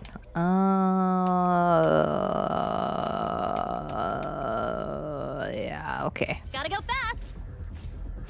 Watch the corner. Gotta go fast. Gotta go faster, faster. So I'm like mad debating, but it looks like Denia will for AV for Fusion Burst, but here Denia makes Luke really, really good. Yeah, she's both Toon Strain and Asian Fusion Burst.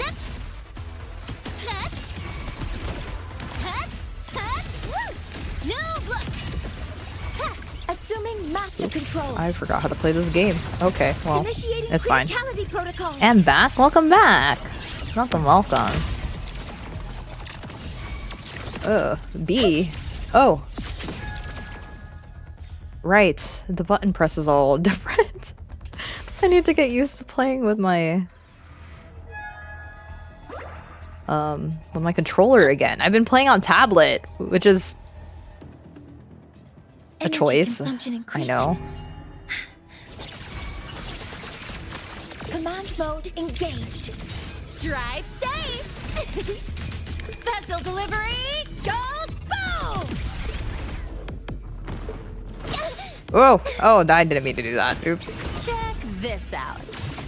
Zip. Woo. One more. Shake it up. Struggling only pains you more. Game over. Honestly, I'm surprised you haven't played PGR. I did for a little bit, because I was curious about the art style. It looked so different. It was during the time that I was playing Arknights.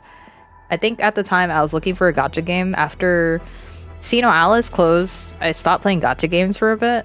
And then I played Dragalia Lost alongside Sino Alice, and then that one also dropped.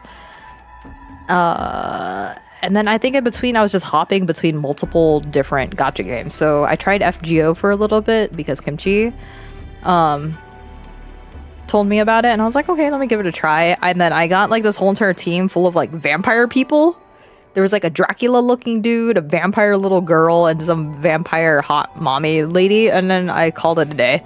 I was like, cool, big old dragon team, or not dragon team, but a vampire team. And then I dropped FGO because I don't think the story really captured me with the first like 5 chapters that I did.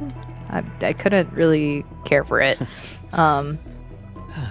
Dragalia was before its time, I think. If Dragalia came out later, maybe it would have done a little bit better. But I think it was a little before its time. You know what? I've been trying to rebuild some characters. I want to get better stats on them. And then I think it was by the time that I moved into my current house. That's when I tried to play PGR. What else was I playing alongside it? I think I was playing PGR, Reverse 1999, and something else. Arknights, maybe? It was during the time of Arknights. And Arknights I actually stuck with for maybe like a year. And it was I enjoyed it, but I don't think I was that involved. Oh no, I remember the other game. I was planking.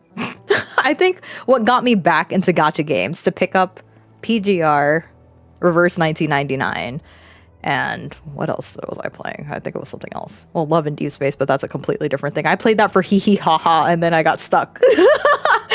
I was like, oh no, I'm in danger. But what got me back into playing gacha games was actually Counterside. Counterside was the one that got me back somehow. Don't know what it was. I don't think the story, I think honestly, it was the story that I stuck with.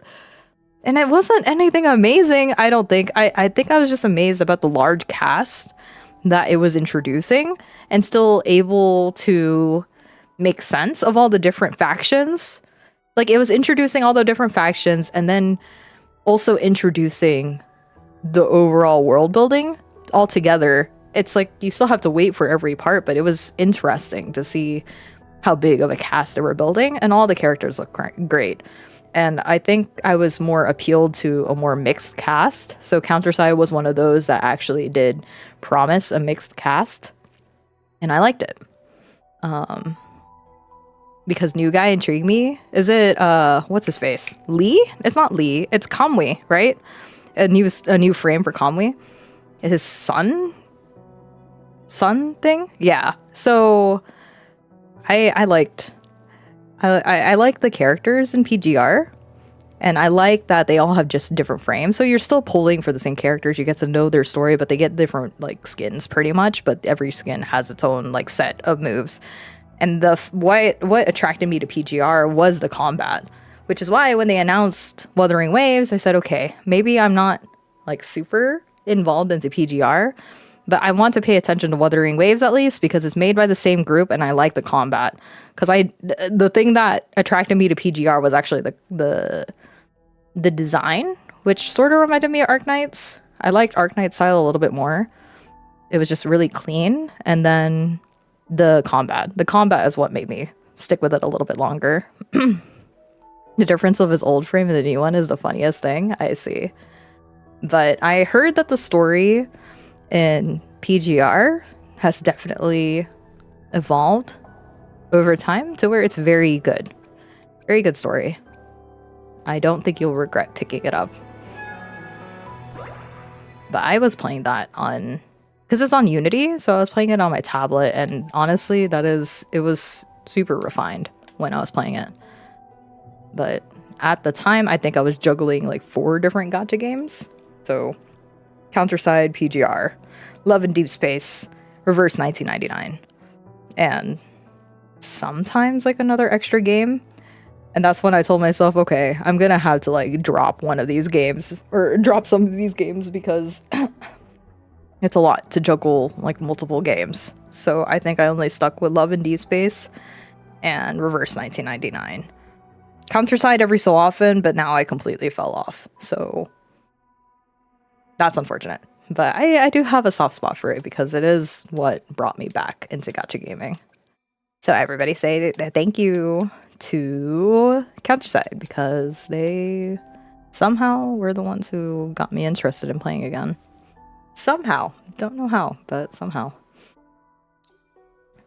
I played early chapters. It's definitely a mobile game of all time. I see.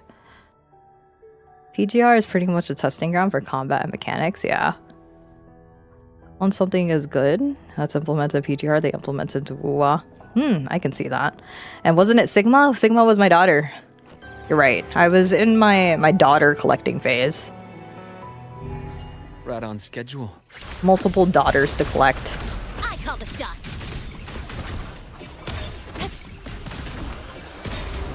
Ooh. Oops. I don't know how to dodge anymore. Go. Because I didn't even bother dodging when I was on my mobile because the attack would be so delayed. I'm just getting started. And You'll miss the even when I'm dodging, it's like the attack animation is so delayed on hit that it didn't matter. I would still just get hit. Okay, I'll take a look at it here in a little bit. Structural override initiated. Order executed. Immediate procedure. My scalpel etches your epitaph.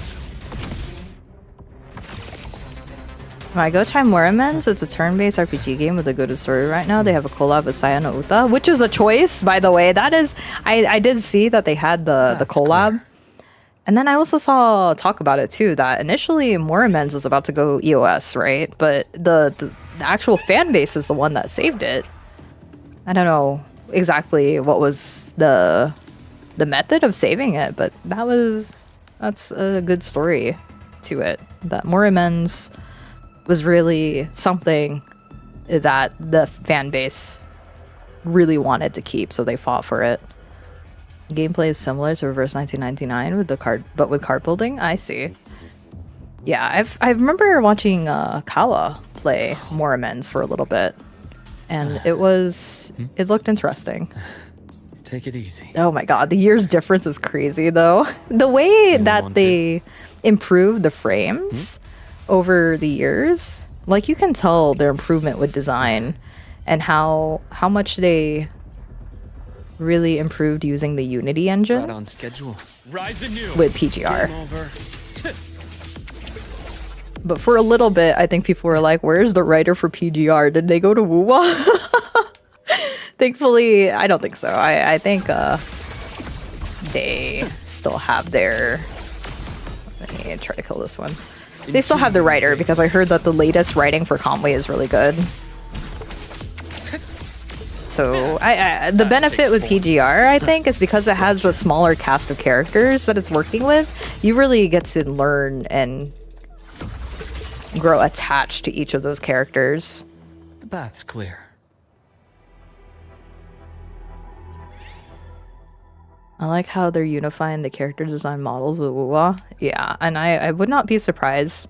If you're gonna play through PGR, I may ask you a few things, because there seems to be a lot, not a lot of overlap, but I would say a lot of references that they're starting to bring into Wuwa that I'm sure they're gonna bridge to PGR. There's no way they're not. It feels like it's getting there, because there's certain wordings that they use. And I know there's references, like there is like name appearances that is happening in Wuthering Waves, right, but I don't know. I have this feeling that they're gonna tie it in somehow. So the people who will benefit the most out of this is probably people who play PGR. It's gonna be a love letter to them.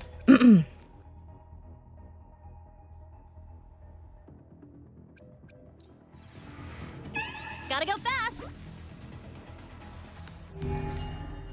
I also have to laugh that I guess in... I don't know if you're able to play Conway's story right now, and I don't even know when this appears, but one of like the cutscenes, I guess, in Conway's story is that he has like a brother, I guess, and the silhouette of the brother looks exactly like Luke. Master control. Access confirmed.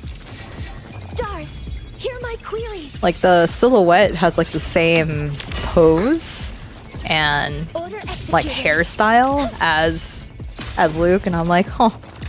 Everybody started making jokes that, oh, your brother's in a different game. Pains you more. Rise anew.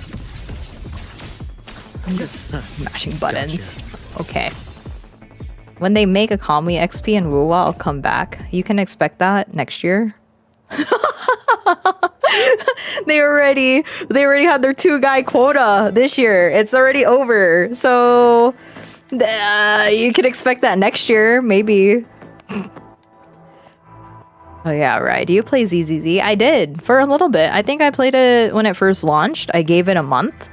I really gave it a solid month, and then I like the style of it because I am a sucker for like street style. So it reminded me a lot of The World Ends With You. It's like the people yearn for The World Ends With You, and that's me. That was me. I yearn for The World Ends With You. So I mean, I played it for a little bit and then ended up dropping it because then I was consolidating from 3 different gacha games. At the time I was playing Wuthering Waves, Love in Deep Space, and ZZZ. And I told myself, I think the most I could do now is just 2 gacha games. So it got cut out. It got cut out. I couldn't keep up with it. Even though, you know, like my findings for how I enjoy these type of gacha games is really you're not supposed to be spending a lot of time into it. So the one thing that I look into is if it respects my time or if I'm able to put my time around it. And it met all my criteria. Like the dailies in ZZZ is so quick. You could do that maybe within a minute, and I was actually surprised. But the stuff you have to do to keep up with the game is a little bit more than that. And that's where I kind of fell off. So I did enjoy the themes that it worked with, at least at the start.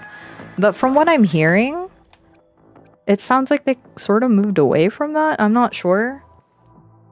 I'm hearing a lot of mixed opinions. Like a lot of people kind of like what they're going with their steps. But then they also moved, since they removed the TV mechanic, which I was kind of 50-50 on. I liked it as a theme, but I don't know if I like navigating through it. It's pretty grindy. Or, you know, people kind of thought it was a waste of time having to jump between the 3D stuff or the TV stuff, but it made a lot of sense with the theme. So I thought they could improve upon it, but people were just booing on it nonstop. And they also invested a lot of time into it that ultimately they just cut it out. And then they had to pivot. I think because they cut it out, they had to pivot with their game style because now without the TV theme, they can't exactly play it as a proxy. But I feel like they could have done it a different route, but I don't know. I don't know what's going on now. So I can't have a say as to... I don't know if I want this one or this one. Yeah, we'll just do this one. I can have a say if it's any good or if it's any bad, but I did enjoy it for the time that I was playing.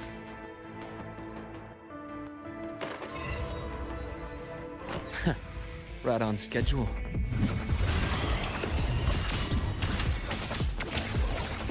Blink, and agony ends. I deliver. Yes, I've tried my fair share of gacha games. I did try Nikkei for a little bit too. I think Nikkei I was playing alongside Counterside. As expected. Rot. Resected.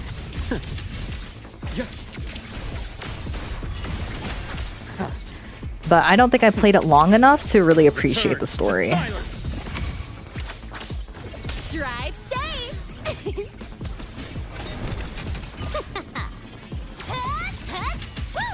One more. New look. Special delivery goes boom.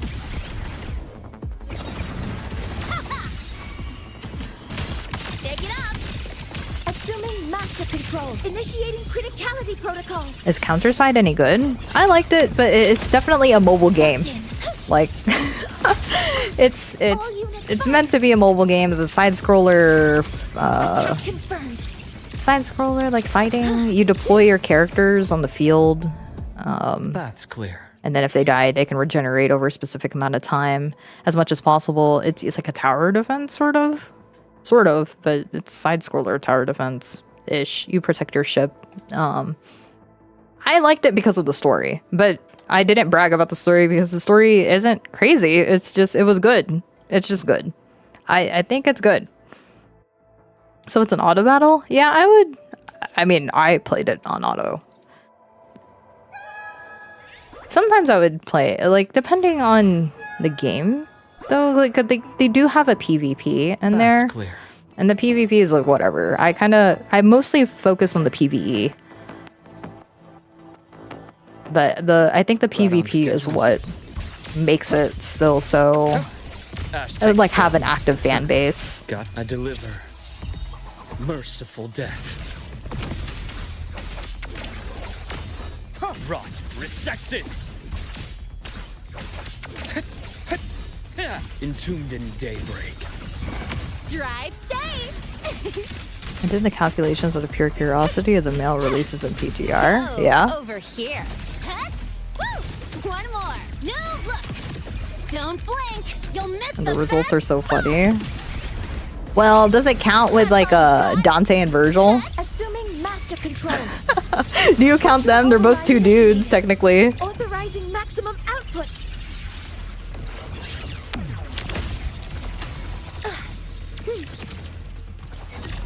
Processing complete. Immediate procedure. Rise anew.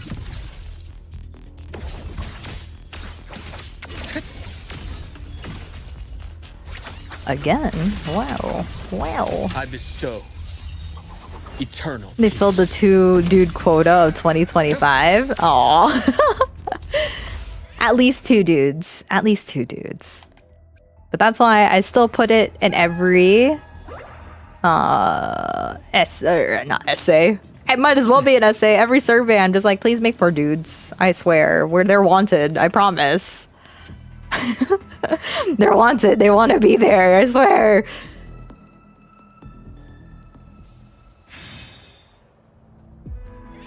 Yeah, Dante and Virgil. Who was our two dudes in here? Is it Chuyen? Chuyen and Luke? I think that's our two dudes for this year, right? Gosh darn it. I mean, they're both good dudes, though. A lot of people are realizing that Chuyen is really very good, actually, for a lot of these characters. Oh, I guess I should get these two.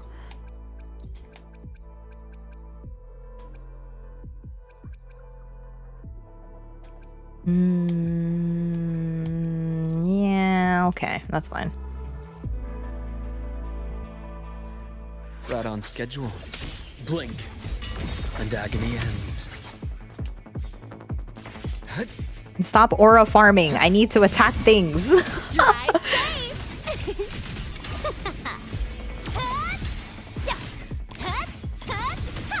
New look.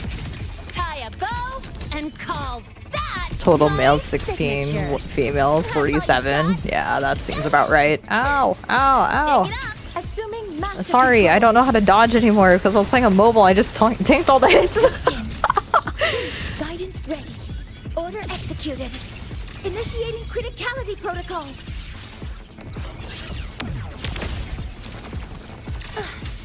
Structural override initiated.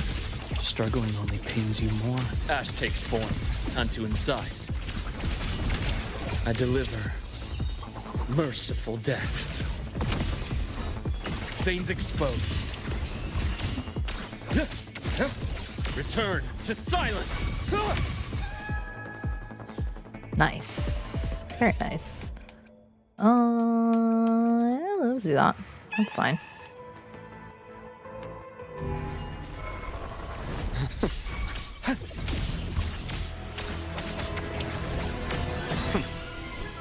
Drive safe.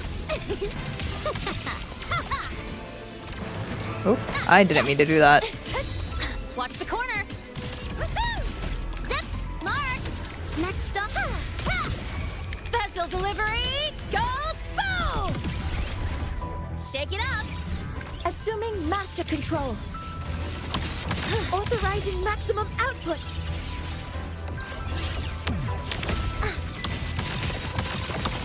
Structural override initiated. Processing complete. Pain relief initiated.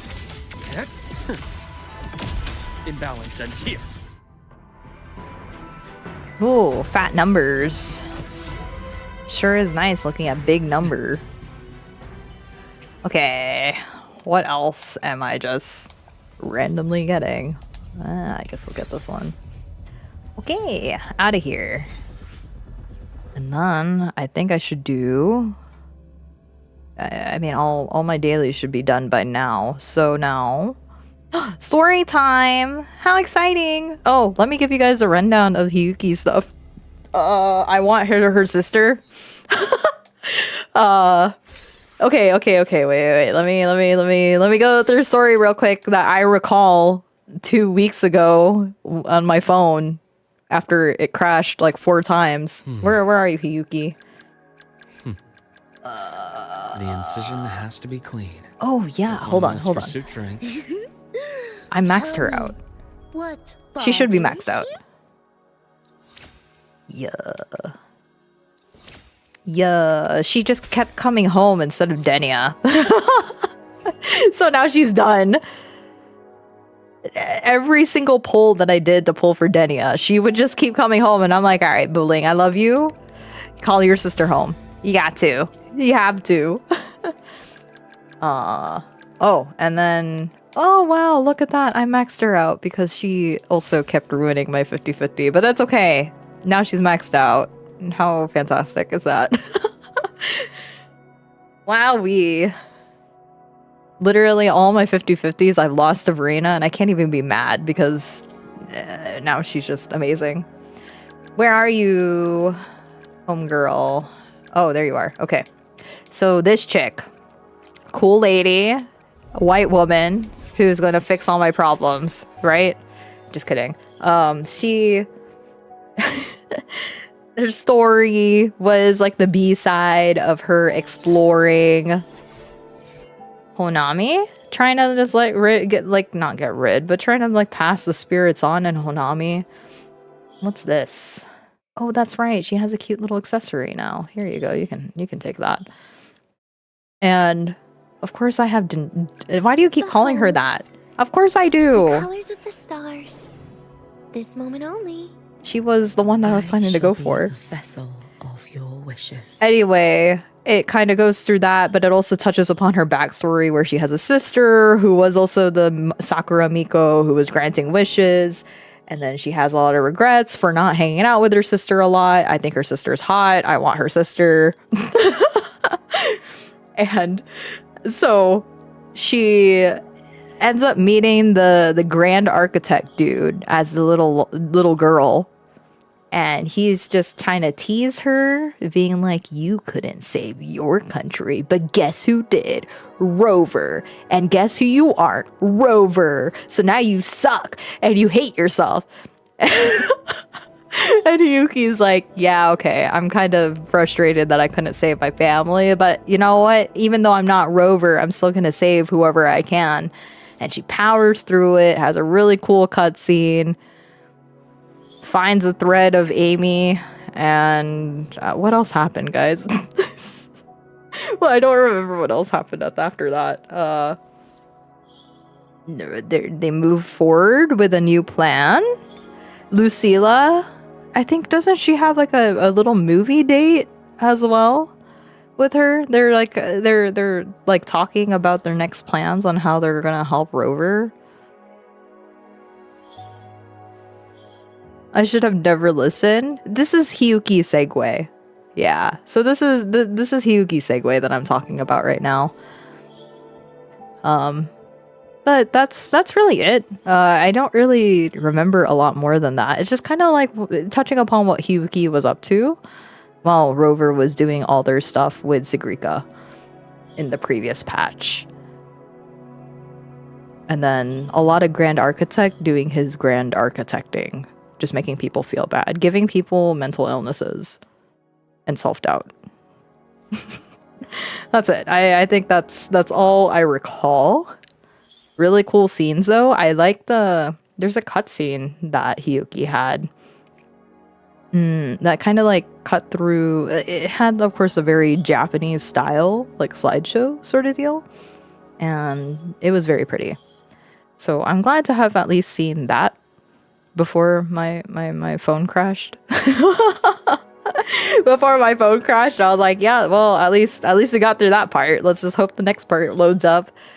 And that's probably why I don't recall a lot, because it was a matter of life or death trying to get through this entire story, and me deciding I need to wait. I need to wait before doing the rest of the story, so that way I can actually enjoy what I'm watching. So, yeah, that's it. And now we're gonna figure out what's going on with this chick. The colors of the star. Which I need to give her little buddy too. There you go. How cute. And then I think what do you guys think of the new UI though? I actually like the UI. It hasn't changed enough. Like it hasn't changed like drastically to where I don't recognize where things are, which is good. Everything's kind of like all in the same place, but it has a little bit more personality. So yeah, I do like the new UI changes. It's good. Just subtle enough to where it's not distracting, but enough to give it a little bit more responsiveness, where it feels more personalized. And nothing feels like it's hidden, or it's changed so vastly to where I can't find things anymore. So I think they did a great job. Okay. What am I looking at? Oh. Yes. Claim. Sure. Also, I didn't get to clear out... Why is this still highlighted? Why is this still highlighted?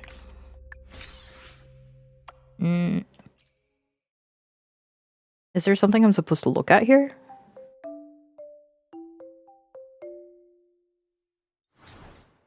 Oh, is it just the race that it wants me to look at? Ah, there we go. Okay, I think that's all it wanted me to look at. I never viewed any of these races because I'm pretty sure it wouldn't even load on mobile. But they did a better job with this race in comparison to last year. It felt like they improved upon it when it come to like logging in. Not so much forced to do so. What am I looking at here? Oh, okay. It's just maxing out whatever I could on here. Okay. Who else have I not gotten?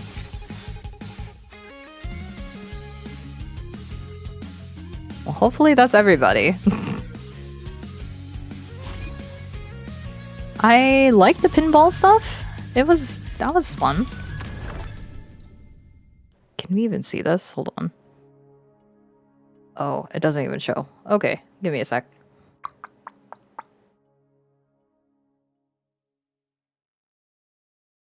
This into the memory. There's parts? Oh, I didn't know. Okay. Let's see what mine says. I've been here since 5:23. Did you guys see that? Literally day 2. Day 2. Wow, I've been playing this game for 3 years. No, 2 years now. Wow, in the past year, I've explored Solaris 293 days. Nice. On that day, on 9/11, I was here for 13 hours. That's crazy. What were you doing on that day? I don't know. What happened? What was happening there?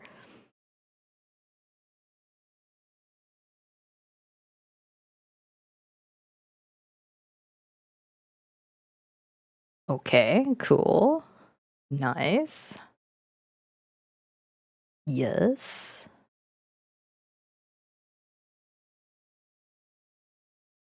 I like how Cheng-Li is with me all the time. I love the yearly recaps and gacha games. Me too. I like how they cover everything.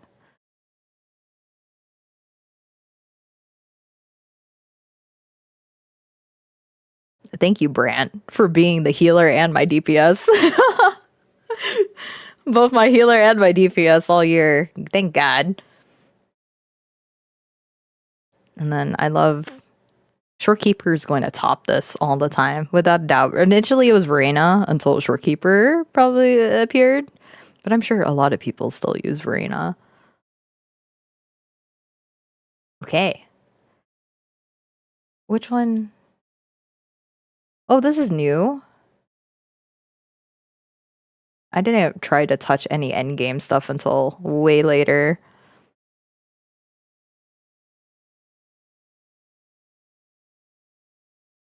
Nice.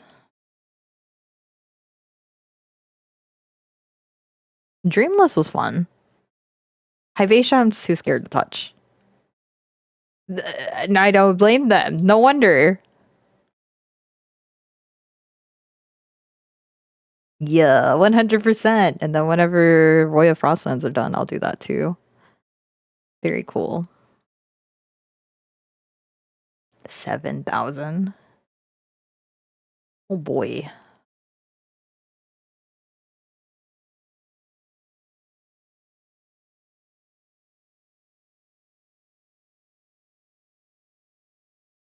I do like that they have record of this though. How many meters people have traveled.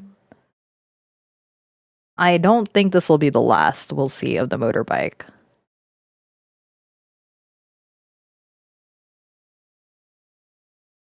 And then let's do. I woke up on 5/23. Wow, in 2024, 2 years ago.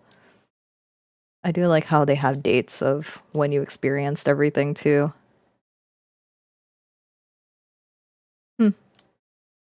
How nice.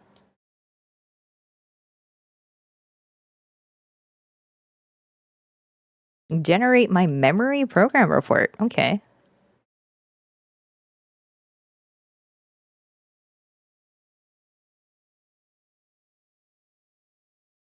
I cleared it on 420. Heck yeah. Nice.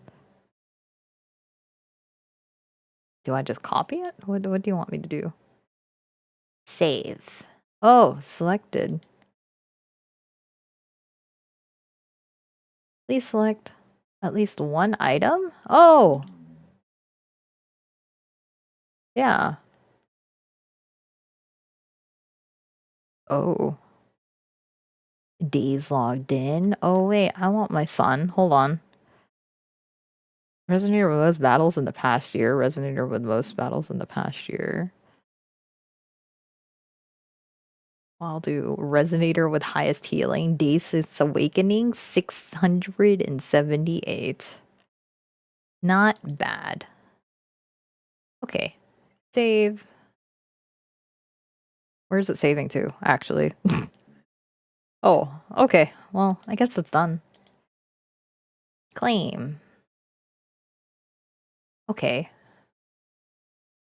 Successfully execute the mysterious program once? Whoa, what is that?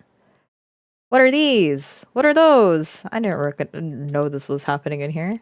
That's probably why it's like, hey, you still got stuff to do. Share the event. What if you don't use social media? You just get bodied.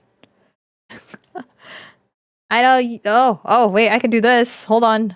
Uh-oh. Don't look at that. Uh-oh. Oh, you want me to share it in there? No way. I don't want to. I don't want to go in the official. I thought I was already in the official, but I guess not. Meh, it's okay. What is this mysterious program? Whoa, you found it. Well, congrats on finding this mysterious program. Please select and enter a secret key below. La Highroy. Run?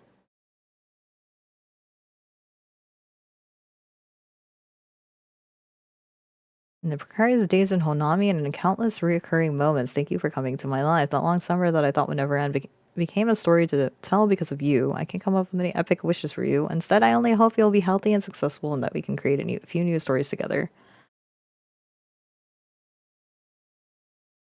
What's the Black Shores Day?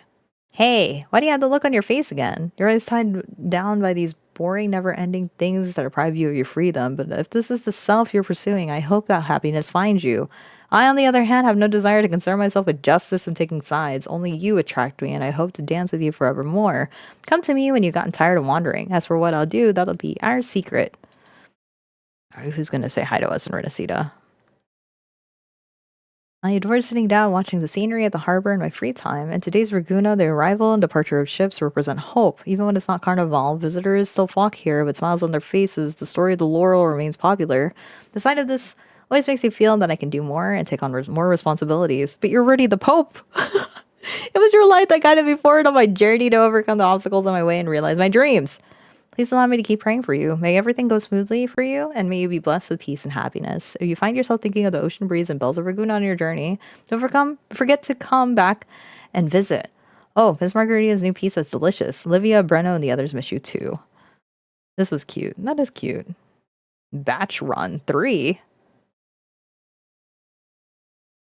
Oh, there's 3. How have you been? I've been hearing a lot about you lately. No matter how busy it gets, I hope you won't forget to get some rest. Although the seasons have changed, snow still remains on some parts of Mount Firmament. The little snowmen have held up remarkably well compared to the previous years. If you return now, you might even get to catch a sight of them before they melt. I happened to have some free time on my hands and found myself reviewing the last game we played before parting ways, and I got lost in thought. There are optimal moves on the Weiqi board, but there is no fixed way forward on our path. While I observe the ever-changing board and plan more moves in advance, my only desire now is to be a part of your game and perhaps go farther. Greater heights reveal more distant horizons. Never forget that beyond your wishes and responsibilities, a flame that needs no explanation will always remain burning for you. Oh, Changlei, thank you. The first time I heard of you was from a Research Institute report. Which is true. Inheriting my parents' obsession for the truth, I practically went insane seeking the truth. Even the pain of breaking my arm was overshadowed by the secrets of the ruins. It's so sad because everybody's just getting lore dropped. They're like, why is Shang Liao just trauma dumping on us at the start when actually that was in his story? I crave the truth, yet at the same time, I long to connect with others, much like a kite surveying the world from soaring heights while remaining secure in someone's grasp, connected by a thin thread. I'm no longer obsessed with pursuing the unknown. Your quiet presence by my side is a greater reassurance to me than any mysteries of the universe. Okay. Hey, Yang Yang. You keep sending me letters. You're sending me another letter? Today, the streams brought me your voice once again. Where did you speak those words? When and to whom? Why do you want to know? Ugh.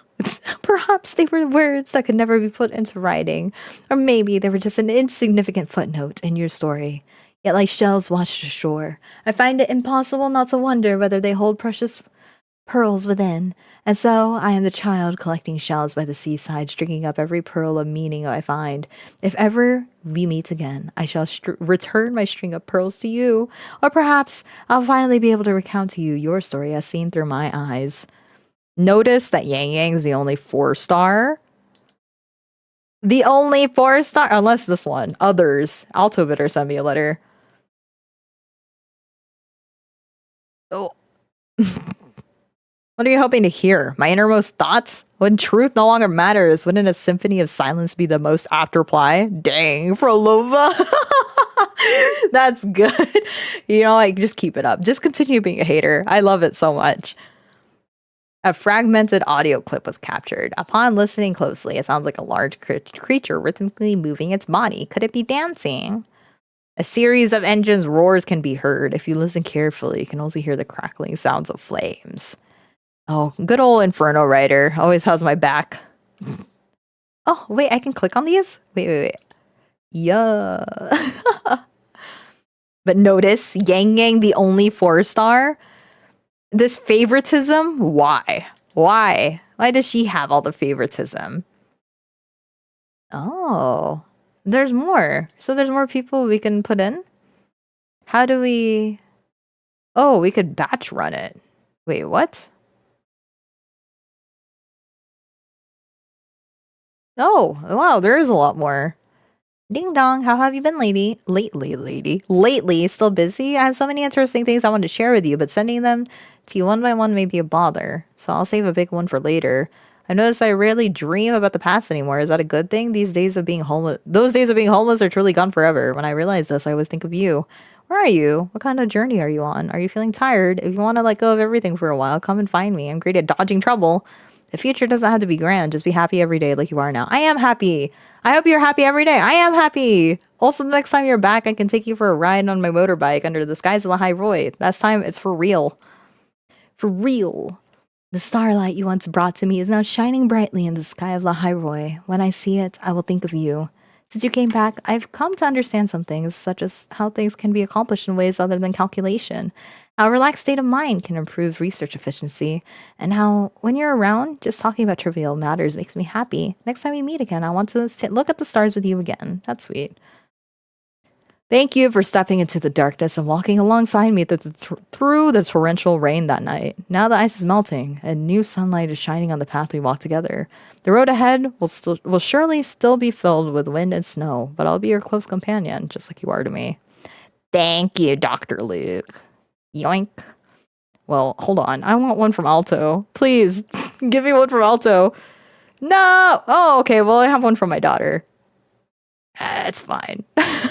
It's okay. I dreamt of you time again during those days when I alone stood watch over your past, waiting for your return in these shores. In my dreams, everything happened differently. Instead of staying behind, I insisted on following you and we traveled side by side. You should have. I know I shouldn't cling to those dreams, but you should. And especially not to those thoughts and feelings therein. But upon reuniting with you, I've begun to understand what I truly want. The next time you set out, please take me with you, forever with you until your days spent roving come to an end. Oh, shorekeeper, my girl. I didn't stop hunting after joining the Black Shores. I traveled to many places and laid eyes on all sorts of evil. The world is full of darkness and hypocrisy, and glimmers of light with protecting still remain. For this reason, my hunt continues without end. Although the journey is long, at least this time, I know I'll have company along the way. That's cute. My child. In a far, far away place, rumors speak of a mysterious treasure hidden within an ocean in the sky. And so, the woolly warriors set out on an adventure with the black cat warrior in search of the treasure. It's a pretty good start, right? Want to find out what happens next? I'll show you the next time you're here, and then Team Woolly will write a new story together. That's right. We will. What else is in here? I'm just curious now. Kakarot? Okay, is this a test for a mercenary group or do you simply want to hear my opinion?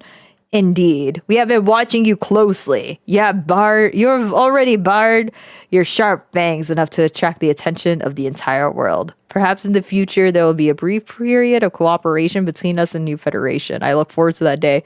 Oh, Kakarot's gonna, Carrot's gonna definitely be with us. Oh yeah. He's gonna be hanging with us in New Federation. There's no way. Okay, I'm just gonna read through these really quickly. Nice.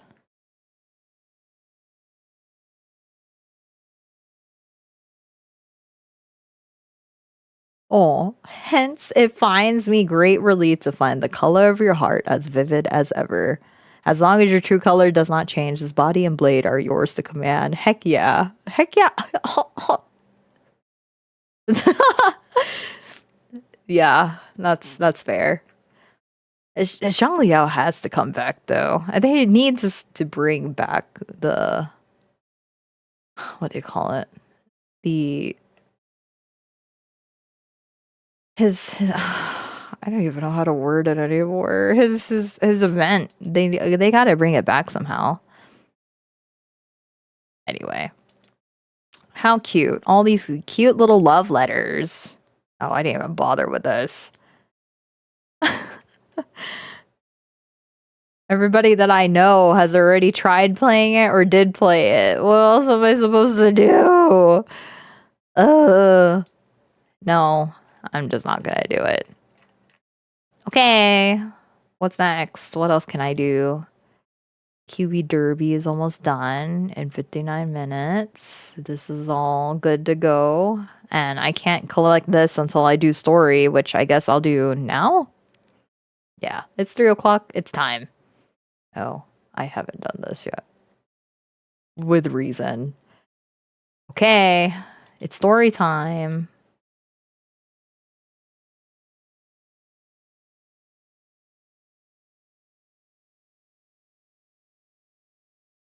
After I claim all this stuff. Nice. Oh, right.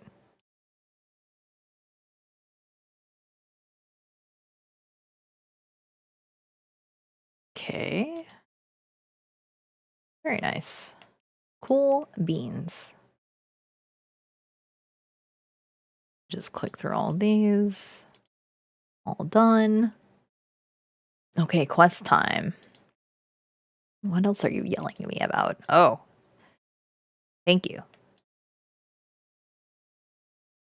How do I do story? Okay, never mind. I thought I could do it through there, but I guess not. That's second anniversary stuff. Oh. There's stuff I could do here? There is. These are so interesting to me, especially the Haikyuu one that just came out of nowhere, but whatever. I want to play this, but we still have another week. I could probably play that next time. Okay, quest. Head to Luke Harrison's secret workspace. Okay, I'll do that. What is this, though? Found you out last or them. You haven't forgotten me, right? Unsubscribe. You are... Who is this? I am the... It doesn't matter who I am. What matters is I've got this once-in-a-year scoop for you. The second anniversary, the second year of Solaris is around the corner. Oh, I should have probably answered this a long time ago. Oops.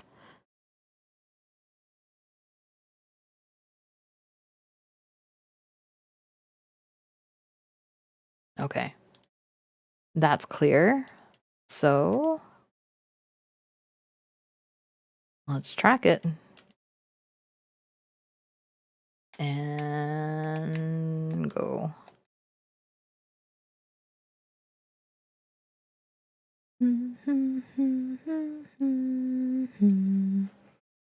No, you know what I should have done? I should have updated this with wuthering waves. Oops. Hold on. Wuthering waves. Okay, done.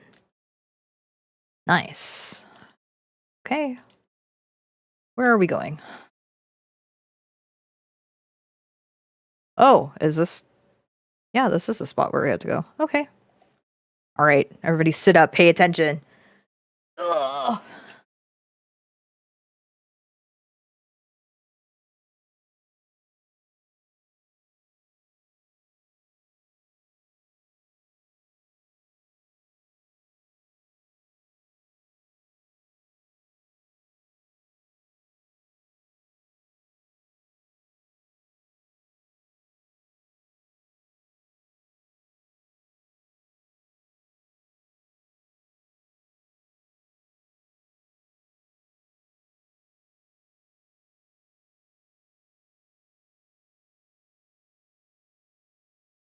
Mint jelly? Yep, that'll work. Oh, you know what? Thank you. Thank you for telling me about the no sound. I had the wrong source open. Hopefully there's sound now. Okay. Mint jelly. Let's do mint jelly.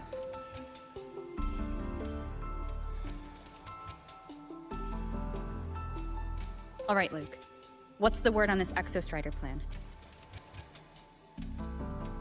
My conversation with Lucilla went well. She's on your side. Your showing during the Dark Side incident also helped speed up the Academy's internal review. That said, you've been a student here for less than a year. You'll need the Space Trek Collective's approval to officially activate the Exostrider.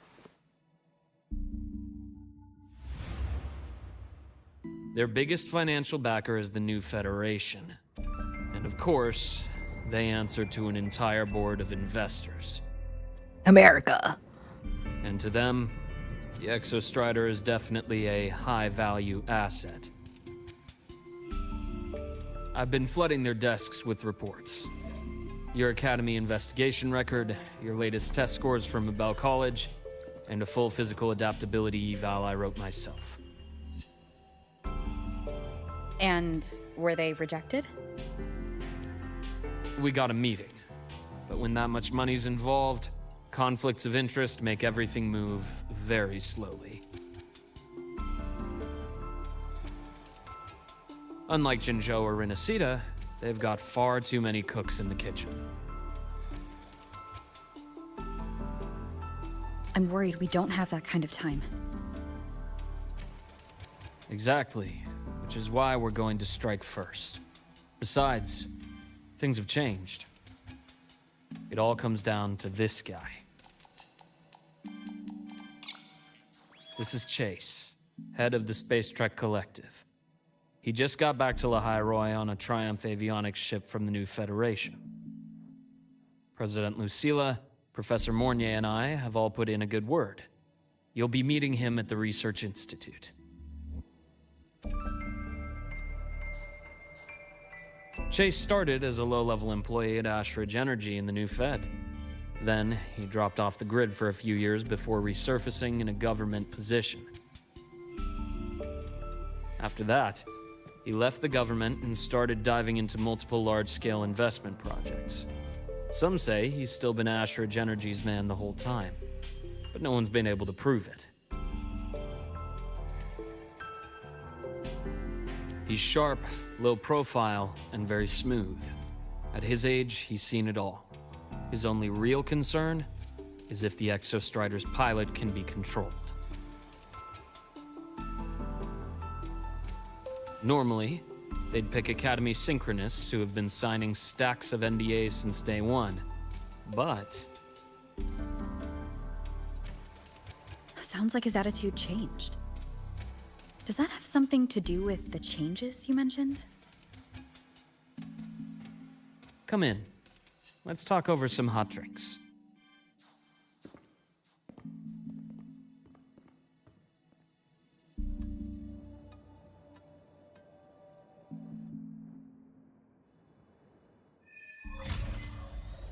Oh, Luke and Mr. Luke. I heard Lucilla asked for your help after the ceremony. How did it feel working with her? Well, at first she was pretty dominant, steering the conversation the whole time. But now I understand it's because this academy means so much to her.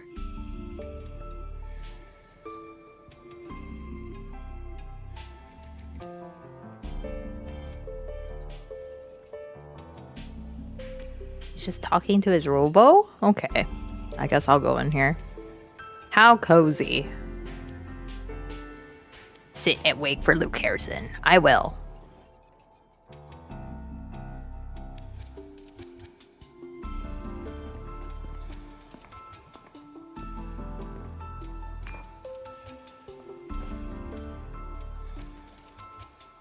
Based on your intel, the reactor core has been returned. Ideally, we'd wait for the Exostrider to awaken before trying to help Imith or confront the Threnodian. But recent readings from the Institute's Strider Gate monitors, they're off the charts. Void matter reactivity is spiking. The Space Trek Collective is getting twitchy.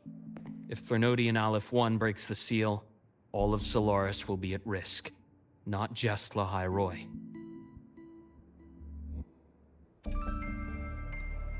Now, the Collective didn't establish itself here without binders full of contingencies for a Threnodian event.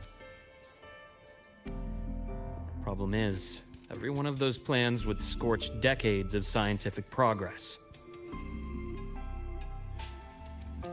Which, in our case, actually gives us some leverage. Enough to have a real conversation with their head. Then I'll convince him. I'll show him the lowest casualty count is the only one that makes sense. He'll have to approve me as the synchronist who pilots the Exostrider.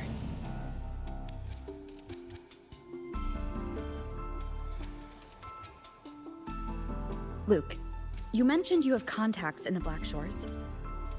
In this workspace of yours. It's secure, right? Guaranteed. What are you thinking? Lahai Roy is closed off from the outside world. Public comms are probably tapped by Fraxidus moles inside the Academy. And right now, I need a direct line to the Black Shores. I see. Give me a moment. I'll establish the link and leave the rest to you.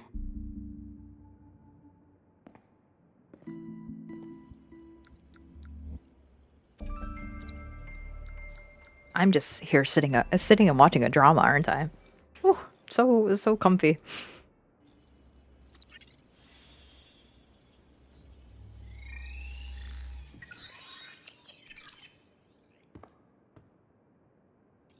I received your call, Rover. Is the situation in Lahai Roy that dire? You look exhausted.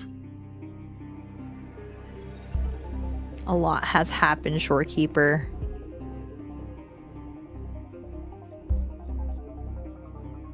My frequency loss has been resolved, but Lahai Roy is under imminent Threnodian threat. I need your help, Shorekeeper. Understood. For this purpose, both I and the Black Shores exist.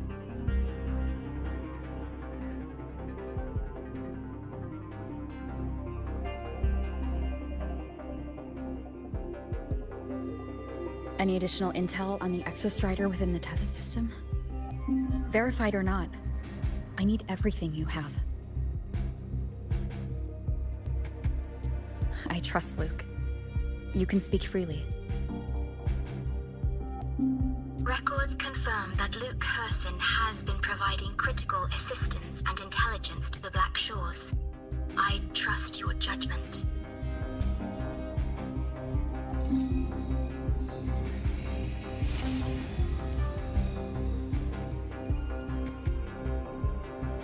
Oh, that's cool. That's the first time we actually see her working together with the Tethys system. After the founding of Star Torch Academy, most information fell under their seal of secrecy. However, in its early days, you mediate negotiations between the Academy and the Roya. Through that process, the Black Shores gained partial access to certain archived insights. The Space Trek collective fears that due to the Exoswarm's division, the Exostrider, even upon awakening, might not have enough power to face the Threnodian. This concern led to the Augmented Resonance Initiative, the Synchronists.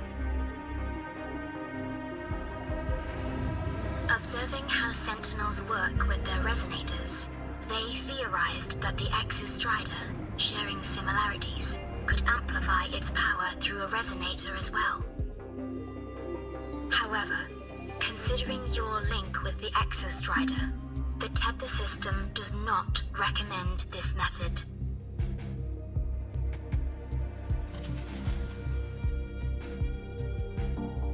We have intel that deep beneath Lahai Roy lies the keystone left behind by the Exostrider long ago.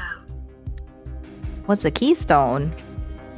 An anchor. Oh, how about that? Them apples. Doesn't that sound familiar?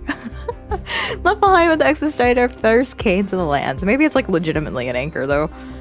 That would one day be called. Wait, what? Hold on. An anchor left behind when the Exostrider first came to the lands that would one day be called the High Roy. The Space Trek Collective mounted expeditions to its location but returned with nothing worth recording.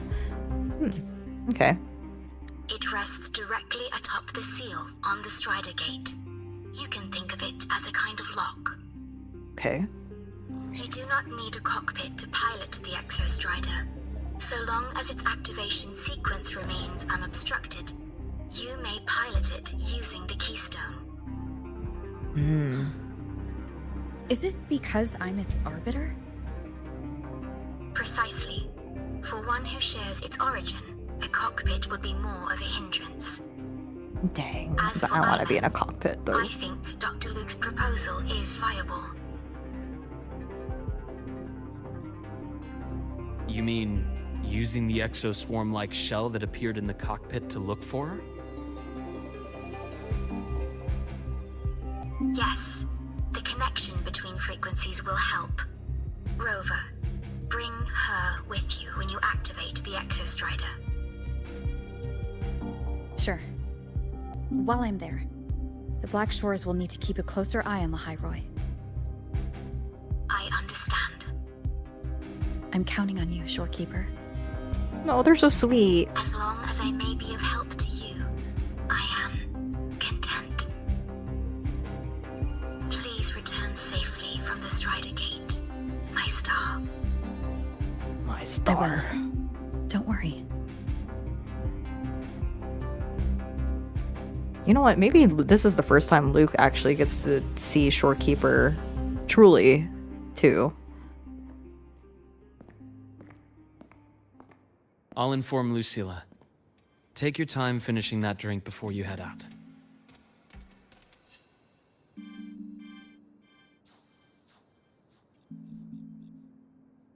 What do you think? I'm about to ask a man to sign off on a crazy plan. And I can't even promise him it'll work.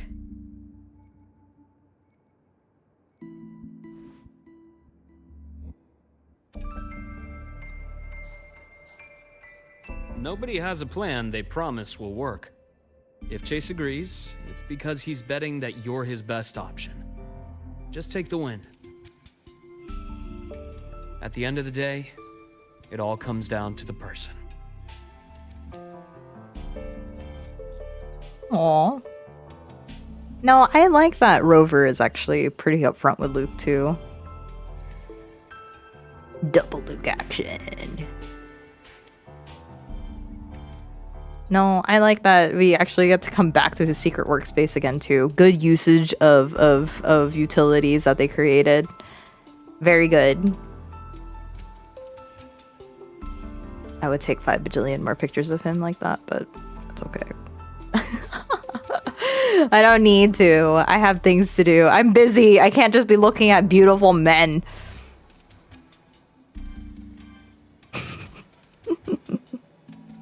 Okay. Let's continue.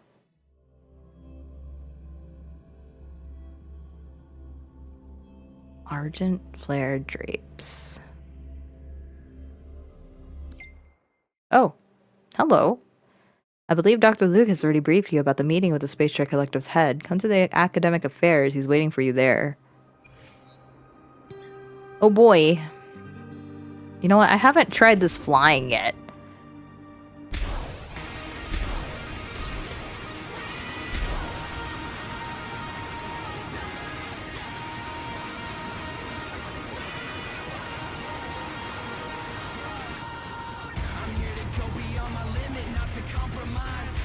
Oh, so it still takes up. I might as well just.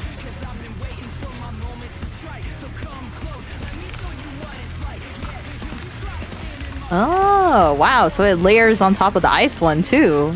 Nice. So all of the additions just layer on top of each other. That's really cool.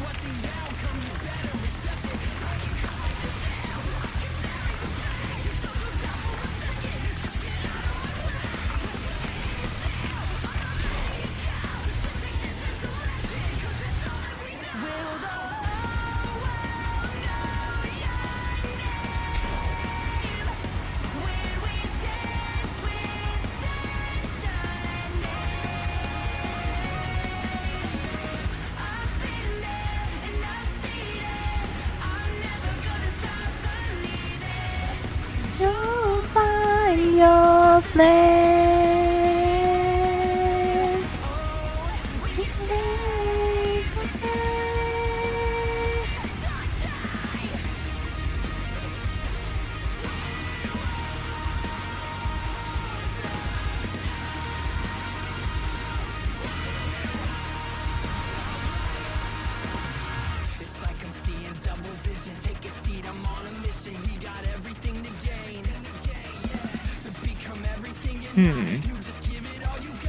So I got scared when I was trying to fly on mobile because right when I triggered it, it crashed my game. So that's why I haven't had any practice with it.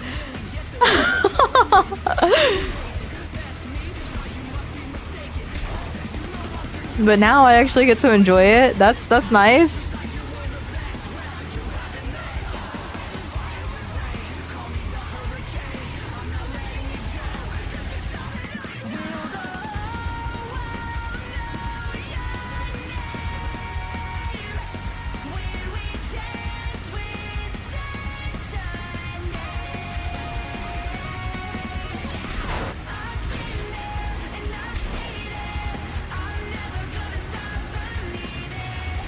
You'll find your flame. Here we go to the end of the show.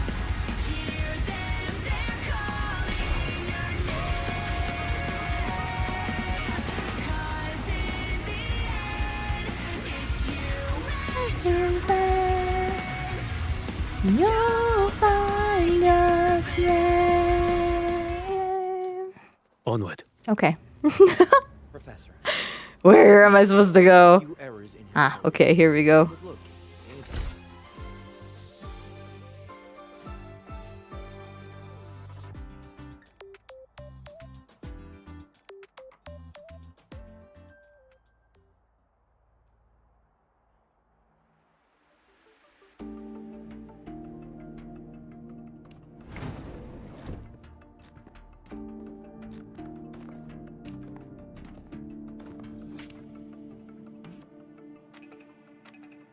Mr. Chase, this is the student I mentioned, Rover. Our best hope for piloting the Exostrider. Save the intro, President Lucila. We've met before.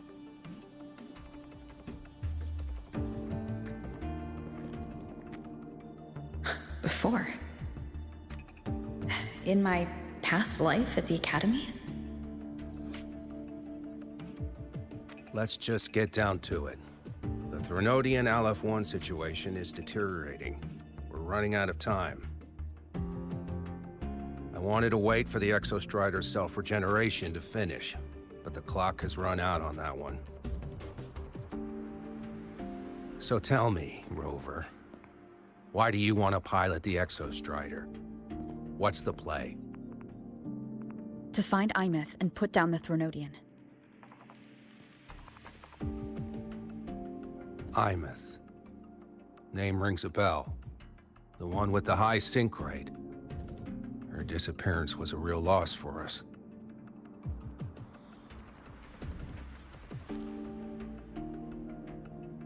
She's beyond the Strider Gate.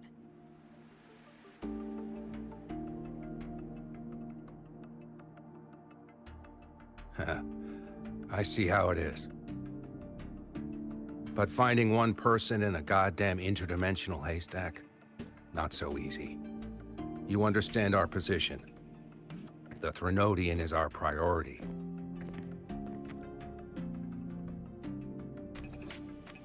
Stopping the Threnodian is my priority too. I'm gonna handle both.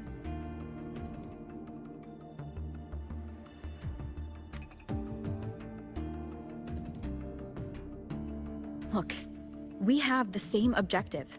So like you said, let's just get down to it. If void matter erupts, Lahai Roy is ground zero. Every one of your projects will take a hit.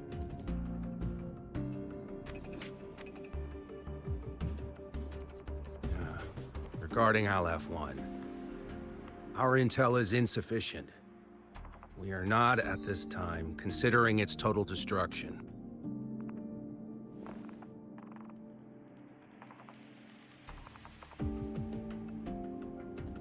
What we need is for the Exostrider to reinforce the seal on the Strider Gate. To do that, we need a qualified synchronist, and we need the Institute's drive replica. When that gets embedded in the Exostrider's chest cavity, then its repair is complete.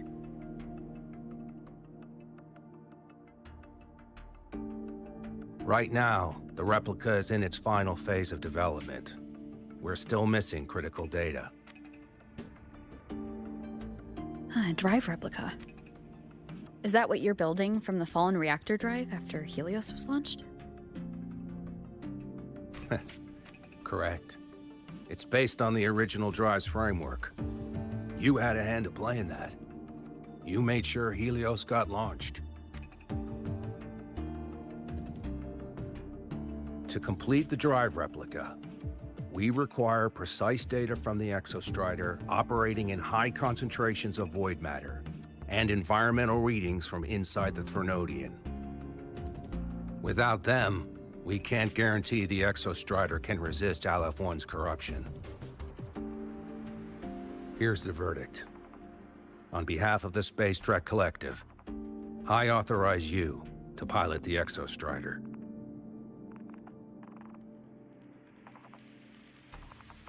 But remember, our objective is the data. We need readings from the high concentration zone to complete the replica. And your personal mission gets 10 minutes. That's the max duration our void matter barriers can cover the Strider Gate once it's opened.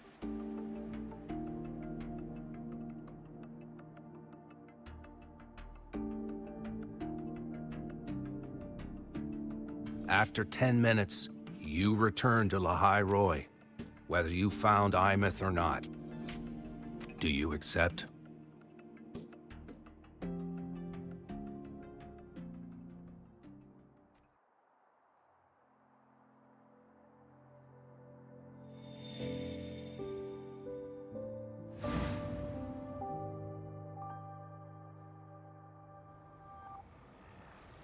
Deal. One more thing. I won't be using a cockpit. Just show me the way to the Keystone and have the Exostrider ready. That's all I need.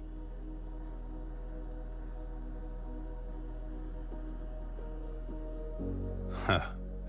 Still full of surprises. Always bringing us the unconventional. Lucilla, run a high-pressure sync test for the Synchronist. I've seen the physical eval, but I want live data for validation.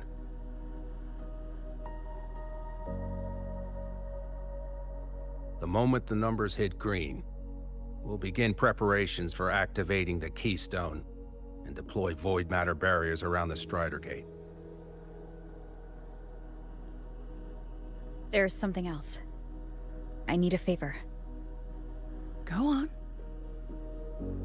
The Fractsidus is lying low. Even after failing in the dark side, they could move the moment the Strider Gate opens. Ah, that's what's on your mind. Well, I have an update. Remember Sigrika's friend? The somewhat lackadaisical one?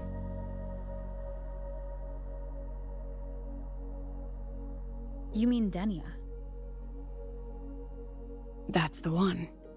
She's gone missing. Our investigation points to her being the agent the Grand Architect referred to. But don't let it distract you. I have a reliable friend keeping an eye on Fractsidus activity. You just focus on waking the giant. Leave the rest to us, Rover.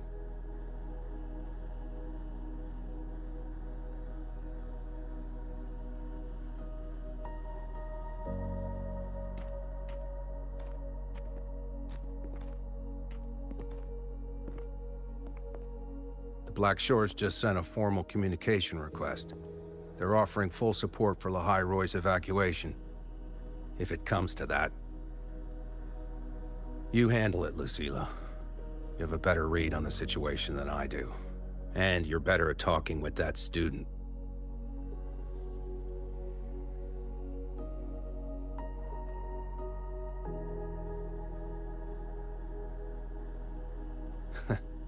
If there's anything else you want to ask me, now's the time.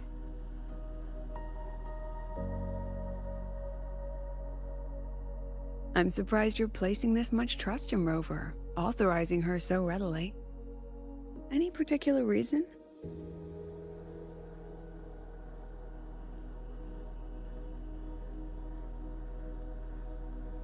We're different, President. I'm a businessman, and businessmen trust their instincts for a good investment.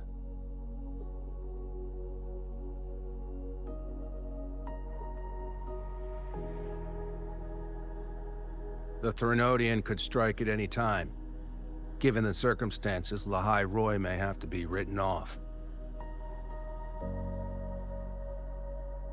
And with the timeline we have, relocating the Exostrider is impossible. If we're gonna lose it anyway, why not let her take one last swing? Understood. We still need to prepare for the worst-case scenario. Of course. If this fails, we'll initiate the backup plan. Duskvale.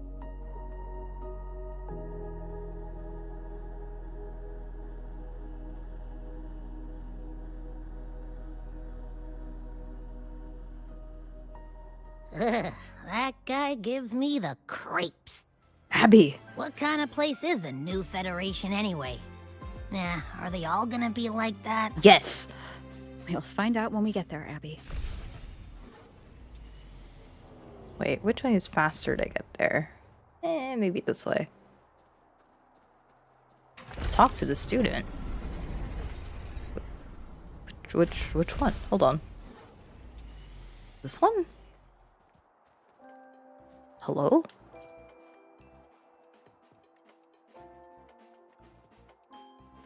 Hey, are you following me? No, my bad, girl. I'm just conducting some human observations. President Lucila said I should learn from the goat herself. She went full lore dump mode. You're like the globe-trotting knowledge dropper. You fight evil with smarts and guts. You welcome outcasts with open arms. You adhere to all the traffic campus laws. And you never miss a deadline. Wow, I didn't realize I was such a good student. I'm actually obsessed with you, so I thought maybe I've observed you a bit. I'm sorry. At this point in the conversation, the puzzle pieces are snapping into place. And clearly the inspirational President Lucila has been using you, this wildly embellished version of you, as motivation for her students. Ah! Even if you confronted her, you never win that argument. You can only help your campus rep doesn't turn into a full-blown fanfiction. You knew you would end up as the student in the class next door. That's funny.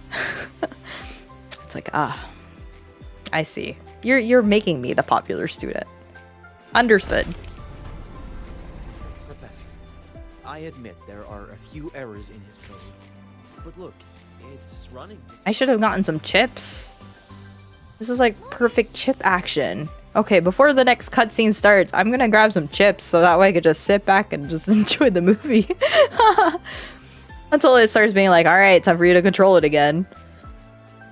Although, I have a feeling after all this expositional stuff, we're gonna be thrown into the dimmer planes and it's just gonna be full-blown adventure after this. Oh yeah. Oh yeah. Look, there's my... Is that my daughter? It's not open to the That might be my daughter over there. Alright, hold on. Give me a sec. I'll be right back.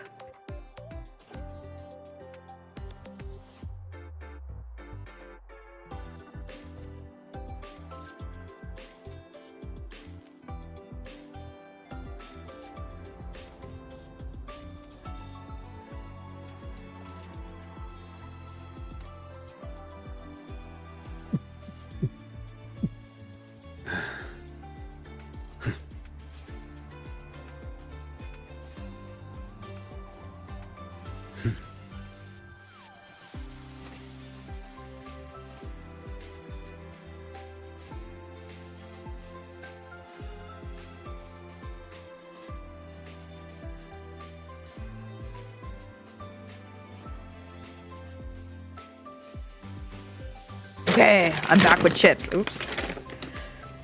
Back. All right, let's watch more movie. So you're that student, huh? I'm Sack. Lucila filled me in on everything. Sorry. Oh no. Hold on. This synchronized. I'm just ruining it. So you're Rhythm, right? I'm Saki. I'll be overseeing and evaluating your test today. Lucila filled me in on everything. Okay. All right, we're good. If you feel Thank you. anything off, you call it. I won't allow the test to continue under overclocking conditions. Review and confirm the safety protocols before entering the cockpit. Before entering the cockpit. We're simulating the neural load of a direct link with the Exostrider.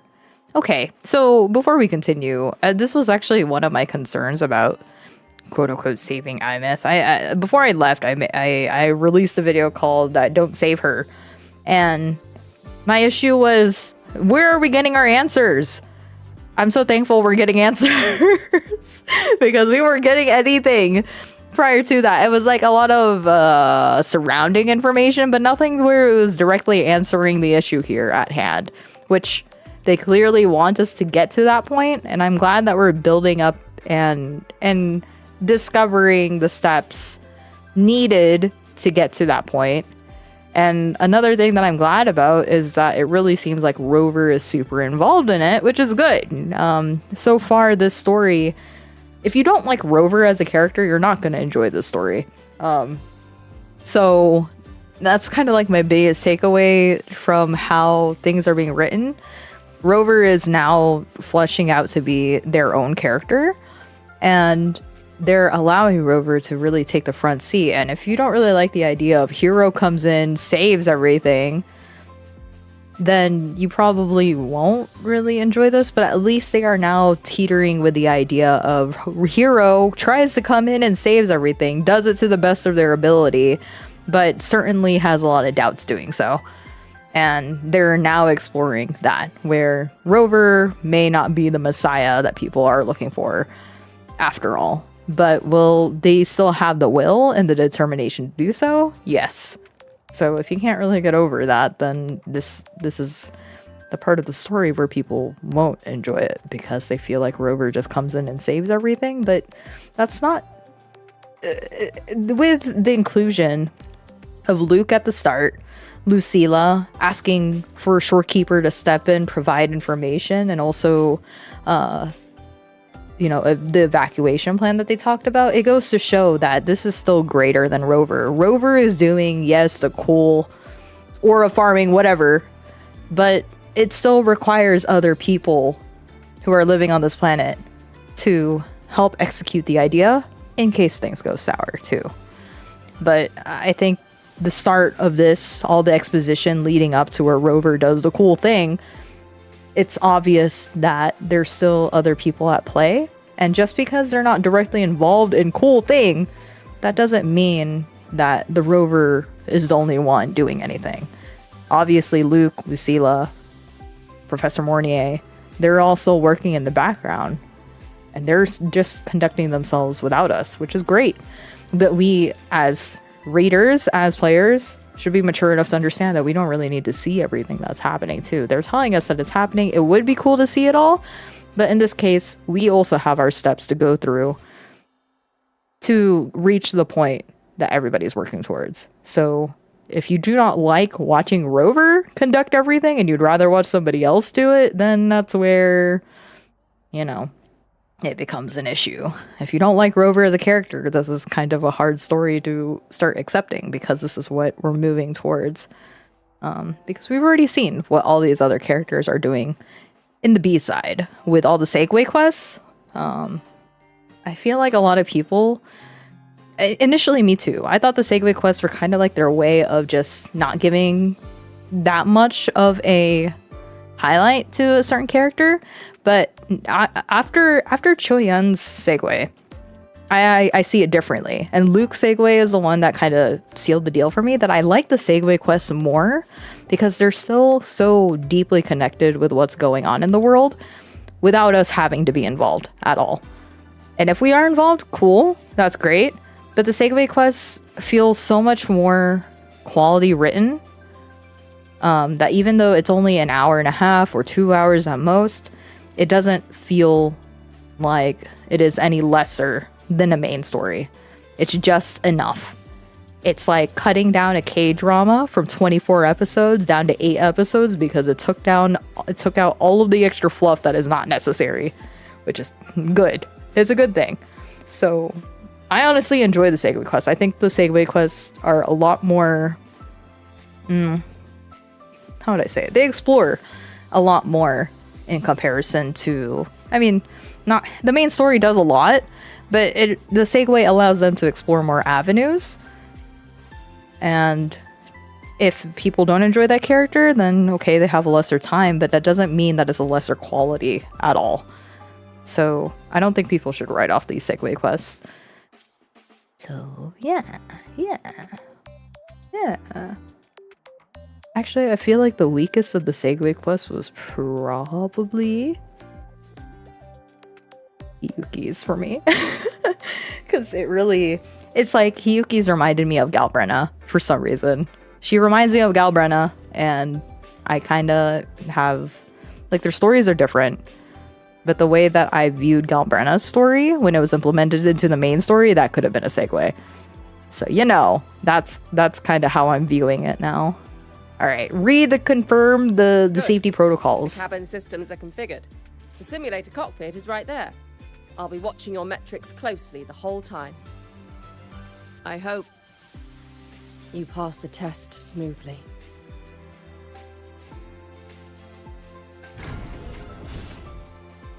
Oh, you didn't even let me pop open my chips. Wait, I was expecting you to yap a bit more. Whatever. All right, fine.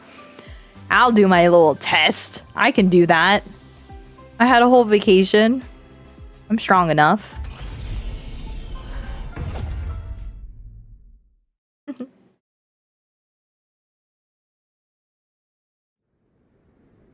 Neural network connected. Tactical model constructed. I'm Havoc Rover. Oh, good lord. Oh, good lord. You want me to fight Hyvatia? Synchronized. Ow. Ow.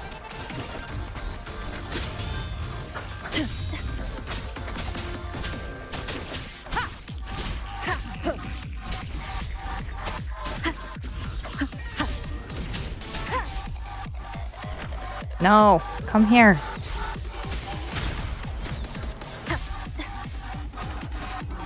Ugh.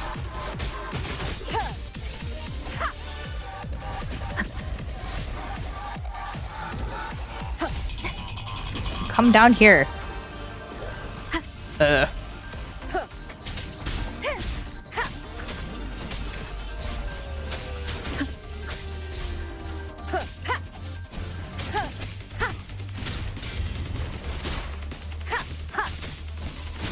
Endure and defy.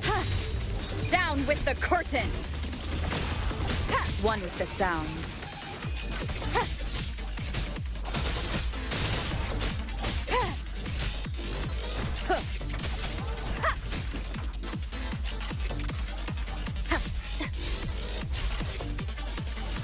Ow.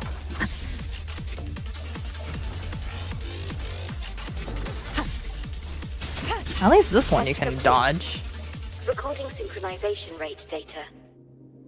Cockpit opening. Please exit according to the safety protocols.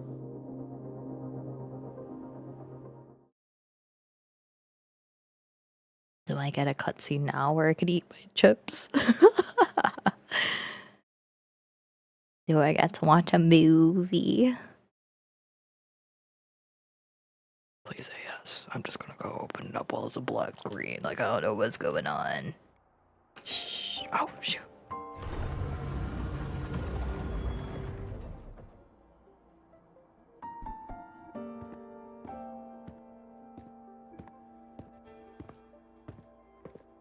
How did you get all the way here from the lake house?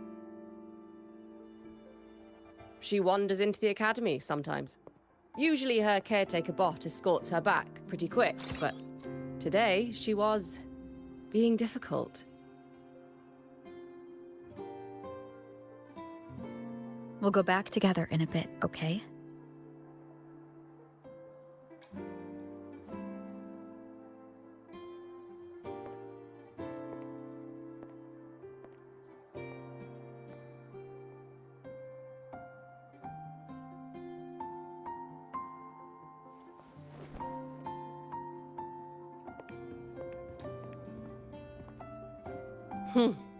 So the little terror can be quiet.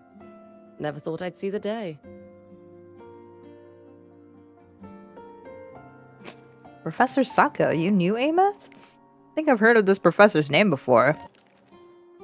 Let's just ask her straight. Yes, I was her teacher. Over 10 years ago now. She used to drive me up the wall. Made me lose my composure more than once. She never did seem to mind. The last day I taught her, she wrote saving the world as her career path. I asked her if that was really what a synchronist should be aiming for, then gave her a piece of my mind and told her to rewrite it.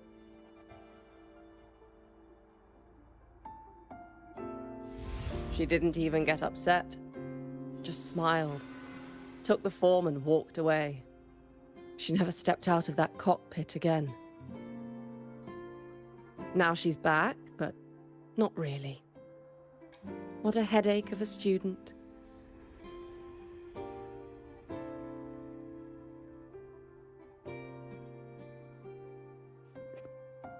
Lucilla told me you're her family. Is that true? Yes. And you're planning to pilot the Exostrider and bring her back from the Strider Gate? That's the plan. Sounds like an absurd, bold, utterly delusional idea. No one knows what's actually behind that gate.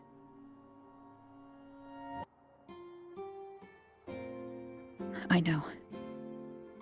When Imeth went missing, the cockpit recorded an abnormally high synchronization rate. We couldn't verify it after she disappeared, so it was never officially logged. Your test results are just shy of hers overall, but in some sectors they're even higher. You've passed.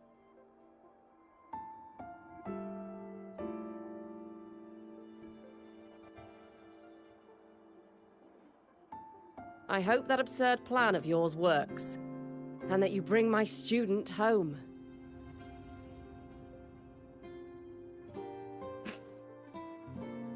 I'll do my best.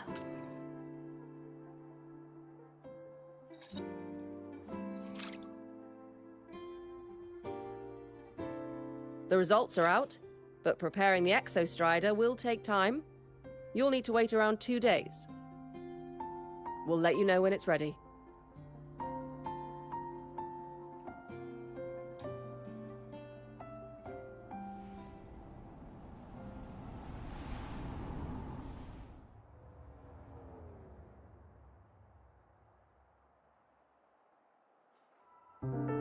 Cassette.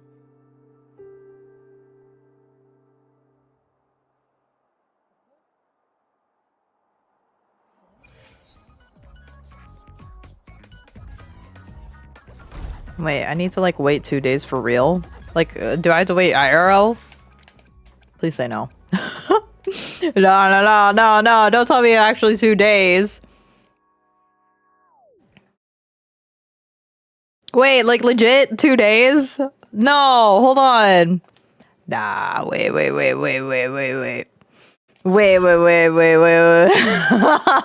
No. In-game days? Okay.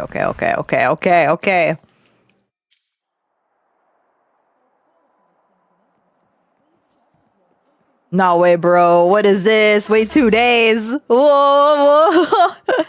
They must mean in game, right? It's been 2 days. Let me in. What? In-game day? Are you sure? Ooh, I'm not taking her. I'm not trying to take a picture. Whoa, hold on. Okay, you said 2 days. It's already been 4 days. Let's do 1,400 in 2 days.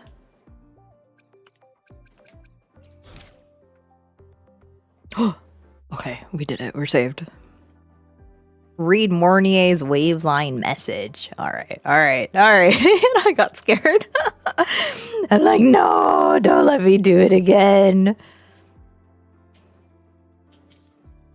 Okay. Waveline. Mentor, it's me. The Exostrider has been primed for activation. The data reception framework for the drive replica is ready as well. At your request, the space truck collected transferred Amith to the institution, but she won't respond to anyone else. I believe she's waiting for you. I'm at the institute too. See you soon. Okay. I'm ready.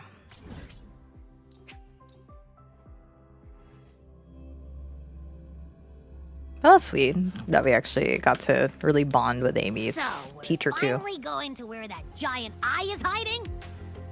Yeah. And Abby, if you think it's stronger than you, don't try to be a hero. Okay? I've got this. But, we don't know how much strength is hiding behind that gate, huh? No. Our priorities are the data and Imeth. A direct fight with Aleph 1 can wait until the drive replica is ready. Okay. So all we're trying to do is just pilot the Exostrider to get through the void matter, get the data that we need, and then pull out data and Amy, and then pull out, from my understanding. So makes sense. We're not even trying to fight Aleph 1. Actually, it sounds like we're trying to avoid doing that, which makes sense. I agree.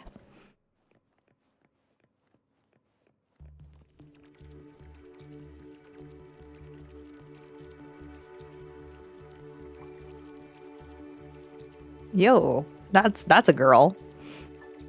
Hi, Lene. Hey, Rover. Are you leaving now? Were you waiting for me? Yeah, I was worried. Figured I'd catch you before you left. So, you're gonna pilot the Exostrider. You feel nervous at all? I know you're awesome and all, but nobody's ever done this before. Nobody knows if the Exostrider will even move, or what else might go wrong. Everything's felt so heavy at the Academy lately. Teachers are stretched thin. Even the nearby exoswarms seem restless. Lene, are you nervous? Okay, fine. Is it that obvious? Look, after I aced the entrance exam, I thought, sweet, life's gonna be packed again. Non-stop. Like it used to be.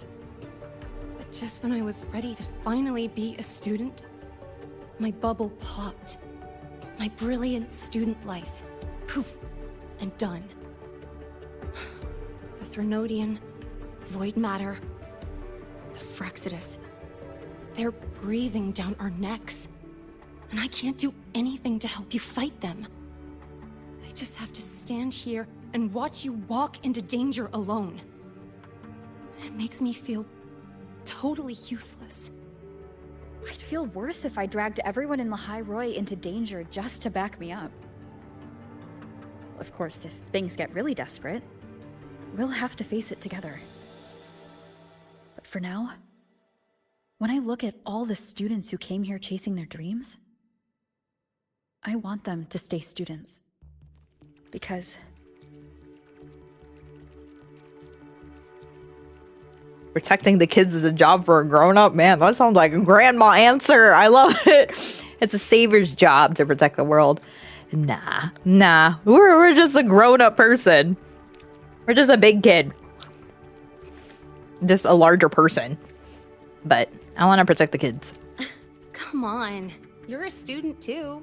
We're just kids to you or something? I am 3,000 years old. But I get what you're saying. Making you waste time on a pep talk when you've got a world to save? I do need to grow up. But I won't just sit around. I'll be on standby. Whatever the Academy needs to support your mission, I'm in. And when this is all over, we're going for a drive.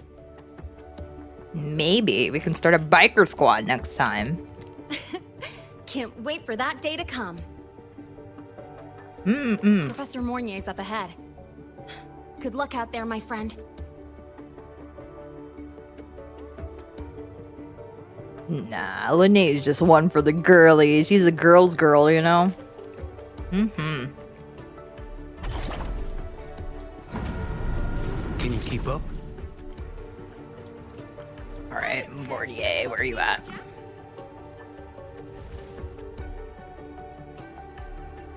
Ooh, with Valentina.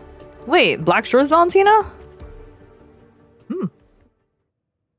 Temporary passage is complete. It will take you directly to the Keystone. The Black Shores will keep a team on standby here at the Institute. If you need our support, just say the word. Thank you. We couldn't have built the data framework this quickly without your team's expertise. The High Roy is a top priority. A joint call by the Shorekeeper and the Tethys system. Oh, Professor Mornier, your guest has arrived.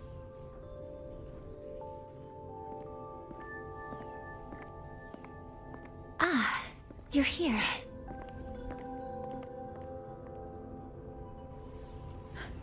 is that the way to the Strider Gate?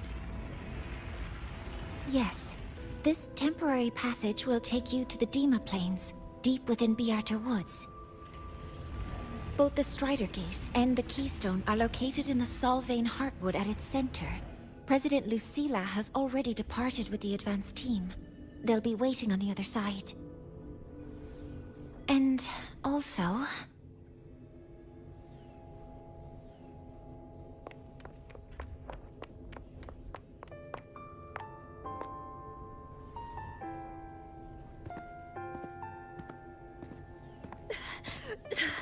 She's too fast. What happened? Professor Monnier, she suddenly bolted into the cassette depository and took this. This is...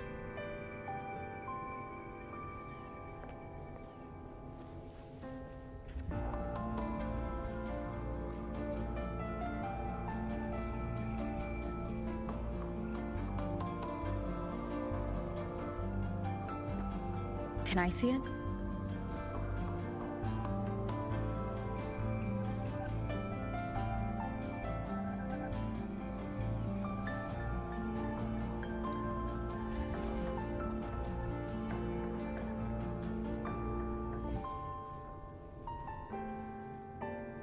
I'll give it back in a moment.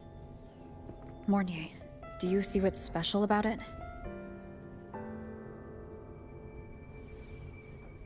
This ID number. I saw it in the student file during her inspection. This is Imeth's own cassette. It's been stored in the depository since she went missing. Why did you want to bring this now? It may be instinctual. Dr. Luke did say this exoswarm-like shell shares a frequency link with the real Imeth.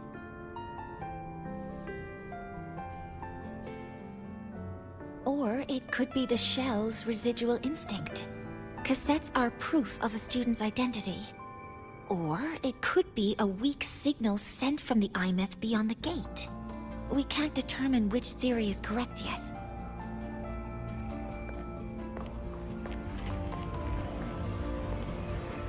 However, this does remind me, carrying a cassette into an unexplored Voidstorm zone follows standard exploration protocol.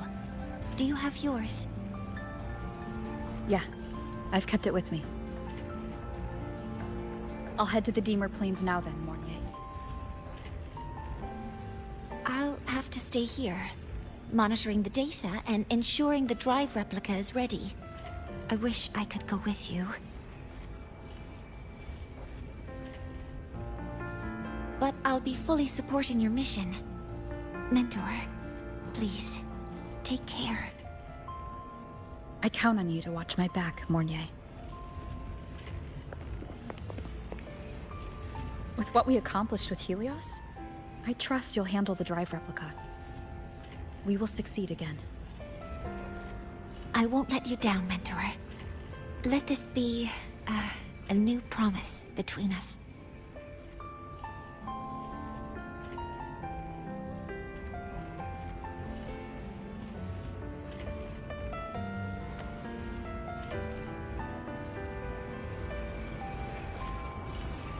Let's go.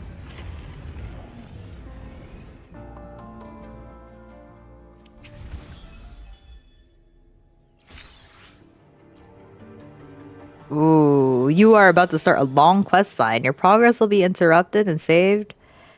If you leave the designated area during the quest, when you return, you can resume this quest from the last checkpoint. Alright. Oh man, just in time for 4 o'clock. And you know what? I need to pee. So, I'm gonna take a quick break and then we're locked in. We're gonna just do as much of this as we can. Because I'm not going to go to sleep anyway. Oh, cool. We have our companion, Amy. Nice.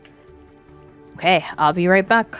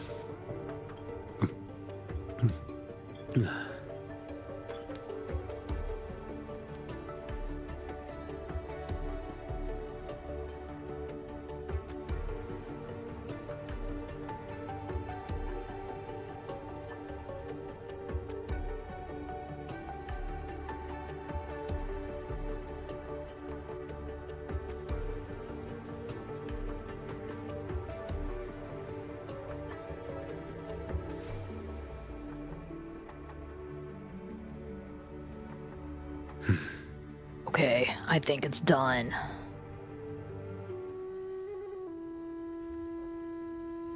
No time for that, Choyen. We need to go.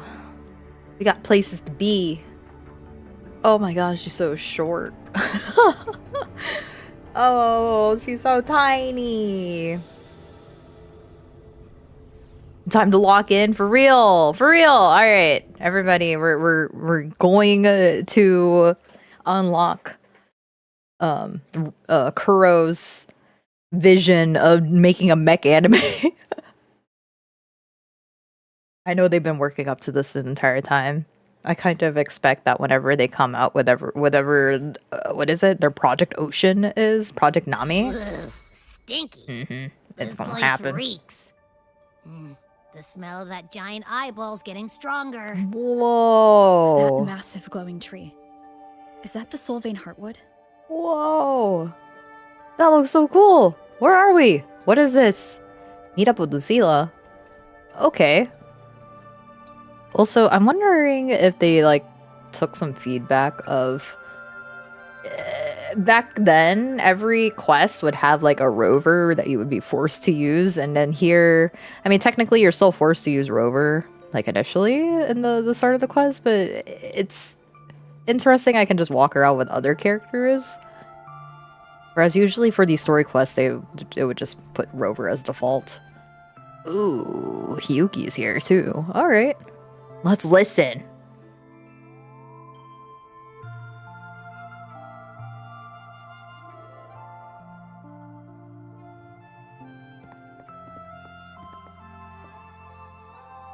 That Miko.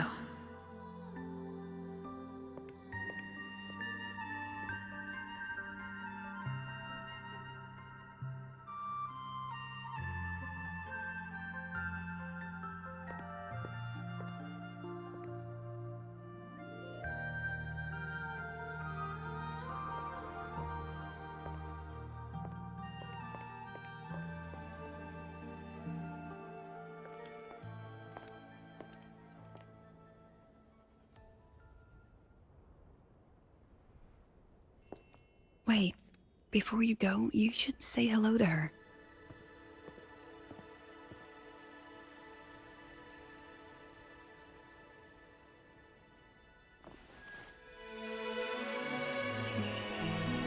This is Hiyuki. I told you about her before.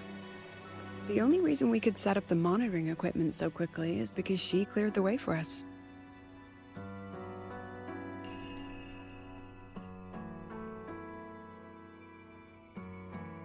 See that lingering frost? 10 years ago, a void matter rift opened in the Deemer Plains. Hiyuki went there alone and sealed it.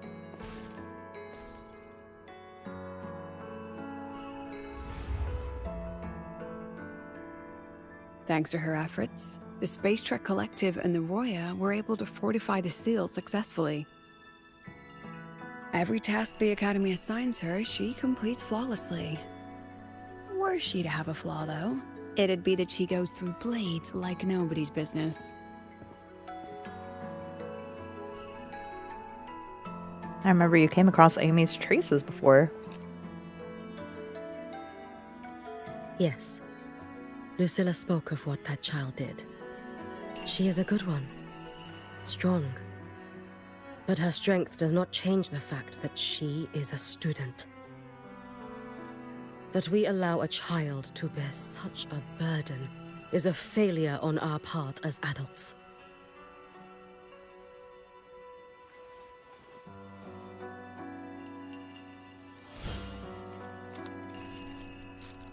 I sent this white bird to search the void matter's concentrated depths, and I am certain I felt her frequency. Somewhere in void space she waits. The collective pursues what is right, but your quest to save the one you hold dear, that I understand. Very good. But I'm afraid we can't say more than that, okay? Right now, both sides want the same thing. That's the best we could ask for.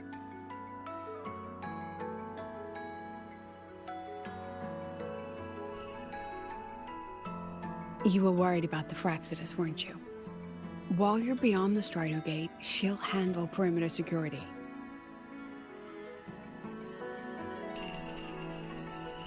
She's hunted both the Threnodian and the Fraxidus for a long time.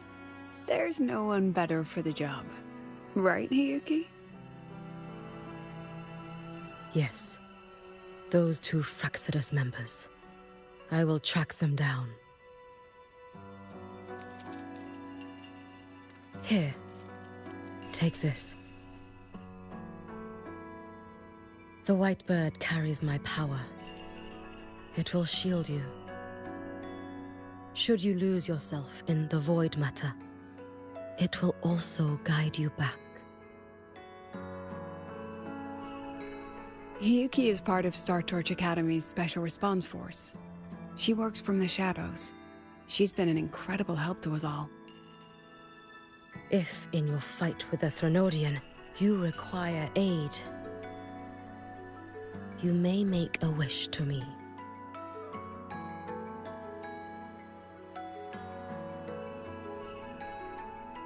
How about I go first? I wish for peace and safety across the Deemer Plains.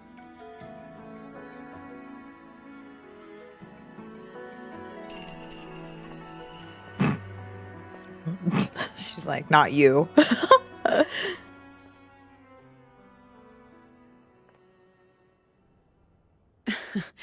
Hiyuki is the strong and silent type. Spend enough time with her, though, and you'll find she's rather fascinating. Why didn't you introduce us before? Why the reveal now? No point in hiding what's already in plain sight. Besides, you're both strong, and it's safer if you work together. What did she mean, make a wish? Just what it sounds like. But don't make one unless it's life or death. Oh, she looks so sad. Granting wishes always comes with a price.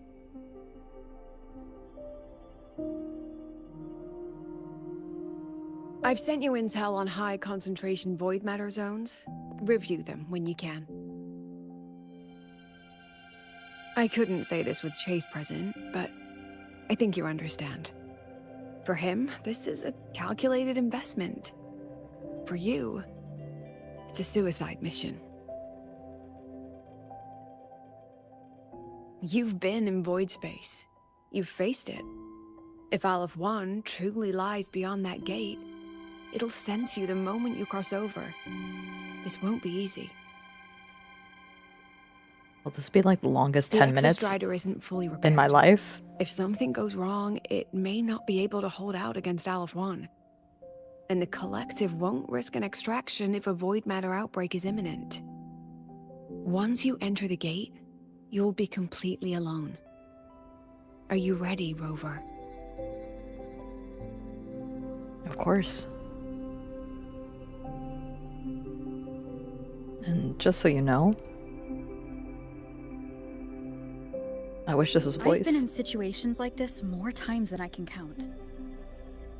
If I only cared about walking away clean, I wouldn't have gotten this far, or be standing here now. So, thanks for the concern, President. But I've been ready. Born ready. Very good. I'm relieved you've thought it through. I'll be here with the others, monitoring the void matter barriers. If something happens, I have to respond immediately as the Academy's head. We'll probably be able to maintain a data feed, but based on past intel, the void matter's disintegration effect will destabilize the signal. It'll likely cut out once you reach the keystone. From that point on, every call is yours. I understand. President Lucilla, we've checked her condition. No signs of void matter contamination. She's stable.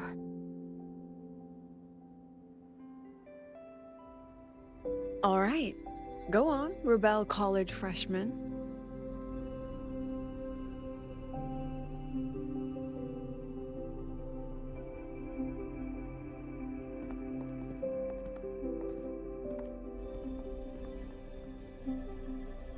The students and faculty of Star Torch Academy have been waiting for the day the Exostrider awakens. May you return victorious.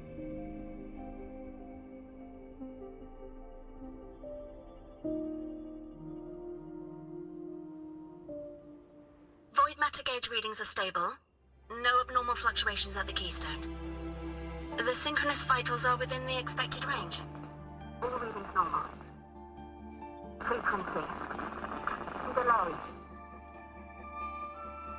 But you guys are just right over there. Why are we breaking up already? Well, where'd you guys go?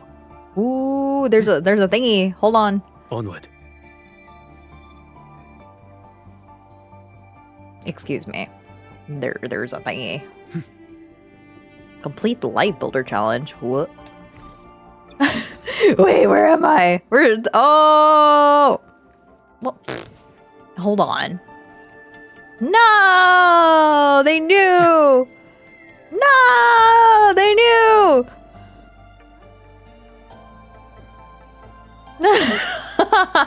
They knew about people like me who would just be like, yeah, new area, yeah, and then try to unlock whatever there is so I could start farming. Fine. Fine, I'll do your story. I'm sure it's awesome and great, and I really should focus on it. I believe you. I had no doubts. I just want to get the towers. That's why I haven't done story yet. Oh. The signal's cut I out. thought you already did story. It's so quiet. Girl, what were you doing? Solace? Oh, you're getting spoiled. Are these little guys guiding me to the Solvane Heartwood? All right then, let's go together. Yay, we have all the little eyeballs coming with us. The Solaskin merged into the roots. They didn't return to the Exostrider through the Solace trees. They used themselves to reinforce the Keystone Seal. Oh. Oh no. Upstairs, they were like, we're gonna let them go home. We're gonna find every single one of them and bring them back home. And then they come here just for one job. They're not even living their lives. They're out here. Because, okay, from what I understood, the Solaskin were a part of, it's like the neural network of the Exostrider. And they're out here just having a good time, scattered everywhere, but then they all gather them up. And they're just like little dudes, right? Little cells. Oh my god. They're just literally the skin cells of this neural network. Not. Oh, you little eyeballs. That makes me sad somehow. I'm all sad again. Oh, what? That's not. Oh. Whoa, this place is gorgeous.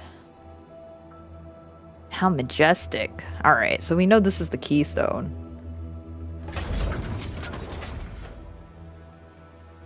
That's cool.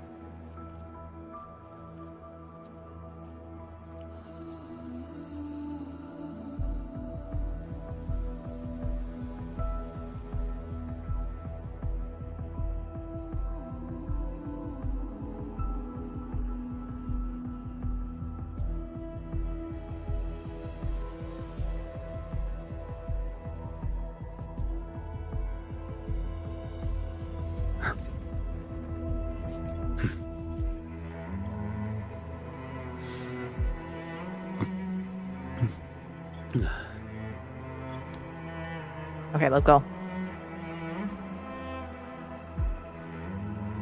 Activate the keystone.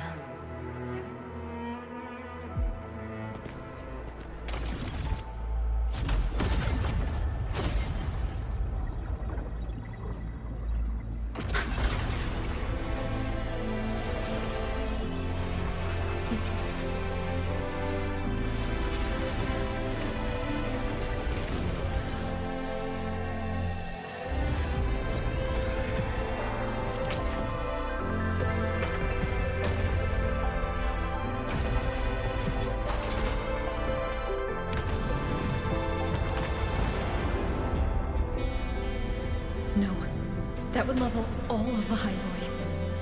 Then there's only...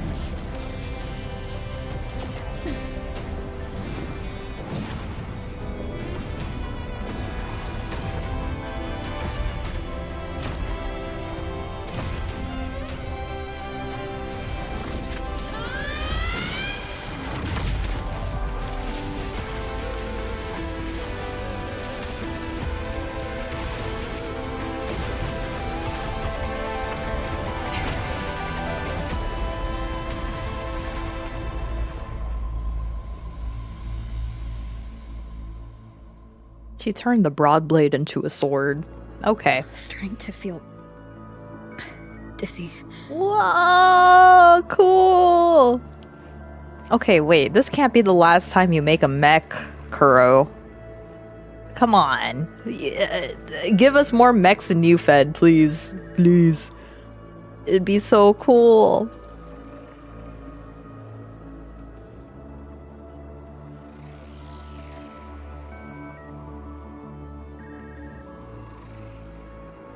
Go forth to the depth of the void. Oh, okay. Excuse me. What?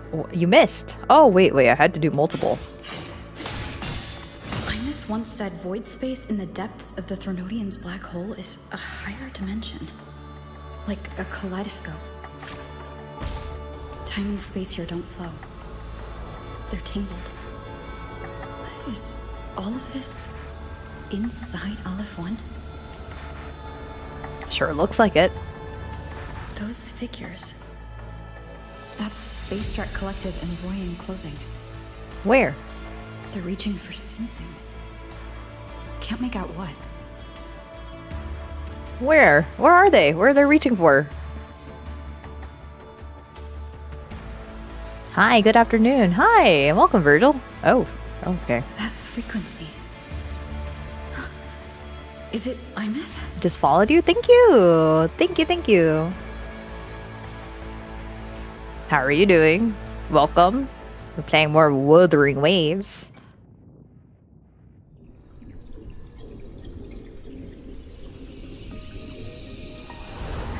Imeth?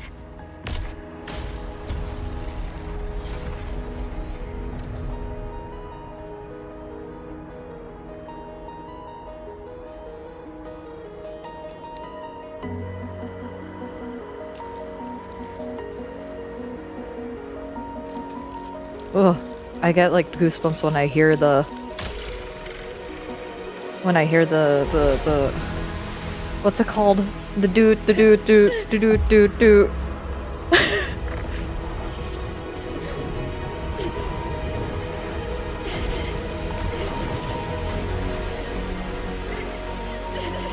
The Morse code, yes, yes.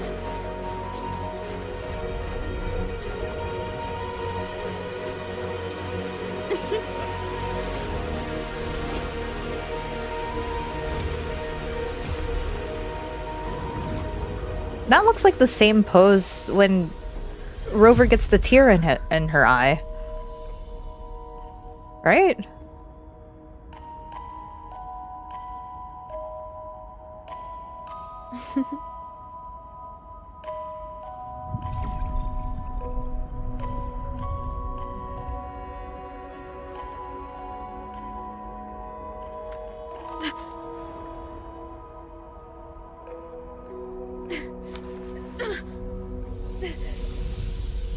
The light of the origin point. We will bear it.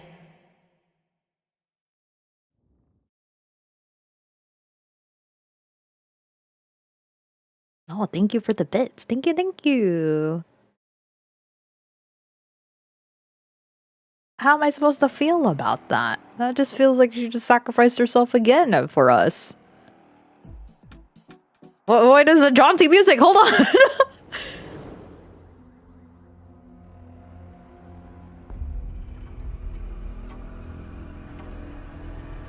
That could have been the GA. Yeah, true. Am I back at the academy? But then the GA gave us her cassette too, which makes no sense for them to do that. Yeah. You okay? Ugh, I feel terrible too. Gosh, it's been so long since I've seen you, Abby. Something just yeeted us out of the Threnodian's gut. Oof. Rapid interdimensional whiplashes. No stroll through the park, I tell ya. Like new expressions that Abby has.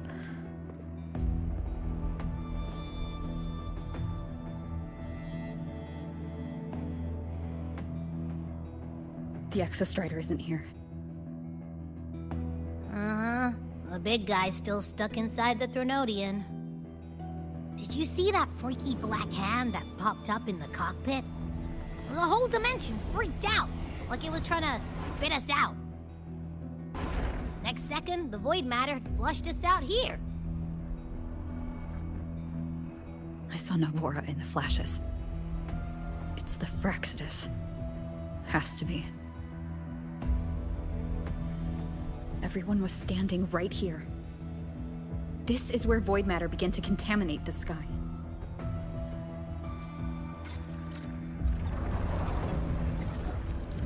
And LF1 was watching me and the Exostrider beyond the gate.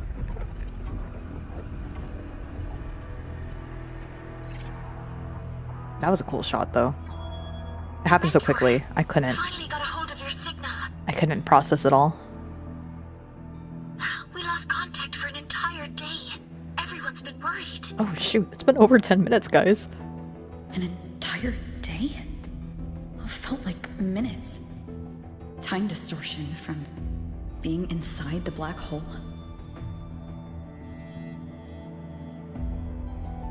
Mornier, I'm fine. We had an incident. The Exostrider is still inside void space beyond the gate. And now, even the Academy inside the void matter barriers is getting hit by void storms. What happened while I was gone? After you went in, the data transmission was perfect. We were celebrating. But not long after, void storms began to erupt even inside the Academy. We haven't been able to find any breach or source to explain it. Most of Lahairoi has been evacuated to the Collective's escape pods, with Black Shore support. Those who remain are gathered here at the Institute.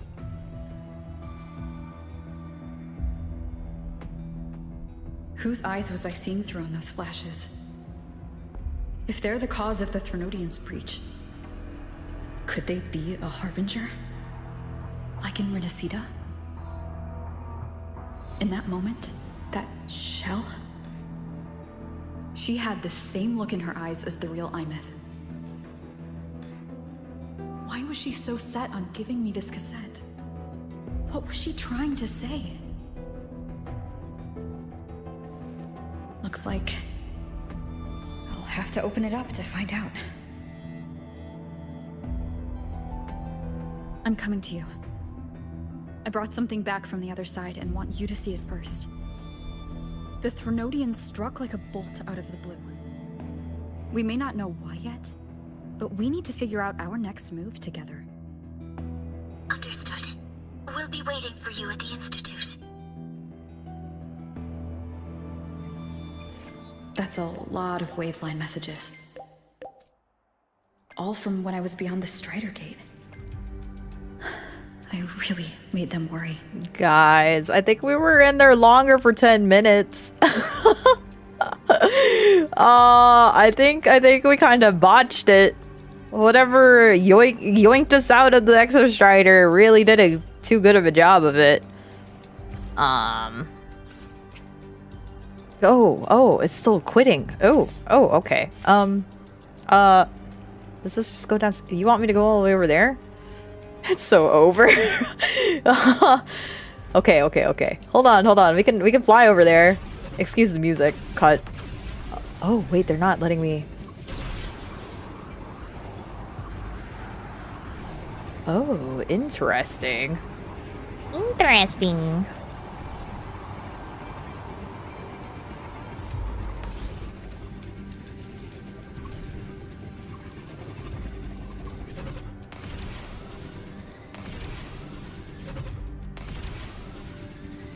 Okay.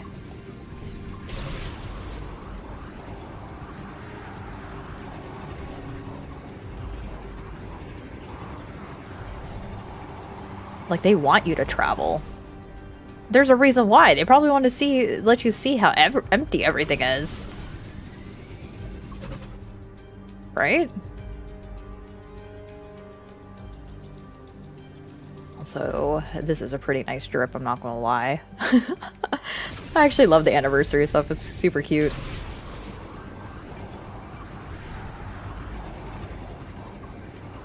Travel. Yeah, I actually just got back from the Philippines, so it's been a very good experience.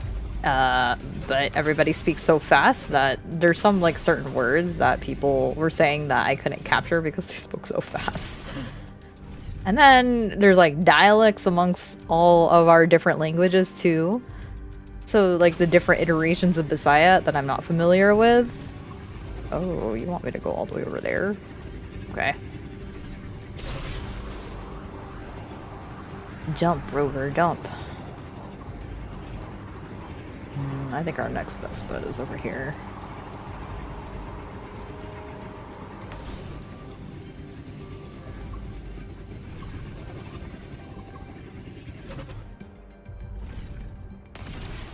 Okay.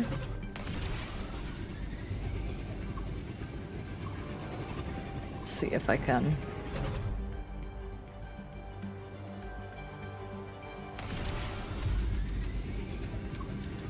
Get all the way up here without issue.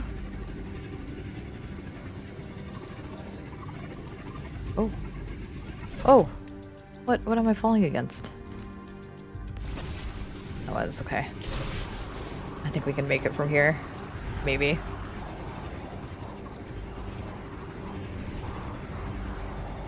One more.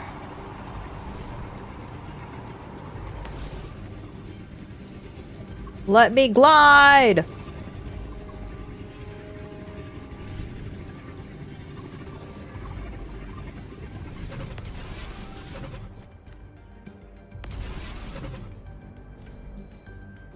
Oh, shoot.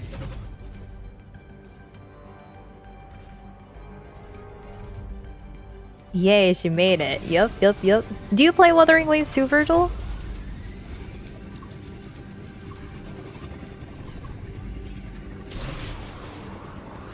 Oh, this place is all empty too. Okay. Yeah, I do. Very nice. I'm just gonna jump off here.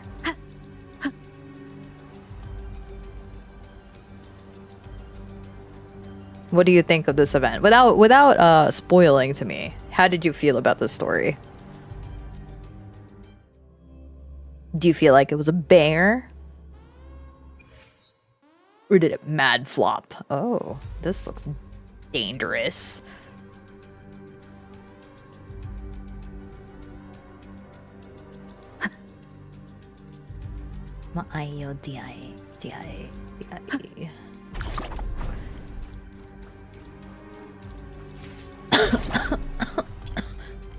Oh, I'm still so very far away from the story. Oh, this is like spoiler central. I hope you don't mind.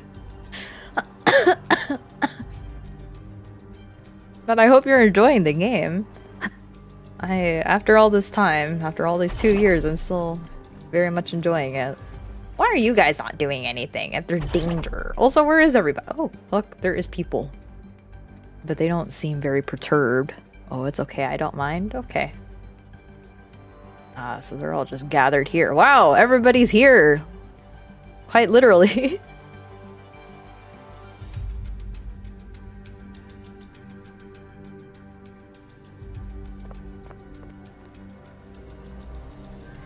The Soliskin have swept the area. None remain in Bjartar Woods.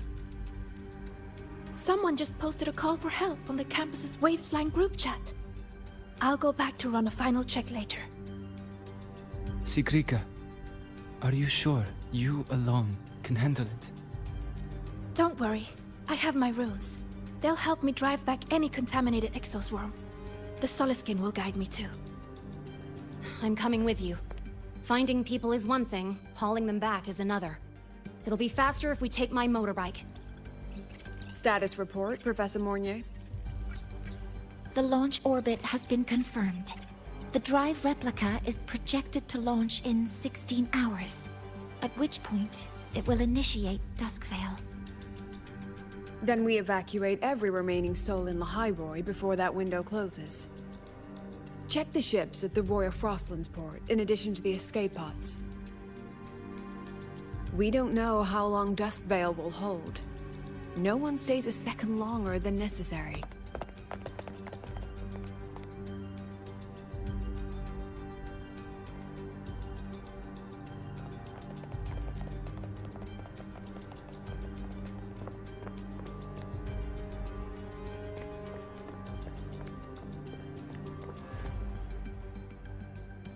Why is the Shaper not a character we could play? The Exostrider.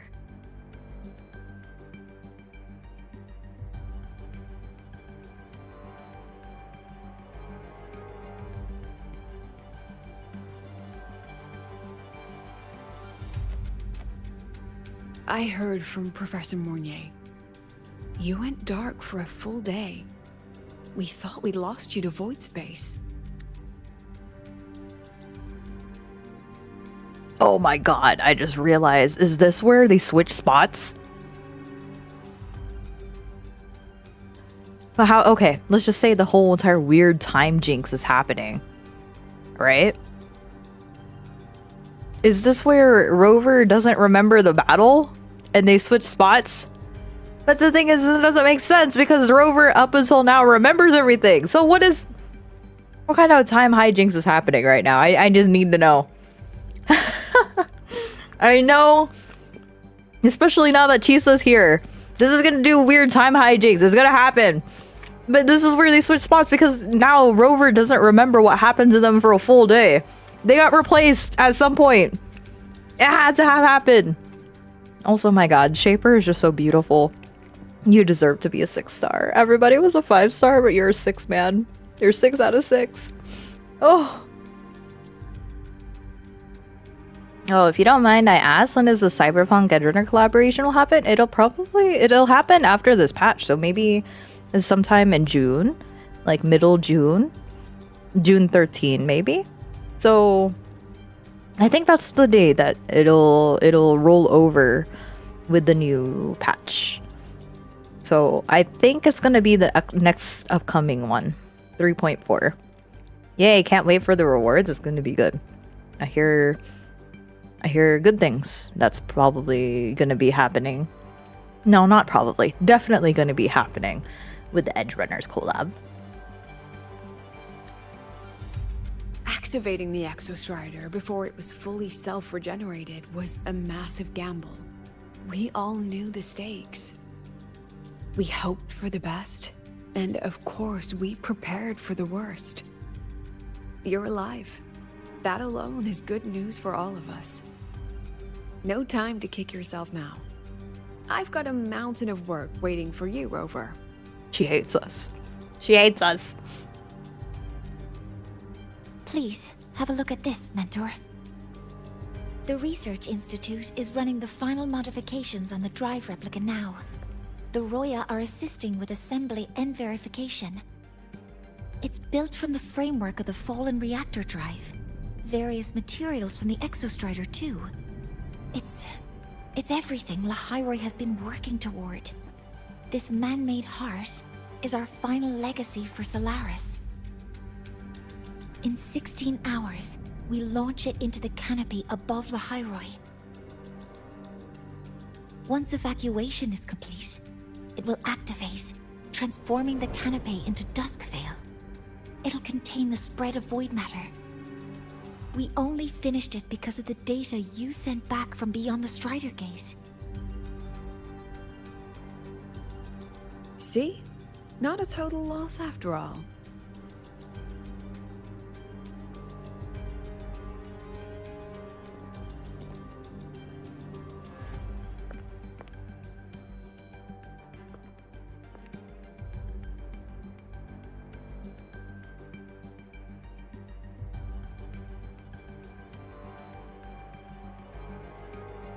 Thank you. All of you. About what I experienced beyond the gate. There's something I want to show you.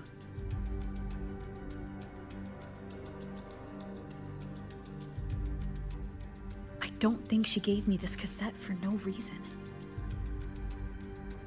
Whether it's her shell or Imith herself, she was trying to tell us something.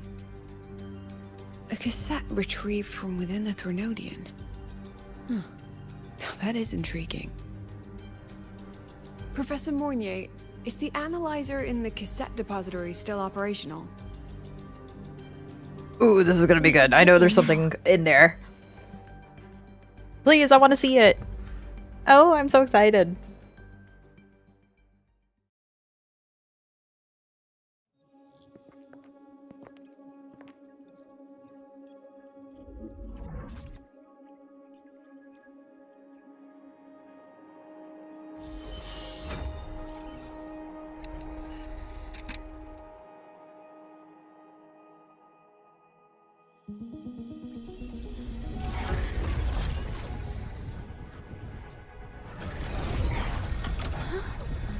What's happening? Why are all the cassettes rewinding?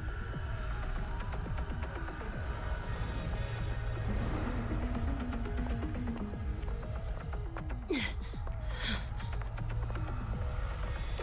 whole server bank's going nuts. Every screen is flickering. Oh, the data volume is far beyond the cassette's capacity. It's as if thousands of people left their records in it.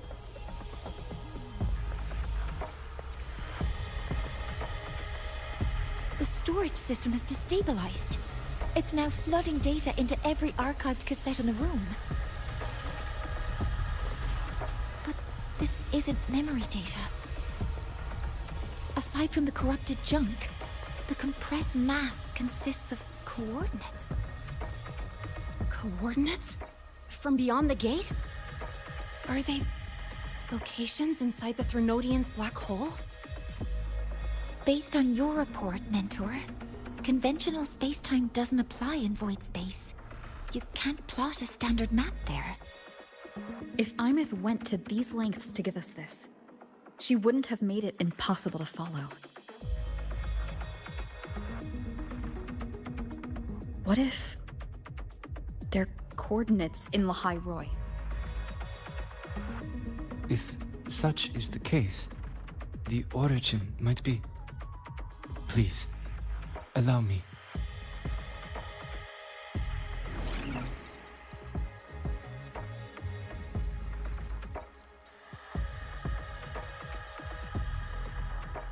A uniform format these coordinates share.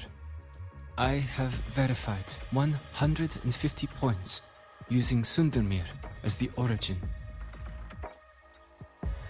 Each one aligns with a site of Royan runes etched upon stone, just as you beheld within Solisylon. Forged by the Exostrider, these patterns are. Void storms do not affect them. We have only glimpsed fragments of their meaning through the lens of Solisylon.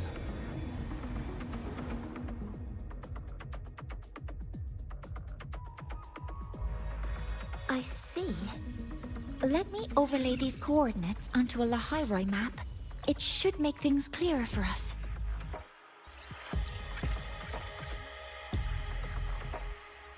Done. Using Sundermere as the origin, the distribution looks like this.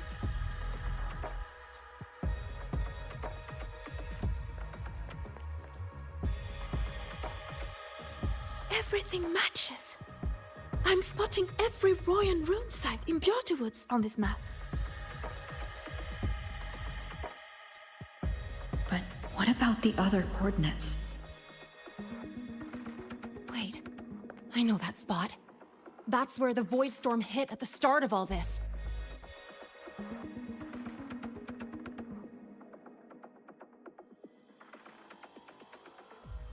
You know, that time when we first met.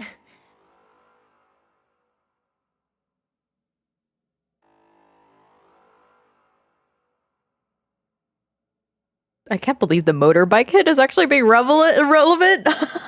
Wait, is that when we died? Did we die the first time there? That's so funny.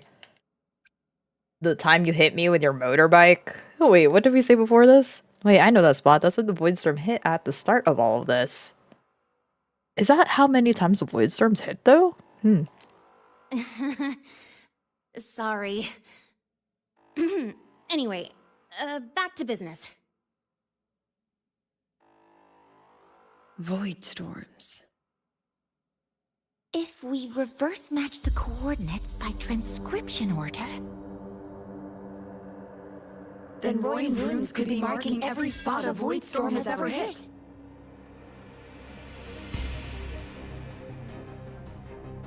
So it is.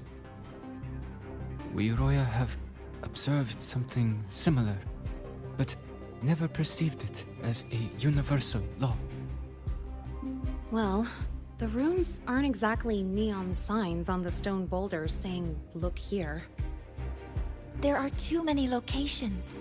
With the personnel we have left and the autonomous bots... Leave the manpower to me. You want to bring people back from the escape pods? What are we doing with all this information in the first place? Precisely.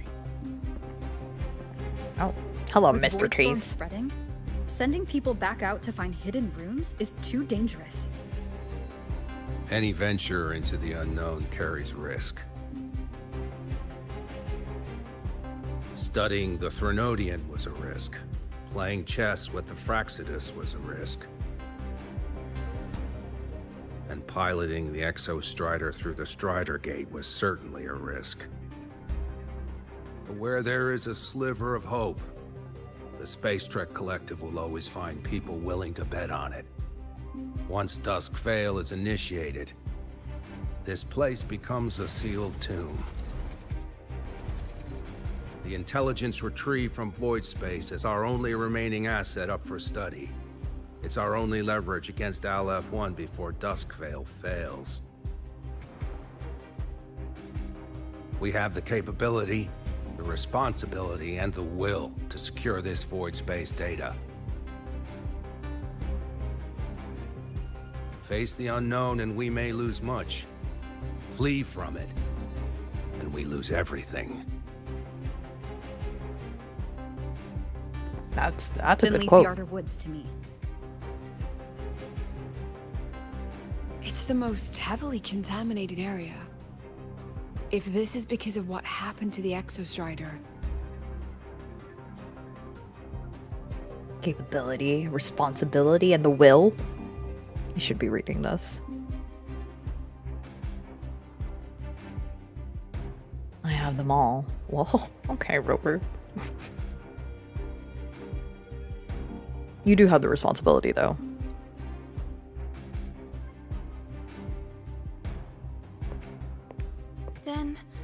Then please give me your hand, Senior. Oh, Sigrika. Alright, have fun. Take care. Thank you Use for hanging out, this. Virgil. It will guide you to other Royan runes. Thank you, Sigrika. Oh, and take this one too. It's for protection. With it, you'll definitely come back safely. Your runes, I'll be fine. With Siggy's magical rune, nothing bad will happen. Oh, we have a cute little nickname for her. With your runes, I'll be fine. Take care. The clock starts now. Recover all Royan runes before Duskvale gets initiated.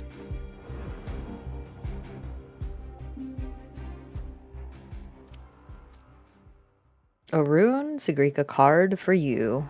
Cool. Wait, is everybody still around here? Can I still talk to them? I guess not. Okay, what are we doing with all these runes? To be honest, I completely missed the memo. Oh, look at them. All the girlies are talking. My hand feels so warm. Incredible. It's like magic. Huh. So, this is a Royan rune. Cute. The rover of this timeline is the one that failed and I'm fell? splitting everyone into teams. Hold on. They'll depart in waves according to their assigned groups. I'll take charge. Good. Yes, I'll make sure. I will none of prepare the space interpretation for the Royan runes. leaks. Wait, y'all are talking at the same time. Stop it. What about over here? Mornier, got anything for me? No, she's just locked in. Alright. Oh, the Shaper. You should have been a character we could play. Look at him. His design is so crazy. How can you make a character that's beautiful and not make it playable? They'll depart in waves according to their assigned groups. Good. I will prepare the interpretation for the Royan runes. I'll take charge. Yes, I'll make sure none of the Space Trek Collective's proprietary tech leaks. The new Fed is just like, no. You can't be busted out here with our best stuff. How long has he been an NPC? Forever! I'm kidding, no. This entire patch. So, since the start of this year. I'll take charge. For 5 months now, he's been just NPC hell. He'll be NPC hell forever. Oh, man. Okay. So, I don't know. It has to happen at some point. And there's no way. All right, now that you said that, there's no way Chisa is gonna be. That can't be. Is that my fault that I had expectations? Listen, Chisa's not my most favorite character on the planet, but I do believe I do believe that she had a role in at least our fight against the Rhodian. Like, they said that there was a battle between Chisa, Rover, against something. And it was a wild night, but it all resolved itself. So, it has to tie back. If they don't ever call back to that, then that will be a loose thread for okay, I just gotta let it play. But the weird thing is Rover was lost in the void space. A whole day passed. Something had to have happened that either Ameth pushing Rover out or whatever those tentacle hands were doing to keep Rover out was what protected Rover in the first place. But for a whole entire day to be knocked out like that, likely something had happened that we're not going to see. Look, Rai. That's what I caught on the memes of, man, Wuwa has some good NPC designs. I see Shaper, and then she's... Oh, don't say that. Stop that. Stop that. I was... Y'all heard me yapping 3 months ago. Ooh, we got a group chat. Oh, there's a lot of people in this group chat. Anyway, no, we can't be doing that. Here I am I'm in a better mood. I'm open-minded. Oh my god, y'all are talking so much. And then now, don't do this to me. Stop it. Stop that. Chisa still has a chance. Okay. Preliminary deployment is complete. All teams must reach their assigned sectors on schedule. The teacher team has reached the high-risk zone ahead of time, beginning full sector scan now. Student council here. We've engaged a rampaging exoswarm herd. Estimated arrival at the mid-risk zone in 2 minutes. All medical units are deployed sector-wide, standing by to ensure personal safety. This is the command post. We position at the Voidstorm's edge. All Voidstorm trajectory updates will be sent to your terminals in real time. Remember this. We all come home. No, I think, are we in the bad timeline? Is this the bad end timeline? What do you guys think? I think we're in the bad end timeline. This is the bad end where the Threnodian, because do you remember that earlier part when they're piloting the Exostrider? Fraxidus was already on us. Ameth pushed us out with the coordinates of all the void storms that are already happening. And we already saw a shot that Aleph 1 was already perceiving, okay? They were perceiving a little too good. So I think the Ameth that gave us that cassette already recorded the cassette of all the void storms that were happening even post this moment. But then what are we leading up to? What are we even getting from these Royan runes? They're gonna try to throw Rover back in time. Maybe. I'm not trying. I don't even know. I'm just saying whatever I want. Yeah, but I love time hijink stuff. It's my favorite thing to analyze, just so it could be logical. If time nonsense becomes logical, then that's where it becomes fun. No, real time. What? Real time something? Collaboration units? Oh, are they fighting with me? A coordinate extracted from the data stored within the cassette located near Briara Woods. According to the Space Trek Collective's recommended route, your first objective is to secure the Royan rune here. There's etched fragments of Royan runes. Where will they lead us next? Well, I don't even know why we're out here. Oh my god, it's so far away. Can I even go? Oh. Okay, good. Fast travel. I mean, I wouldn't mind flying, but it's already been an hour. And I don't know how long this story is gonna be. Okay. Where are we going? This way?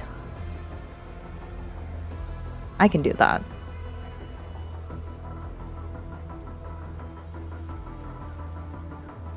Ugh, everything looks really bad. This does not look good.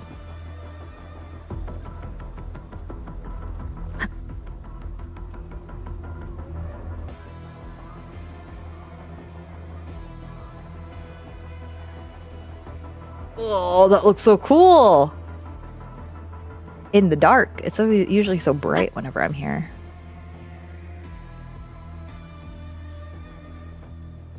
According to the map, the first one should be around here. Didn't notice before, but there are some shredded frequencies hanging around this spot. Abby? You're awake. Didn't seem like the right time for a chat before. But hey, you've got a real knack for rallying the rune's responding. Oh no, he was yapping. Gosh darn it. When you approach a Royan rune fragment, the rune cards Segrika will react. Casting the selected rune power allows you to see the rune fragments scattered throughout the area. Okay. Align the scattered rune fragments with runes on the stone to reveal the complete rune. Sure, I think. Well, Whoa, something's glowing over there. Those outer rune fragments. Line them up just right, and they might connect with the runes on the boulders. Oh, it's like the escape room all over again. Okay. Can I... How do I do that? Line them up with... how do I do that? Do I approach it? Oh, wait. Jackpot! We actually found one! Good. I'll send it to the Shaper and the others for a look. Found the first one. Copy. You're in the most dangerous sector now. Be careful out there. I know. Live intelligence report has been updated with the newest locations. On to the next rune. Oh. Okay. Wait, what is this live thing that you're talking about? Where is it?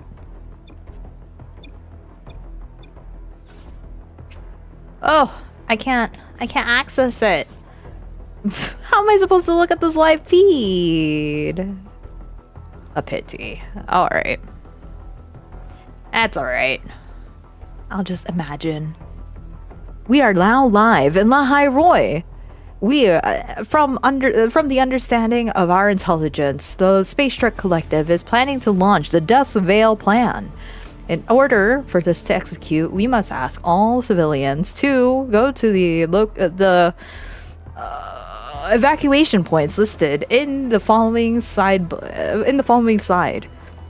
There are currently 10 different locations right outside of Star Torch Academy, with the guidance of the Black Shores assisting the evacuation. Please go to each evacuation point. Same as before. In an orderly fashion. Yada yada yada. I can't do news reports. Oh, that looks like it's correct. According to the mission details, there's still one left. What are we supposed to learn from these? It looks like a big old picture. Copy. Efficient as always. Everyone's on schedule. Don't rush. Stay alert. We're blazing through these runes. Yeah. Teamwork makes the dream work, huh? Right. I hope Sigrika is having the same luck. So while you were searching, I tried tuning into each rune's frequency. Each trace felt different. Okay, I'm listening. They're definitely real, but whatever's left behind is way too faint. Can't really feel what it is.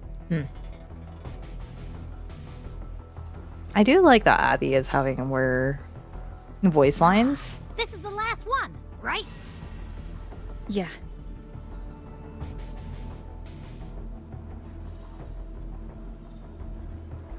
Well done. I'll send it to Lucilla and head back. It's a map.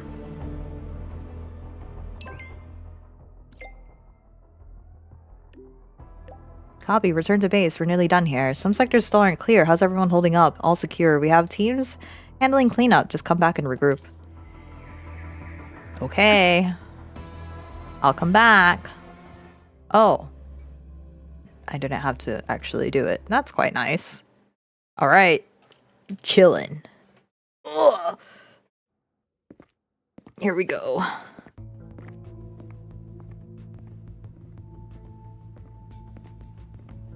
What's going on?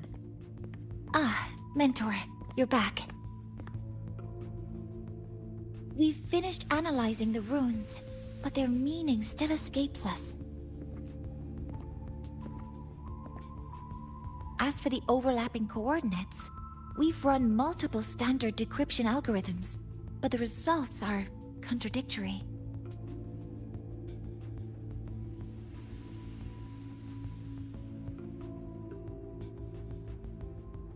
I'm no rune expert, but we have one here, don't we?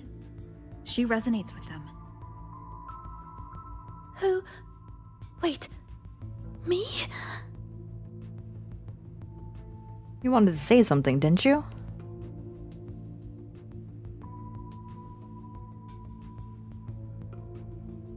If you're asking me, these runes don't feel flat. They feel spherical. About this big. And these 2 points are relative. Like this. 3-dimensional coordinates. Orthographic projection. If we take the reactor drive's light data from the database as a depth layer and reconstruct it...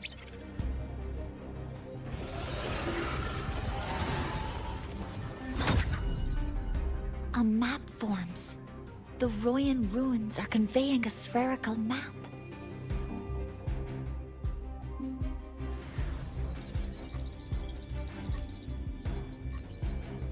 What are these 2 places?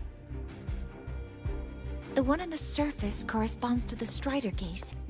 As for the one at the center, there's too little data to confirm. But by geometric definition, it's the origin point of the entire map.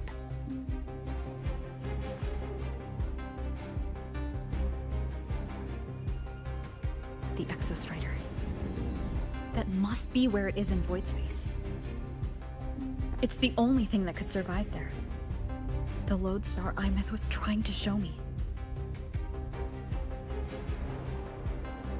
Contamination around the keystone is off the charts. We've got no viable spatial data. In other words, using the Strider Gate to get you to void space isn't an option.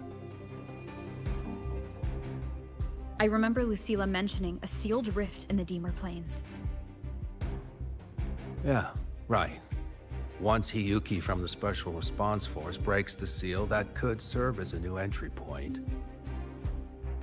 But without the Exostrider, are you suggesting crossing the Strider Gate and searching for it yourself?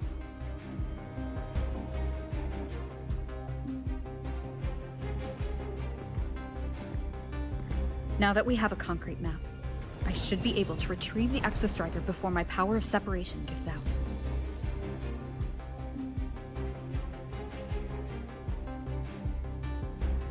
A compelling proposal. Hard to refuse. But don't forget the Exostrider is currently out of power. Finding it is one thing. Extracting it is another.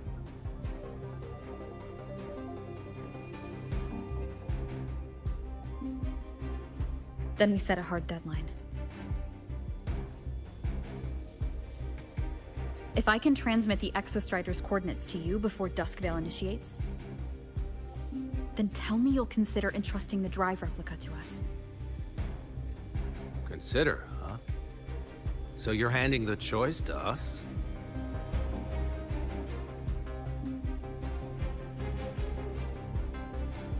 It's not about who's making the choice. It's about trust. I'm not asking for a guarantee. I'm trusting you, the professionals on this side, to make the right call. Whatever that call is.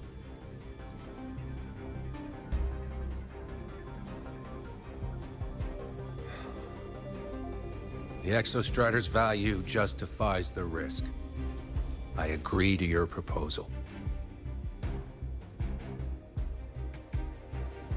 Pass Rover must have been a businessman. How else would you talk to these type of people? The command posts only just pulled back from the Voidstorm front lines. Took longer than expected. I've been briefed on the situation. Sorry I had to be absent for that. No worries. It's all settled. I got it. Talk no jutsu. Still, I'd like a word with you before you go. Let's meet by the Research Institute. Okay. Wait, all the way over there. Okay. Is this really even a map? But we don't even know what it's actually trying to signify. I felt like the runes that we saw on the actual runes looked more like a map than that. Initially, I thought it was just the coordinates of the eyeball. Like inside the eyeball. Even though void space doesn't work like that, but... well... we'll see. I like everything that we're learning so far. I like that it's complicated. that it's unclear, and then Rover is actively voicing out that nothing is a guarantee anymore. Everything is truly a gamble, but they're willing to gamble with the people of the land. That they're the ones who will make a call. And at this point, it kind of solidifies the idea that Rover really is a tool and is now more than ever proving how much of an asset they are to whoever's faction that they're in. So let's just say that Rover succeeds. New Federation is going to keep a big, huge, fat eyeball on Rover. For sure. Here, this is the Deemer Plains map, updated with the latest intel. Okay. Be mindful of the contamination. It's not just the exoswarm or local life forms being affected. It's sealing off the terrain itself. That said, where there's a will, there's a workaround. Hiyuki found one, though took her some time. That Miko. Yes, she's been investigating the Deemer Plains in secret. You'll meet her there. She also asked me to tell you that she's run into the Fraxidus there, including the missing girl, Denia. Why would you want me to know that? Let's just say honesty is in her nature. She just thought you might want to know. Perhaps her way of showing she has no hidden agenda. Noted. I'll be leaving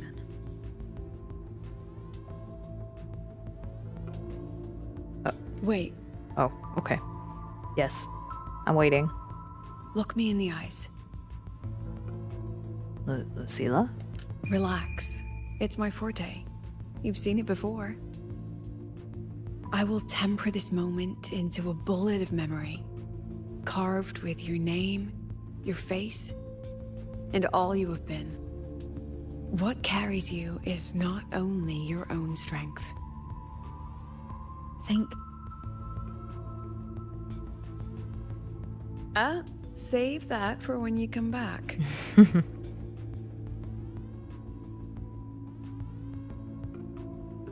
Oh, so Lucilla really...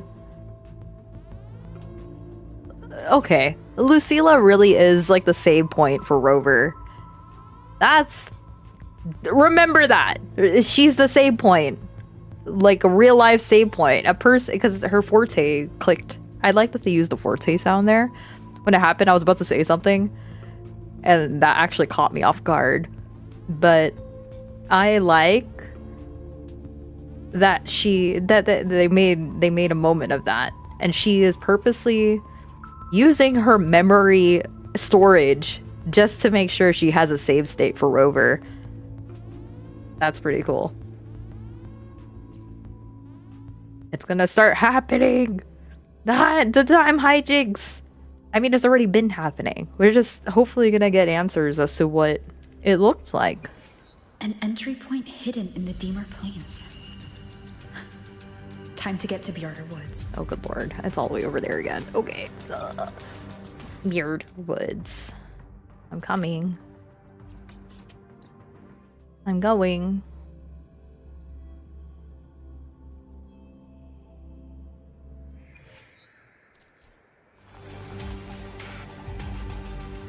Okay. Around here.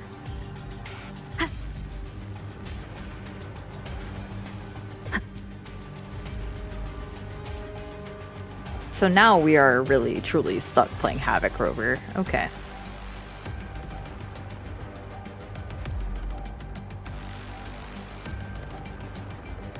Oh no! They're dying!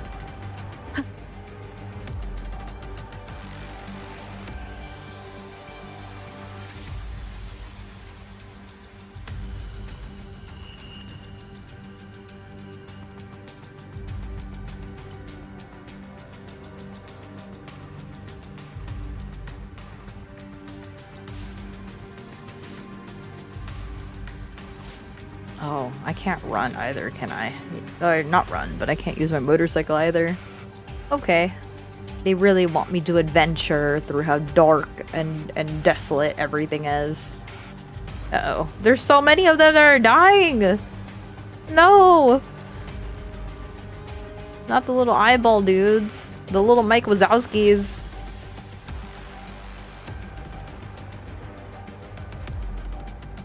That's sad. Oh, wow. It's like covered in ice too. Interesting. No, not the little mascots. Ooh, it's crying! You see it? Oh my god! It's already been totally contaminated by void matter. Might be worse than I thought the lower I go. That was a little teardrop. But the frost seems to be slowing the spread. That frequency. It feels like Hyuki's.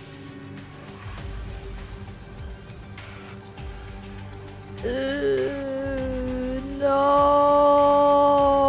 it's crying.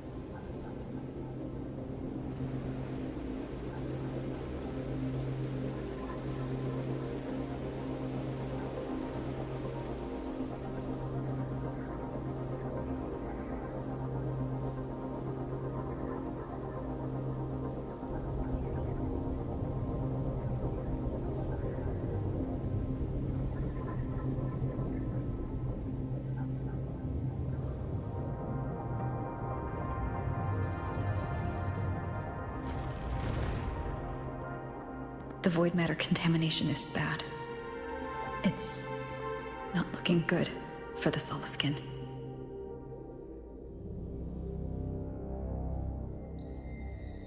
This white bird.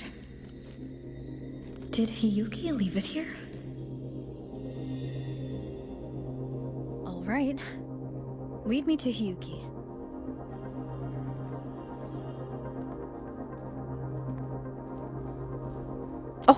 And I get my motorcycle crazy. Okay.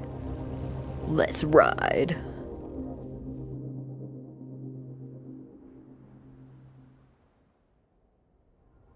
I'm telling you, it kind of reminds me of Galbrena. Oh. Where is it leading me? I'm not even doing anything. Wow, I thought I'd have to be controlling this, but I don't need to, apparently.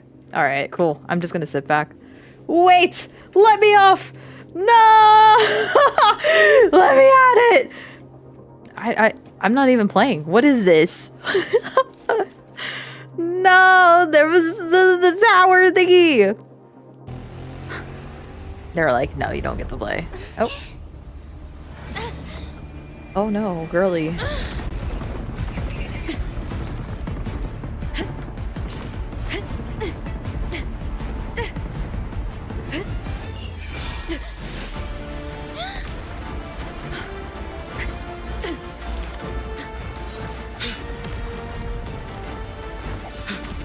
Oh, wait, she's so cool!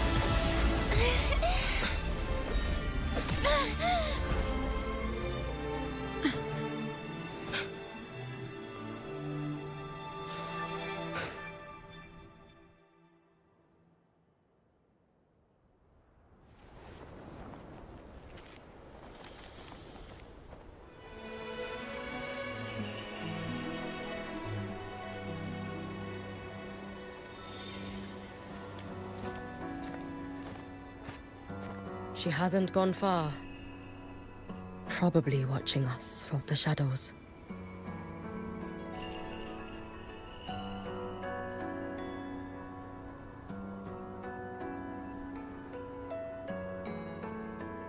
She seemed like her grip is slipping. She was already like this when I last encountered her, shortly before the void matter surge.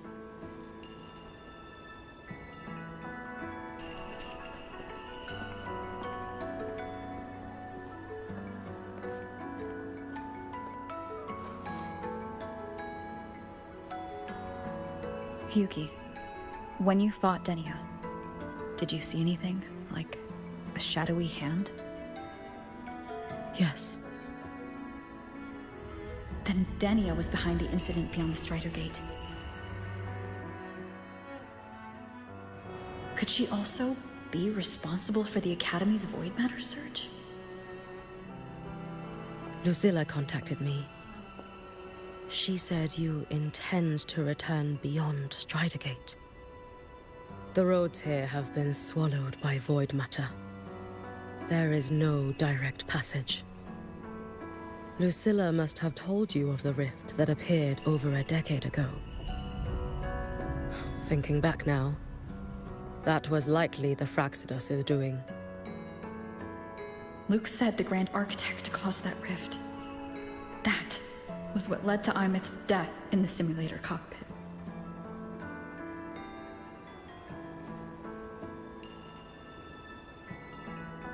If they used a Threnodian frequency extracted from here to influence Denia, then the Space Trek Collective was already infiltrated from the beginning. The Threnodian surge now could be their attempt to force the girl to master that power. Or perhaps that power within her has simply broken its leash. Long ago, I sealed a portion of my own power there to help aid the Solvane Heartwood resist the Threnodian. Break the seal, and you will pass through the rift to reach the void matter depths beyond it. Understood. I'm relying on you. Let's go. Time isn't on our side.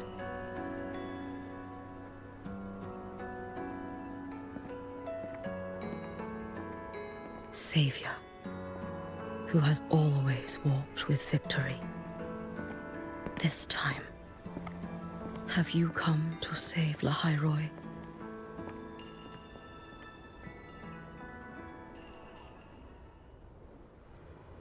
Oh, this is spooky. It's like, oh, look, anti-gravity, guys. You know what that means. Anti-gravity means that this is a completely, what is it called? The waveworm phenomena.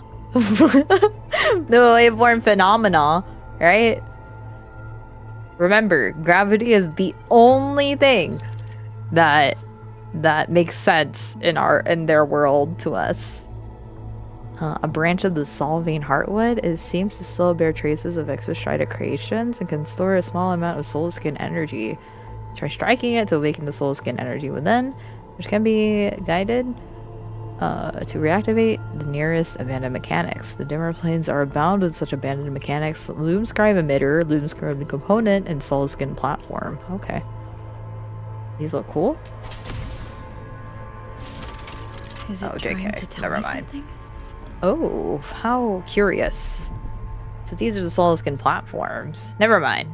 I got way ahead of myself. I thought those were a part of it. Seems to hold little interest in anything besides humans. It didn't eat a human before. Most of the structures it devoured have drifted here. Here? Oh, really? Well, it looks like I already ate half of the school.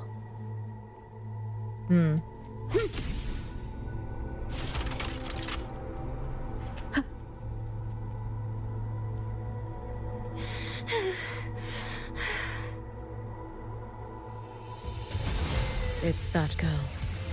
Be cautious. Denia? Can you hear me?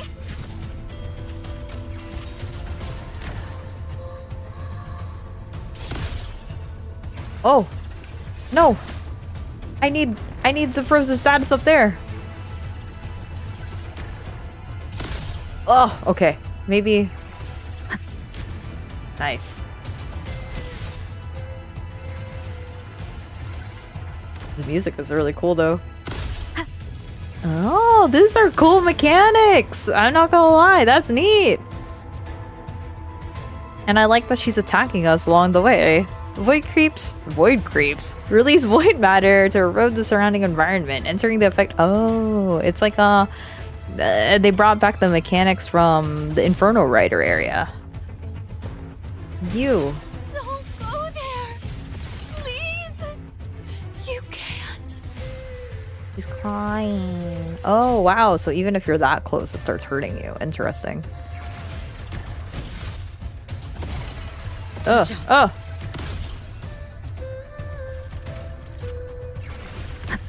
No! Don't! Is she stopping us of her own? Let me handle this.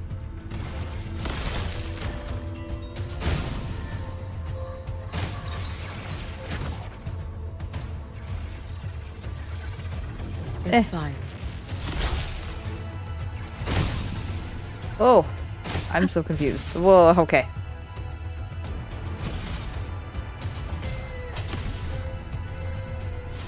I like this music.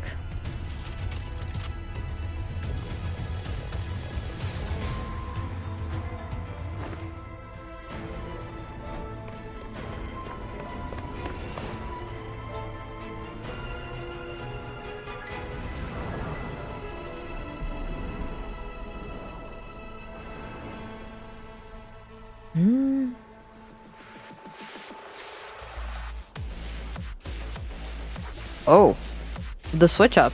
Okay. Oh, she's going to kill us with Tetris.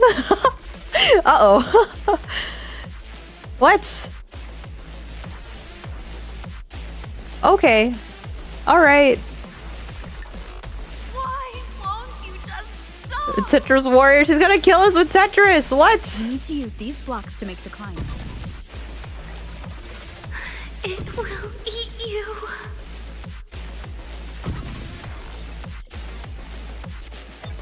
Uh-oh.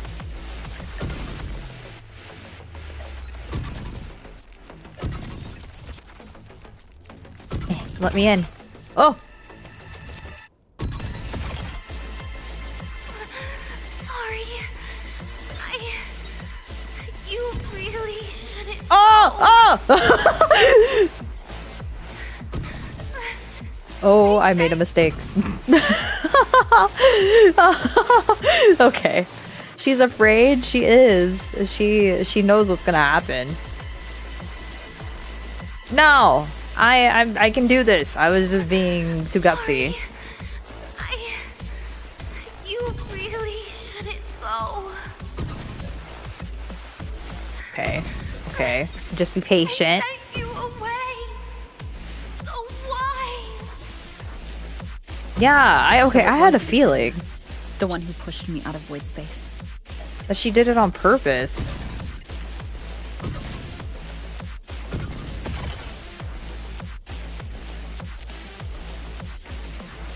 Oh, my head. It hurts.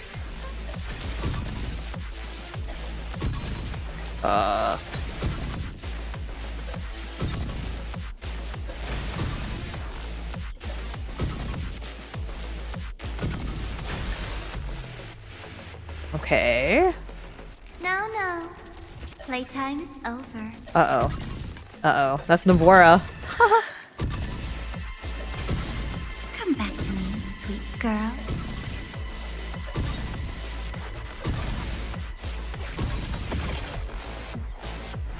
Can I jump that? No. Please. Don't. Oh! Wait, what am I supposed to do? Oh! How am I supposed to get up there? Oh, okay. Okay, yeah. That child's state. Whoa! She did not appear to be under complete control. Can I go back down here now? It was Denia herself who stopped us. Wow! Let's go. We need to get up there first. Okay, sorry. Oh! No, don't fall. Okay. Sorry. I that's so cool. That's so neat. Wow. Very neat. Very neat. I like that. That kept things a lot more fresh. But it's sad to hear Denia sound so full of anguish. Like she's so helpless to what's going on. There's a thing I can collect above here somewhere. Oh, can I explore now? Wait. I think I can. Hold on. Oh. Oh, I think I can. Wait.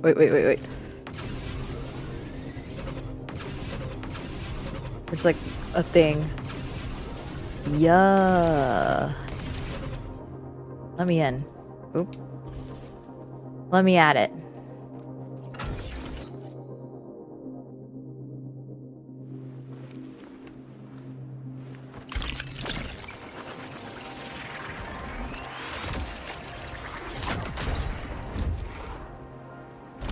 Now that they let me do this, it's over. I'm just gonna start exploring now.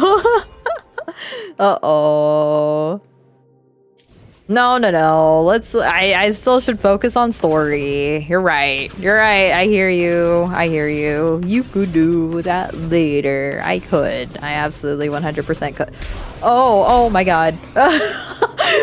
Right. I forgot that that's a big gaping hole right there.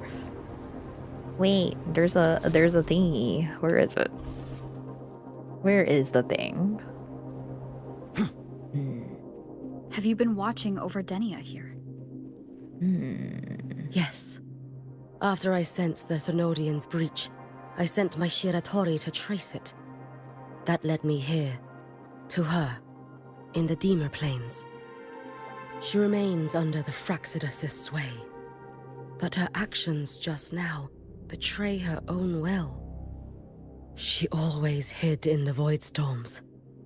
I have no wish to harm her, so I did not find the right moment to intervene.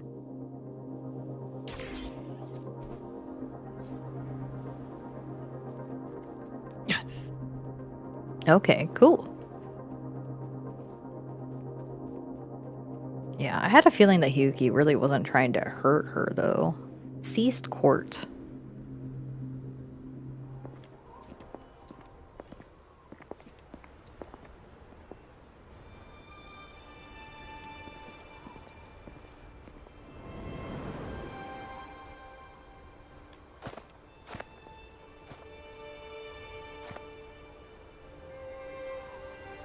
Wait here. This seal is wrought from the future's tithe. To put it simply, I drew upon countless versions of my future self and anchored them here to suppress the void matter. To break the seal is to reclaim those futures. That task is mine alone. I understand. I'll leave it to you. There is one thing. With Aleph 1 active, I may not be able to restore this seal once it is broken. You choose the most perilous path at the most perilous time.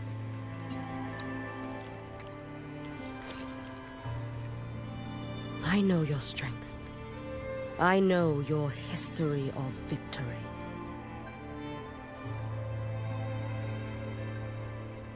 To take such a risk?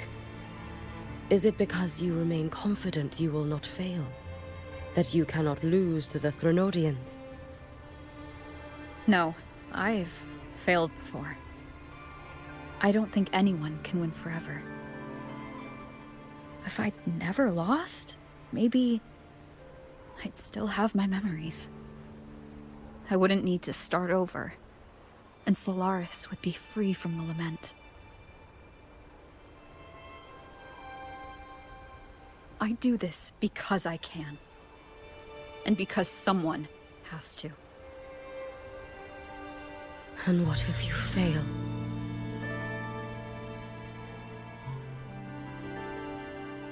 Then you evacuate immediately.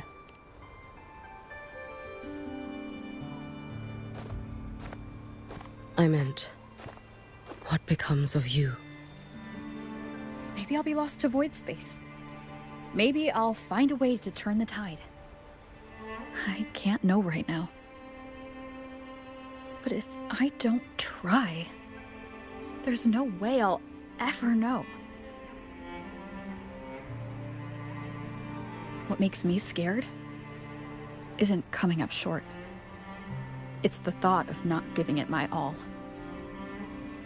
The cost of this attempt is steep, and you bear the weight of many. I expected more caution. To fail even once against a Threnodian is to invite apocalypse. Even knowing this, you would still go. Hiyuki? Lucilla told me you fought a Threnodian in Ashinohara for a long time. I don't know how you did it, but I can only imagine what it took to hold the line in a place already so destroyed. So, I'll ask you.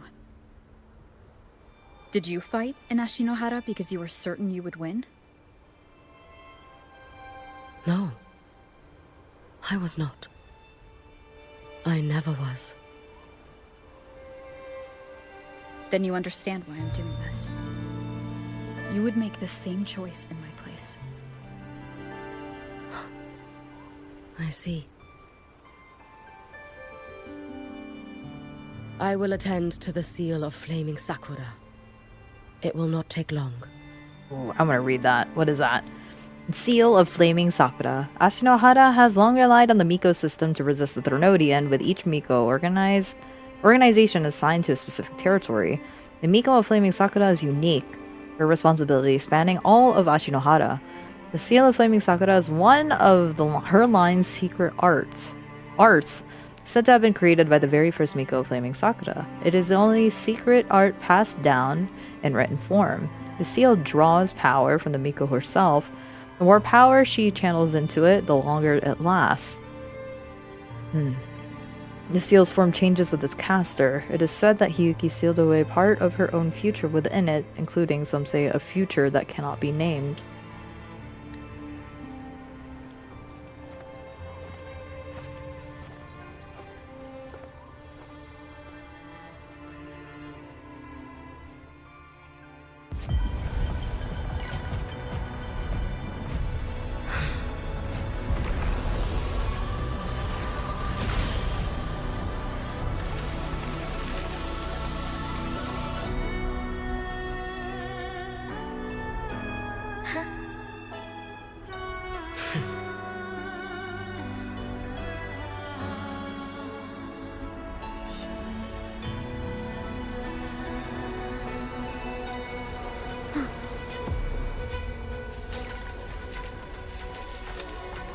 Oh, good lord. Is that Cristoforo? Oh, no.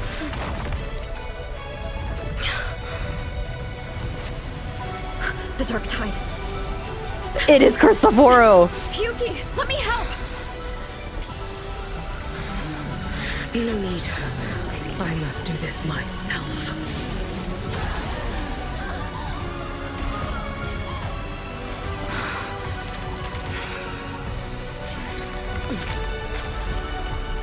Oh, so this is how she gets her ice powers back. Okay. Well, her other form back. This is the form that we see in her ult. Oh, that's so cool! Why not choose the easier future?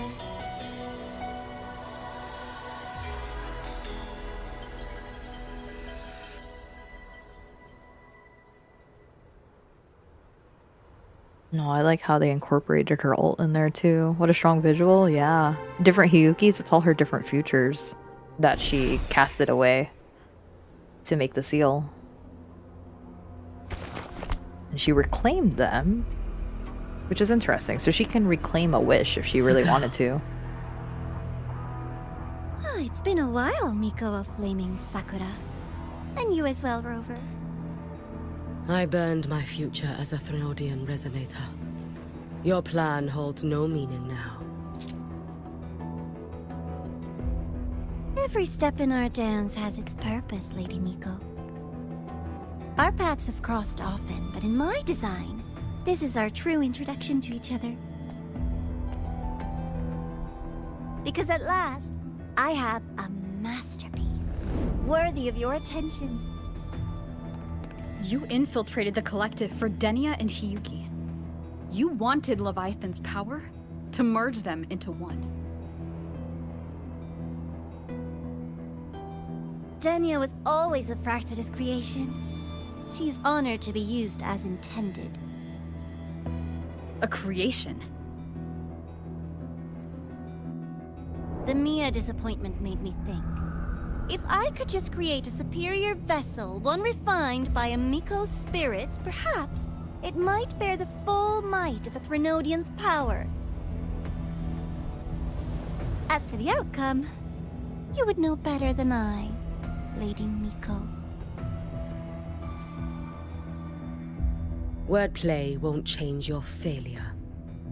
Leave, you tedious avatar.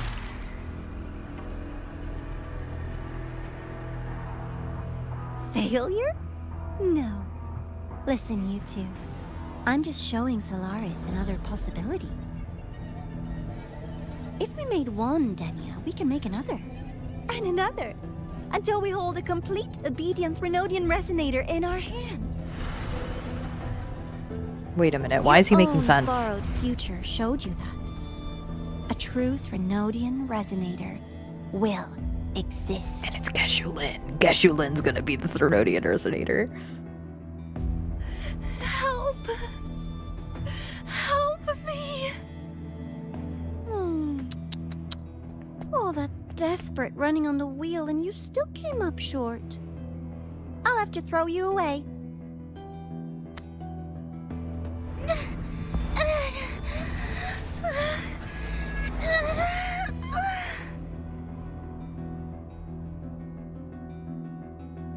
Oh, Denia. She can deny it all she likes, but the void in her heart is the same as Aleph One's. That emptiness, it will always pull her towards the Threnodian's power.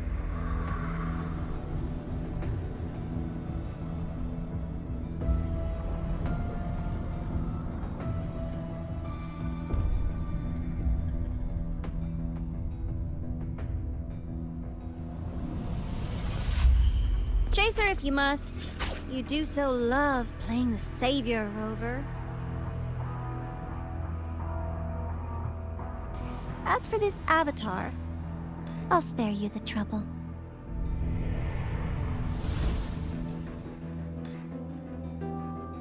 Wasting time on one of their avatars is pointless. Come on, Hiyuki. The seal is open. We have a job to do. Denia needs us.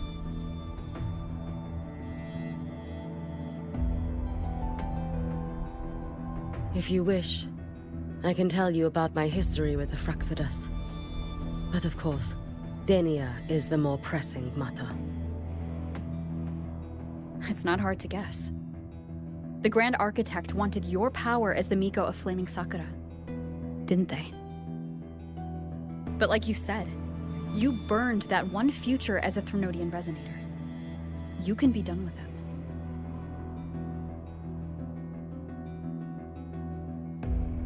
Right now, Denia's state is what worries me. I fear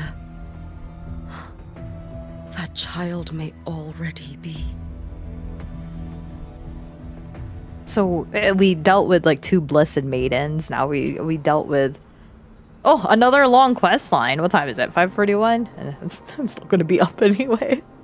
Okay, yeah, that's fine. But you know, it's like we've already had 2 blessed maidens with Cantarella and Cardathea. Now we have the opposite, Denia and Hiyuki. Hiyuki was supposed to be the blessed maiden of the Threnodian, but now it is Denia who took on the role. Hey, now my question is, how did There you go. what is the creation of Denia then? The mention of Mia gives me the creeps because Mia because it's like they know that was a failure, but Mia was already 20 years in the making. All right, she was incubating for 20 years. How long were they working on Denia for? And that they already had Plan C, Plan D for Denia already at the go in La Hyroi, even though they watched Mia like fail. So I don't know. It'll be interesting to see that unwrap, and I'm sure that we'll get more answers from Denia's segue. But for now, for what we know, it was cool to see Cristoforo's power come back, and it proves that the GA really can just copy everybody's powers.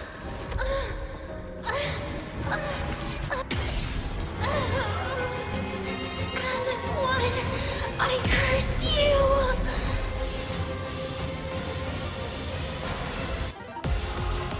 Oh, shoot, we're just going in here. Oh! Oh, good lord. Oh! Oh, wait. The Space Trek Collective. Huh? Tempest of Flashes. Running around for nothing. She's upside down. Annihilation! Hopefully this helps. Ow. Oh, you missed. Wind hack! Tempest of Flashes. Good!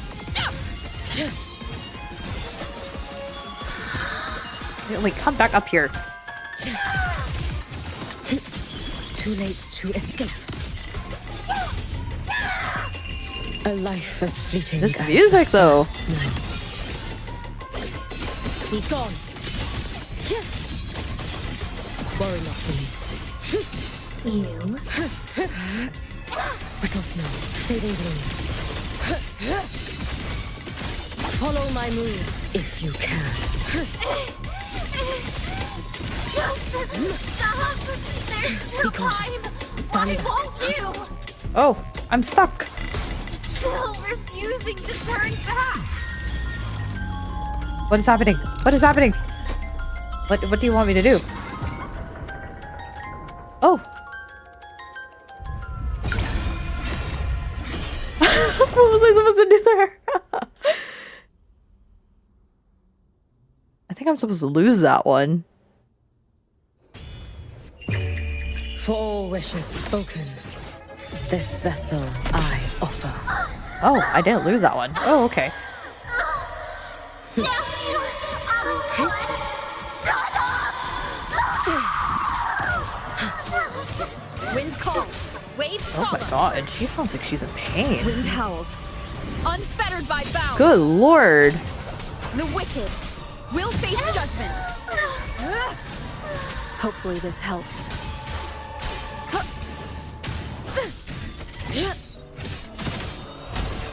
You should have run. Take your final dive into Narada.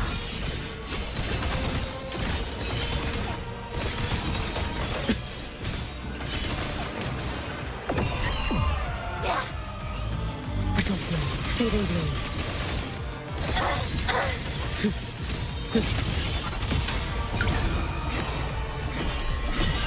Roam above the inferno, gazing at the snow.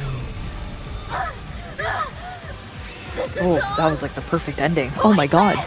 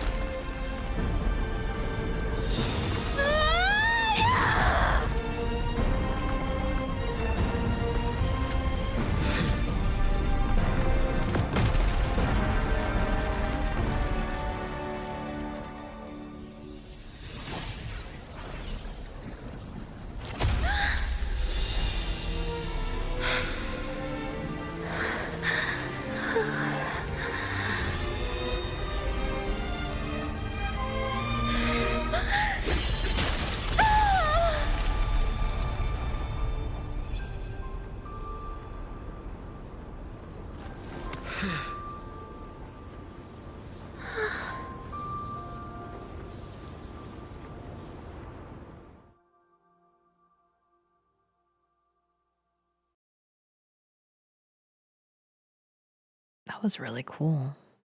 That was really pretty too. Oh man.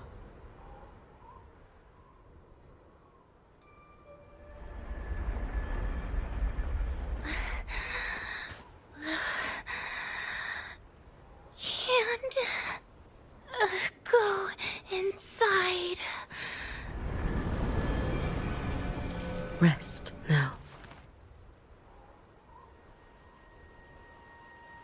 Do not worry. The void matter frequency within her has weakened. She will recover. Thank you for looking after her.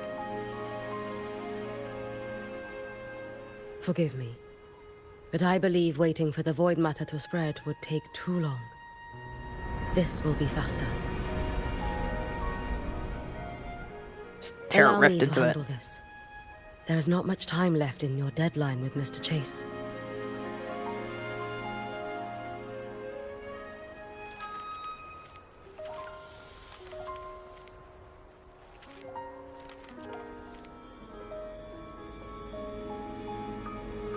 My Shiratori can guide you through void matter, but the concentrations here go beyond its strength.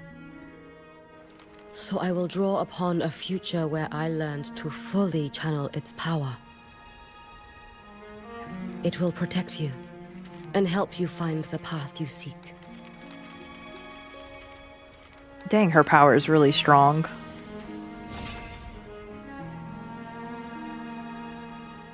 The rest is yours to face. Thank you, Hiyuki.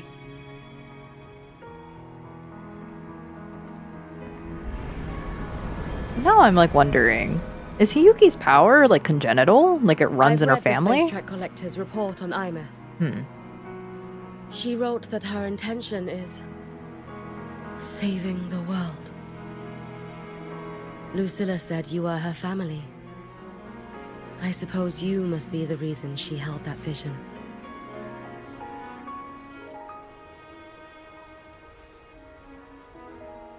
Do you regret it? Leading her to the Savior's path, to a life of pain and struggle. One must walk this path alone in order to protect.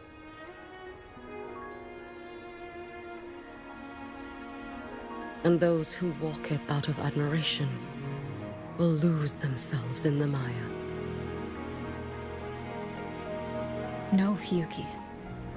I don't seek Imeth to confess my regrets. I want to find her, so I can tell her. I hope to make you proud. Oh. I hope I haven't let you down. There it I've is. always been proud of her. She chose to walk this path with me, so I know I'm not alone. Should I ever fail, I know there will be someone who will continue to protect Solaris. With your extraordinary strength, that is indeed possible. But for those who are too weak to save others, there is only futility waiting at the end. As I learned when I failed to save Ashinohara. All I can do now is hold my Sutsu tightly to ensure that after Hiyuki, there will be no more Miko or flaming Sakura. That is all that remains.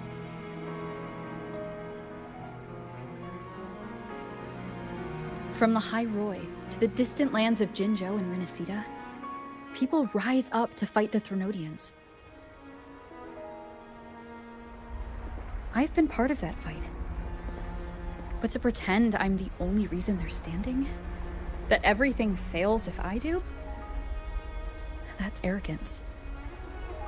It's an insult to everyone else choosing to stand their ground.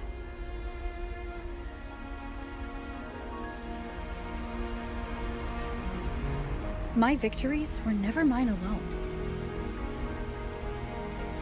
If even one person makes it to the end of this road, then we're still winning. Hiyuki, when you're walking alone and feel that weight, just stop for a moment. Look around. Stop. You'll see that there are people who draw strength from you. People out there who are proud of you. And when you finally reach the end of your journey, you'll know it was never futile.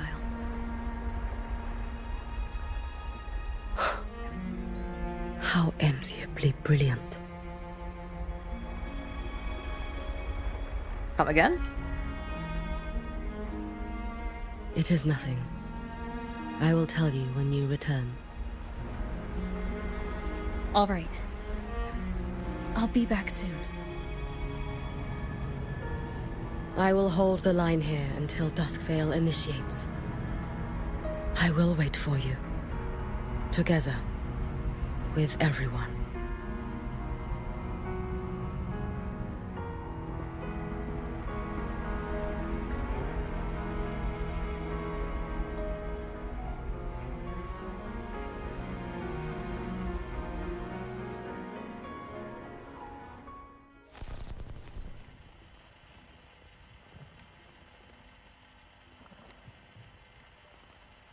That's ominous.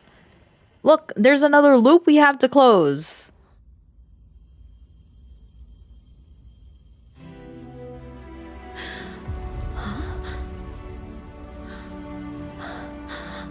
Ooh, this is the part where our eyeball gets hit by her tears. It has to be.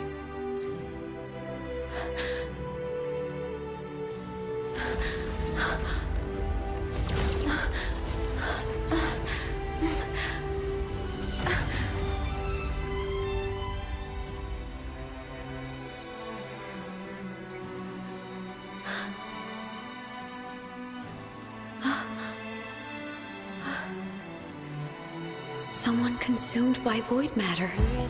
Come here. The Exostrider's power is nearly spent, but I'll do my best to protect you.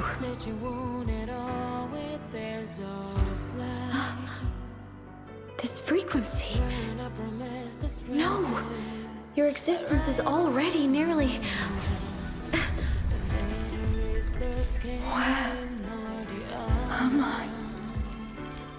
Did the void storm consume me? Am I dead? Is this void space a higher dimension? Our existence is fading. Did you just say that time and space have no meaning? Who's speaking? I can't see you, but I can feel you. Sound doesn't travel here. Thoughts do.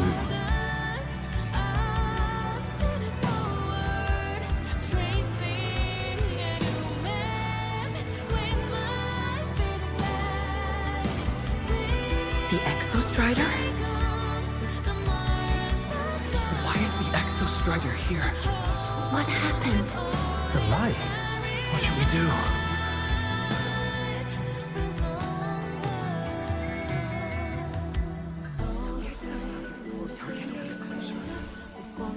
It's too dangerous, too dangerous. What are you doing? This is meaningless. That's enough. It's futile. Our lives already ended in the void. I heard the Exostrider's cry for help. I want to find it. Time and space don't mean a thing. You'll never reach it. I know what the Exostrider means to the High Boy, but This is meaningless. You want to give up. save it? How? Nothing makes sense here. But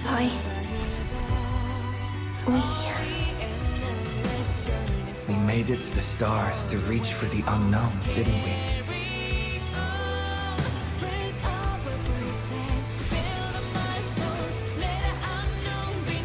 Just another step on a long road of discovery. You... This is where we came from. A space-time coordinate with the Exostrider as the origin? But that's impossible inside a black hole.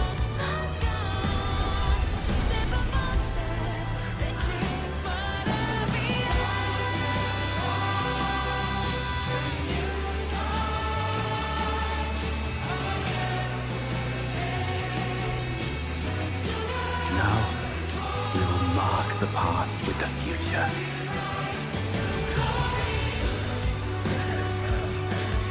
Thank you. You charted the unknown with your lies.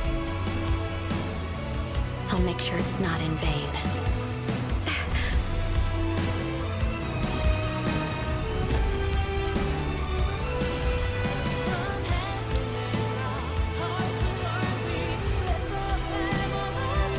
The light of the origin point.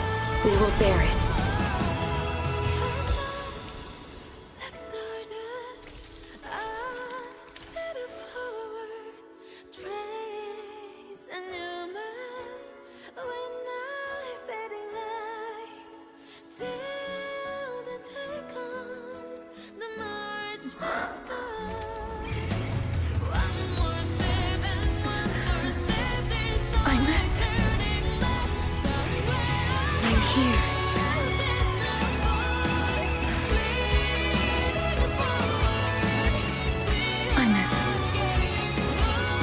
Drive replica here.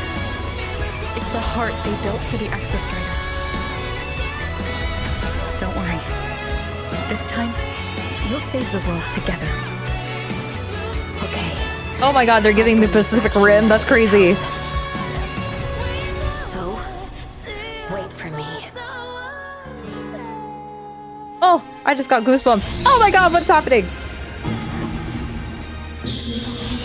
Mech battle for real? No, hold on. Oh, Pacific Rim, for real, for real. I was like, we're not going into the cockpit? How can we not go into the cockpit? Ow. Hold on, I don't want to fight you just yet. I want to see what your moveset is.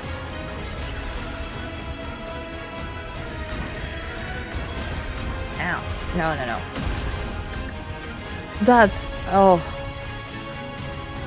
What do you plan on doing? What is that? Okay.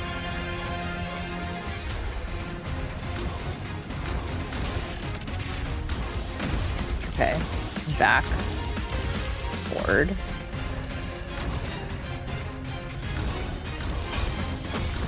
Okay.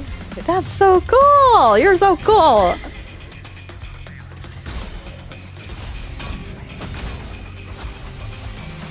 Just want to see what you do before I see what I do. Careful here.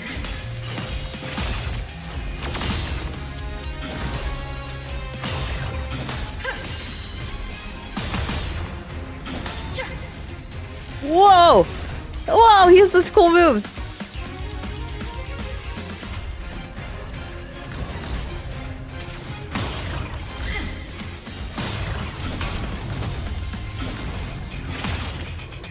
Okay.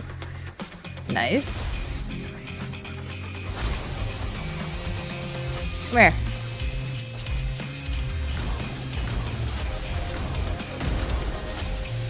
Okay, well, I'm just dodging too much. Oh! He knocked me back. Alright, drama, drama. I love it. I love the drama.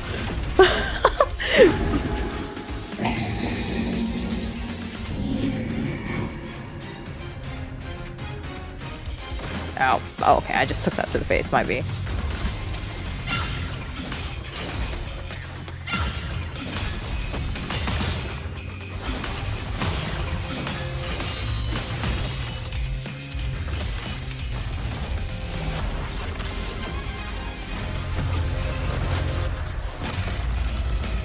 Okay.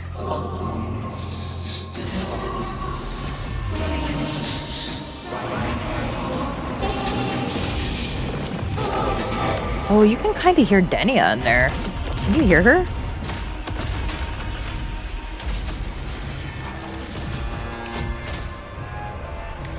Oh, what a cool... Oh, he has a second form, y'all. Oh my god. Oh!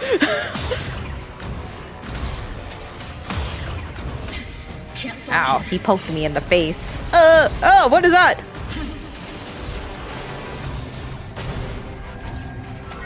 Whoa!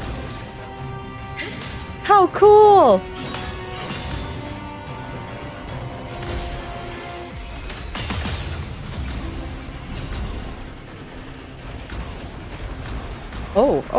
Oh, it tracks me, okay.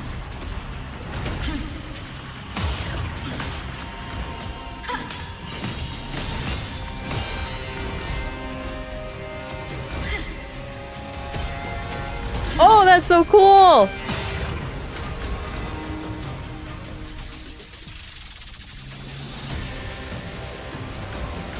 I know that he has like another health bar after this, but come on.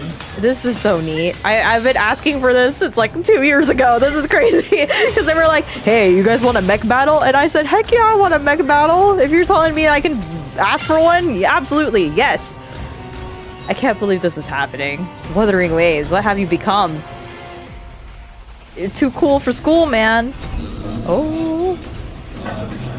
Oh, what is that? No, I wasted too much time. Oh my god. I was too busy dancing with him. Oh my good lord. The Exostrider's frequency is decaying. Hey guys, we're dying. Help. Oh my god. That's so cool. I should have danced with him for so long. Flatline. Status on the drive replica. Almost ready. We just need the calibration data now.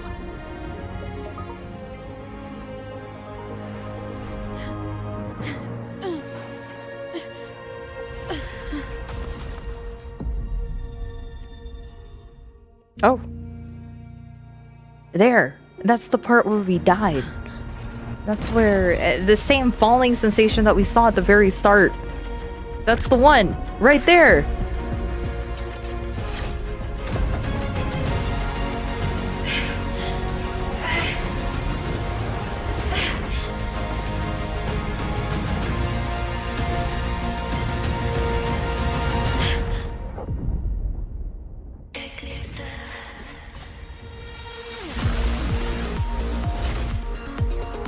Oh, I just got goosebumps.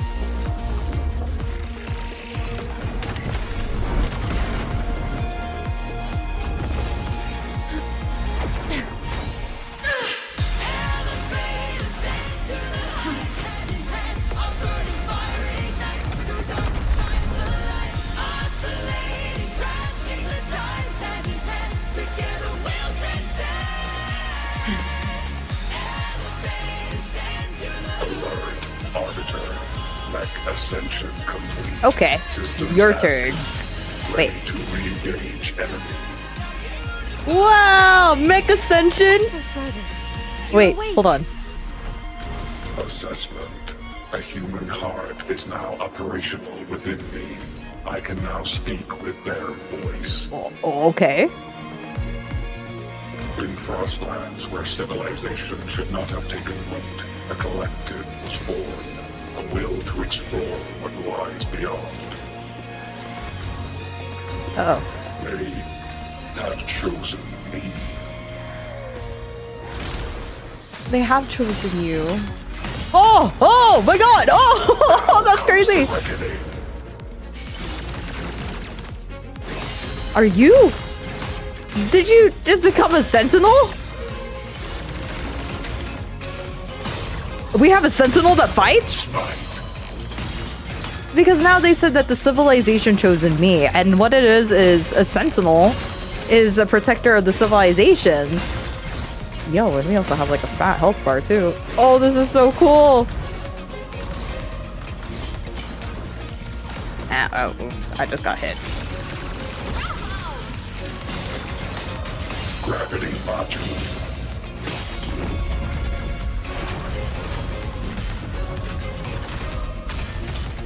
I love the drama. Oh, I'm so glad I didn't play this on my mobile phone. This is so cool. Oh.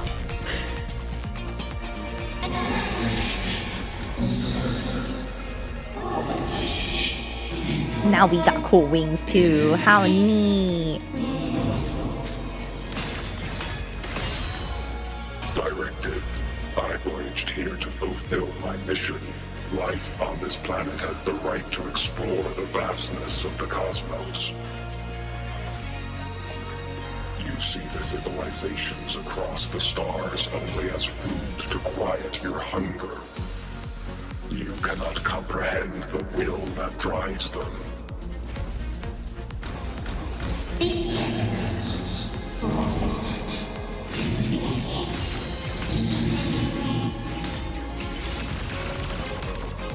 Opinion. Even if humanity's final opinion frontier is an endless void, it is not proof of a meaningless pursuit, Aleph One. It's actually like arguing with Aleph 1. That's I'm tickled right now. Evaded.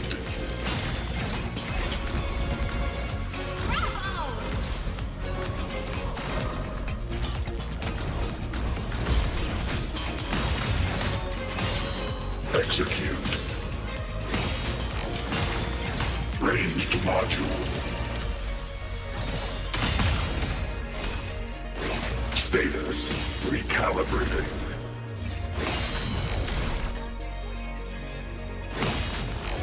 Overkill.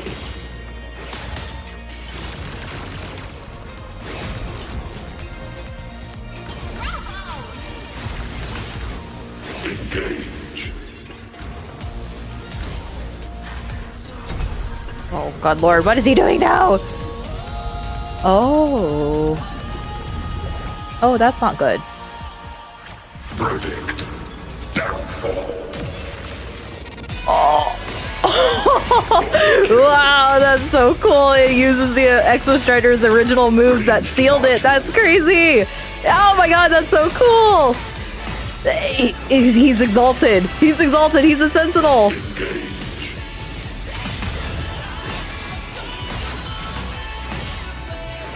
Full expansion. Oh shoot, we're almost dead though. I better be careful. What happens if he dies? If he dies right here, can you imagine? Oh my god, we'd be in it for now. I'd be like, oh good lord, no, don't make me pilot him back. Oh, that's so funny. Wait, he's stuck at 100. What is he doing?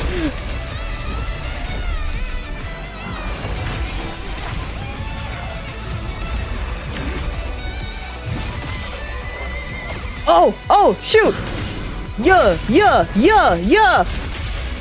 Kill it!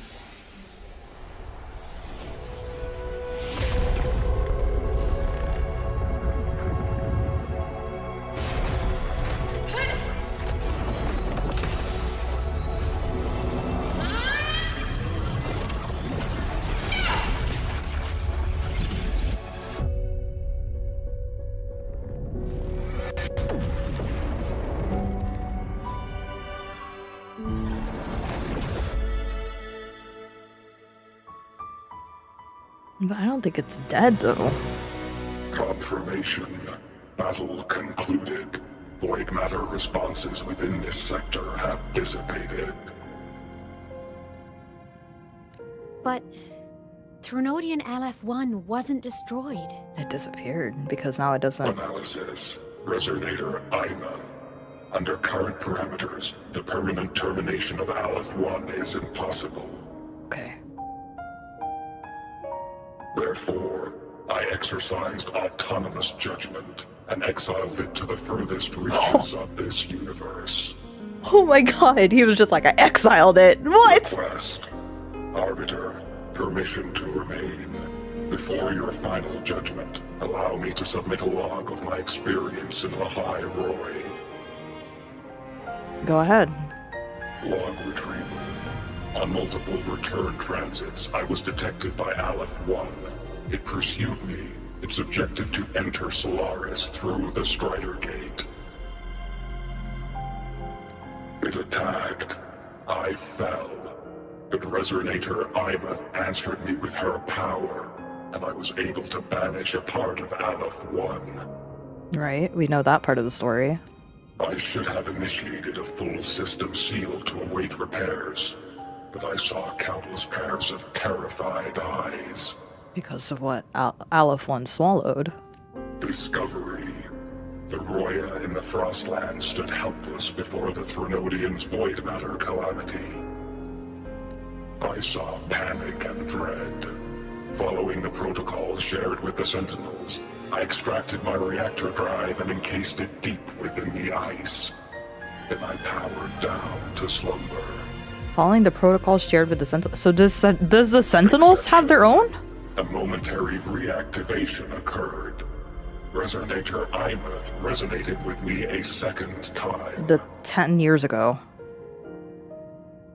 When she went back in my time. Power to mend the Strider Gate rift. I complied. So that was the 10 years ago one. Okay. That was when I became a digital ghost. But was that the second time we resonated? Or the first? True. Initial assessment. Upon reactivation, standard procedure was to request your retreat. Direct engagement with Aleph One was a tactical irrationality. But the human heart granted me a voice. The will of this civilization gave me the strength to stand with you. Component analysis. This drive replica forged by humans is crude and fragile compared to my original drive. I can feel each one of its pulse cycles, violent, eroding itself with every beat. The shrill, grating friction of wear. This is the first time I have ever heard myself. A heartbeat bestowed upon me by them.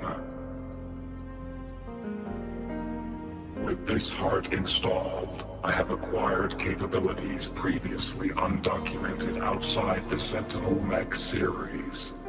Sentinel Mech series? Okay. Projection.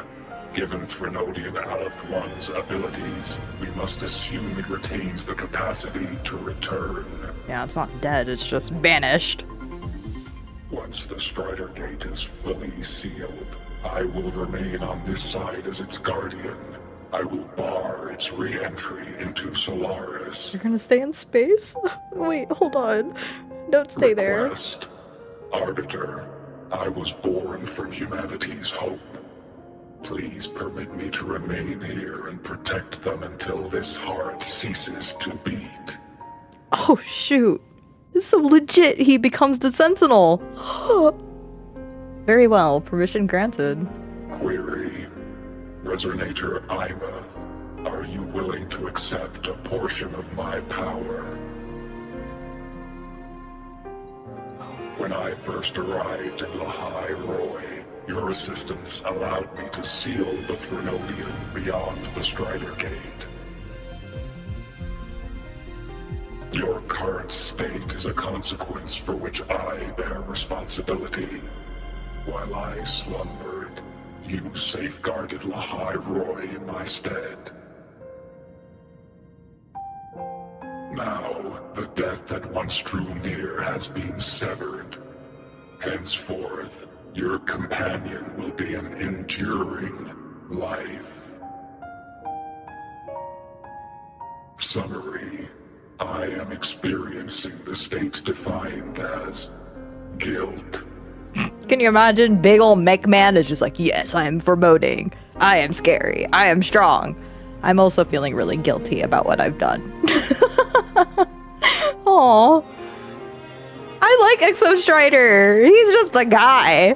He's just a guy who stood up and took on his duty. Oh, my favorite Sentinel yet. Oh, Exo Strider, you're really wearing your heart on your sleeve, aren't you? But hey, I chose this path myself. Made my peace where it ends a long time ago. As for your question, this savior's got a career to uphold. Gotta level up if I'm gonna keep kicking bad guy butt, right? Aw, that's right, Amy. We don't know what it's gonna do power? now that it's complete. Hell yeah, I'll take it. Authorization.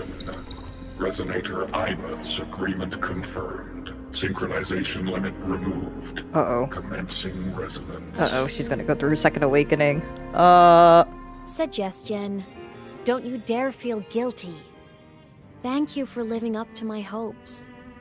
So, let's make our goodbye a happy one, okay? Detection. Arbiter, you have brought your cassette. Proposal. Please allow me to take it. I wish to burn a frequency onto the tape for you to return to Lahai Roy. Wow. We're just gonna get a whole entire sentinel in our tape? Okay, what frequency is that? Briefing. While traversing the stars at high velocity, my trajectory once intersected with a slow-moving probe. A satellite! Its hull was marked with Solaris script. Its launch date is estimated to have occurred a long time ago. I intercepted and recorded the signal it has been continuously transmitting to Solaris. Its name is the Far Watcher. Objective. I wish to offer this recording as a gift to the people of Lahai Roy. Status. Strider Gate closure imminent. Preparing to return the Arbiter and Resonator to Lahai Roy. Query. One last thing, Arbiter. Will you permit me to alter my designation to bear the name Lahai Roy? Huh. Why? Objective. I wish to always be reminded of my heart's origin. Aww. He's a sweetie! As you wish. Exo Strider, why are you saying up in space? Complete. Thank you, Arbiter. Okay. That's really sweet. Valediction. Farewell, Arbiter. Please deliver my temporary goodbye to the people who forged this heart. Prediction. We will meet again in the boundless sea of stars. Until we meet again in the boundless sea of stars.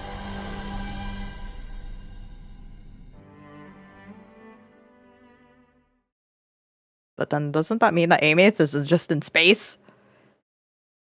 Or her body is just kind of stuck in Lahai Roy? She technically still has a shell, but now that she's resonated with the Sentinel, she can't ever leave Lahai Roy, right? Not that she wants to, because that's her home. It's been so long since I last saw Solaris. Feels weirdly nostalgic. Now this is the real one. Now that Aleph 1's been kicked to the cosmic curb, Lahai Roy can finally breathe easy. Yeah, true. I was gonna say we saved the world this time, but honestly, it was the explorers who fell into the void matter. They're the ones who mapped that data on me and the Exostrider inside the Threnodian's black hole. All I did was burn their findings onto a cassette for you. And it was the people of Lahai Roy who decoded the cassette and forged the drive replica. That's what let the Exostrider finally cast the Threnodian out. So, this wasn't a story about heroes saving the world. It was the world saving its heroes, right? Yes. And now, we're home.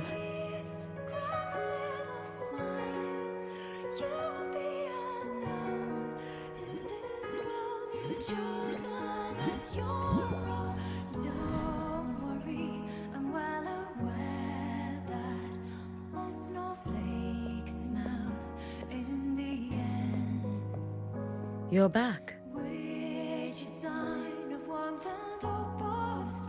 Yeah. I'm back now.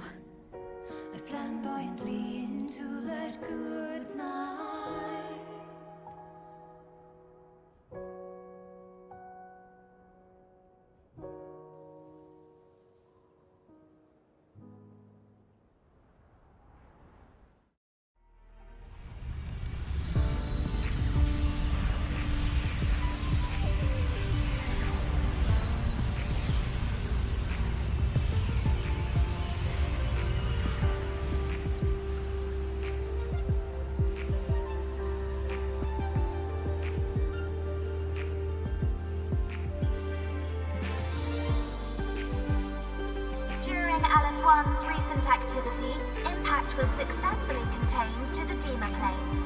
Within the planes themselves, void matter concentrations have dropped significantly across most sectors. Monitoring data from the space track collected confirms that Threnodian markers within the region of the High Roy have now fallen to near zero levels. Exostrider activity has fully ceased. However, related research into its technology will continue. Black units deployed by Startorch Academy have successfully neutralized all anomalous constructs activated by the Threnodians across the High Roy. The experience gained through this mission will carry forward. In Beata Woods, the area closest to the Threnodians' attempted breach, partial structural damage has been confirmed. Overall, the situation remains well within control. As void matter levels continue to drop, the Roya will regain access to a broader and more stable range of territory.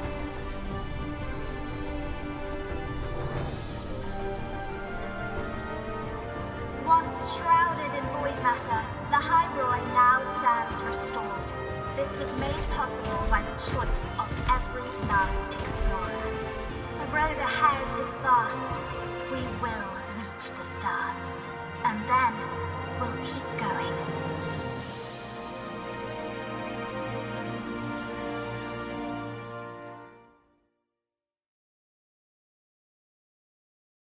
Okay, I don't want to boo on anybody's parade, but like, isn't it too happy?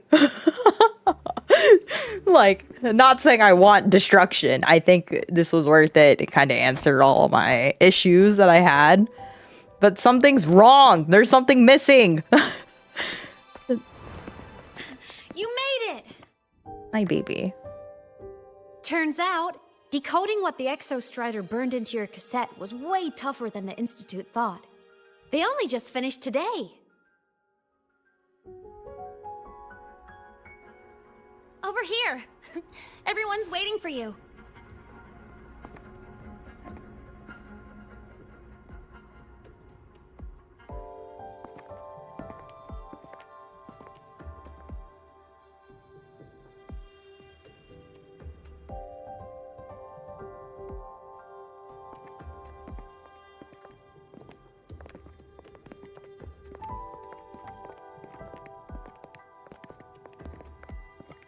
What could it possibly be?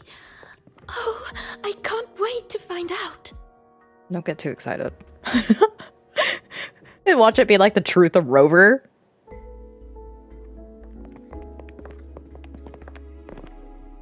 The Far Watcher.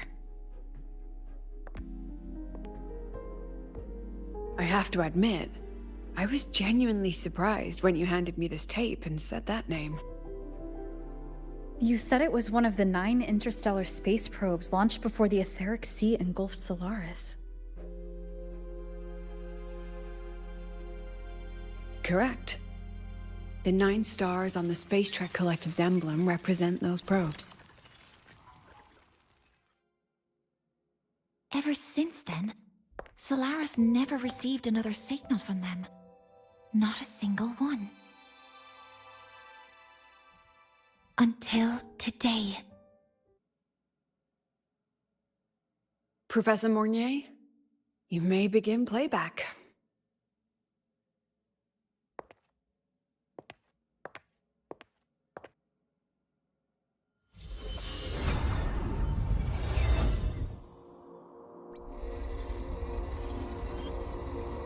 All right, I'm sat. Everybody pay attention. This sounds like white noise. Judging by the cassette's data, they're sounds the Far Watcher recorded while drifting through different galaxies. Sounds that have been lost to us for centuries. Silenced by the etheric sea. So that's why the Exostrider wanted to give these recordings to the explorers of Lahai Roy today. Because this is a gift from light years away, sent by the explorers of Lahai Roy's past.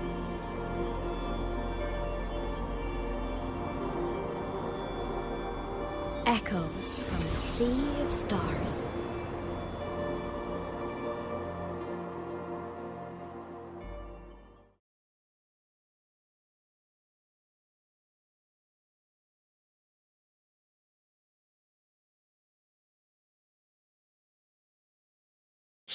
Shh, Terry. Shh.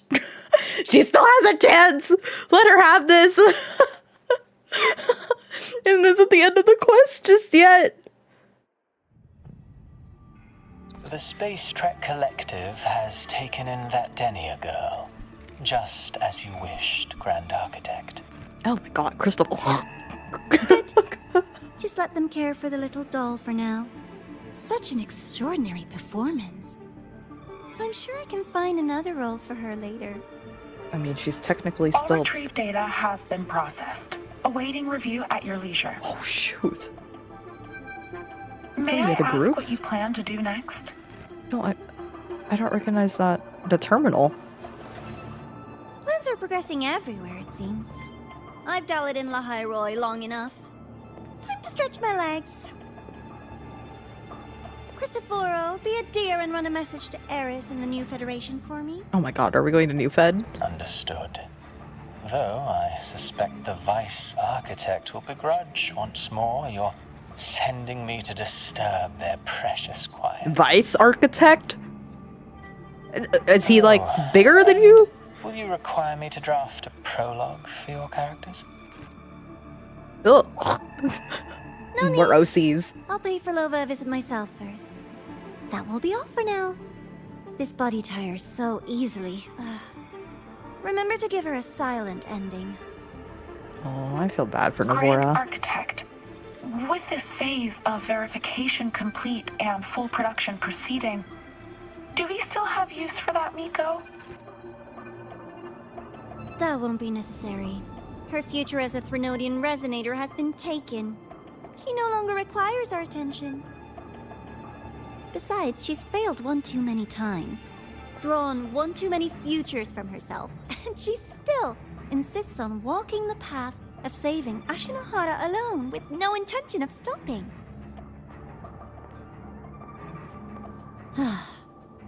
Every step she takes only deepens that obsession. No, obsession is bad. That's what happened to After Geshu Lin. cycles of failure, she too will be reduced to ashes by her own vow. Just like her sister. That reminds me. Zashiki Warashi has brought us some rather interesting news. Uh-oh. Isn't Zashiki Wadashi from Ashinohara?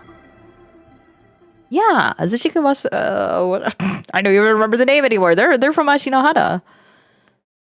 Yeah, I'm done. I'm no. It doesn't seem right though. It doesn't seem like it's complete. But we did it! Yeah. Yay! Yay! I finished. Yay! How good. I can finally clear out these now. Nice. Complete the side quest. Message, Stranded, and Shimmer. How many days do I have for this? 13 days? We can knock it out for later. But yeah, I don't know. It really does feel like hope maxing a lot.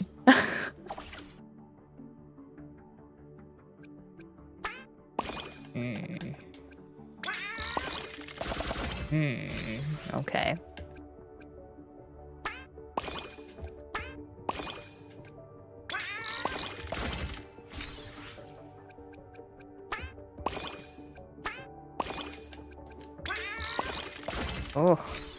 Oh, I'm so unlucky with these.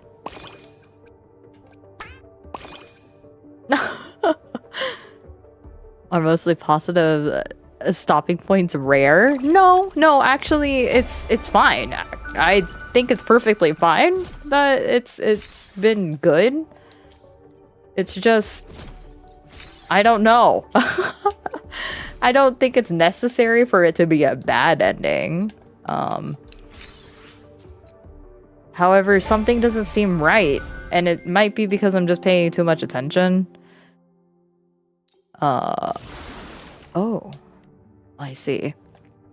There's something nagging at you. Yes, there's something incomplete, and I don't think we will be answering all of that until 3.0 is done. So likely we won't be getting all of that until even Lucila's, which is 3.4, when Lucila's story comes around and she's available. Technically we already did Lucila's story, but 3.4, there's still, I don't know if there's story or if it's solely focused on the collaboration with Cyberpunk.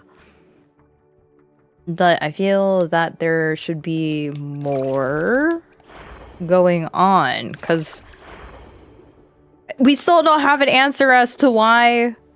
I mean, okay, wait a minute. Technically, I guess we do.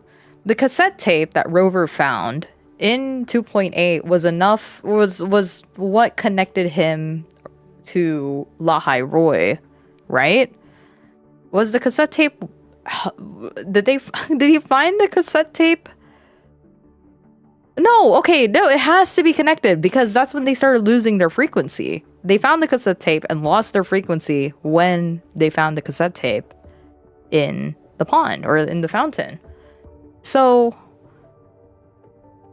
and then there was specifically, there's no way that that moment in 2.8, well, it could be a way, that it felt like such a standout moment where the capybara goes, "Oh, Rover, you didn't remember? You were partying it up, and then something happened, and then you fought something, and you passed out."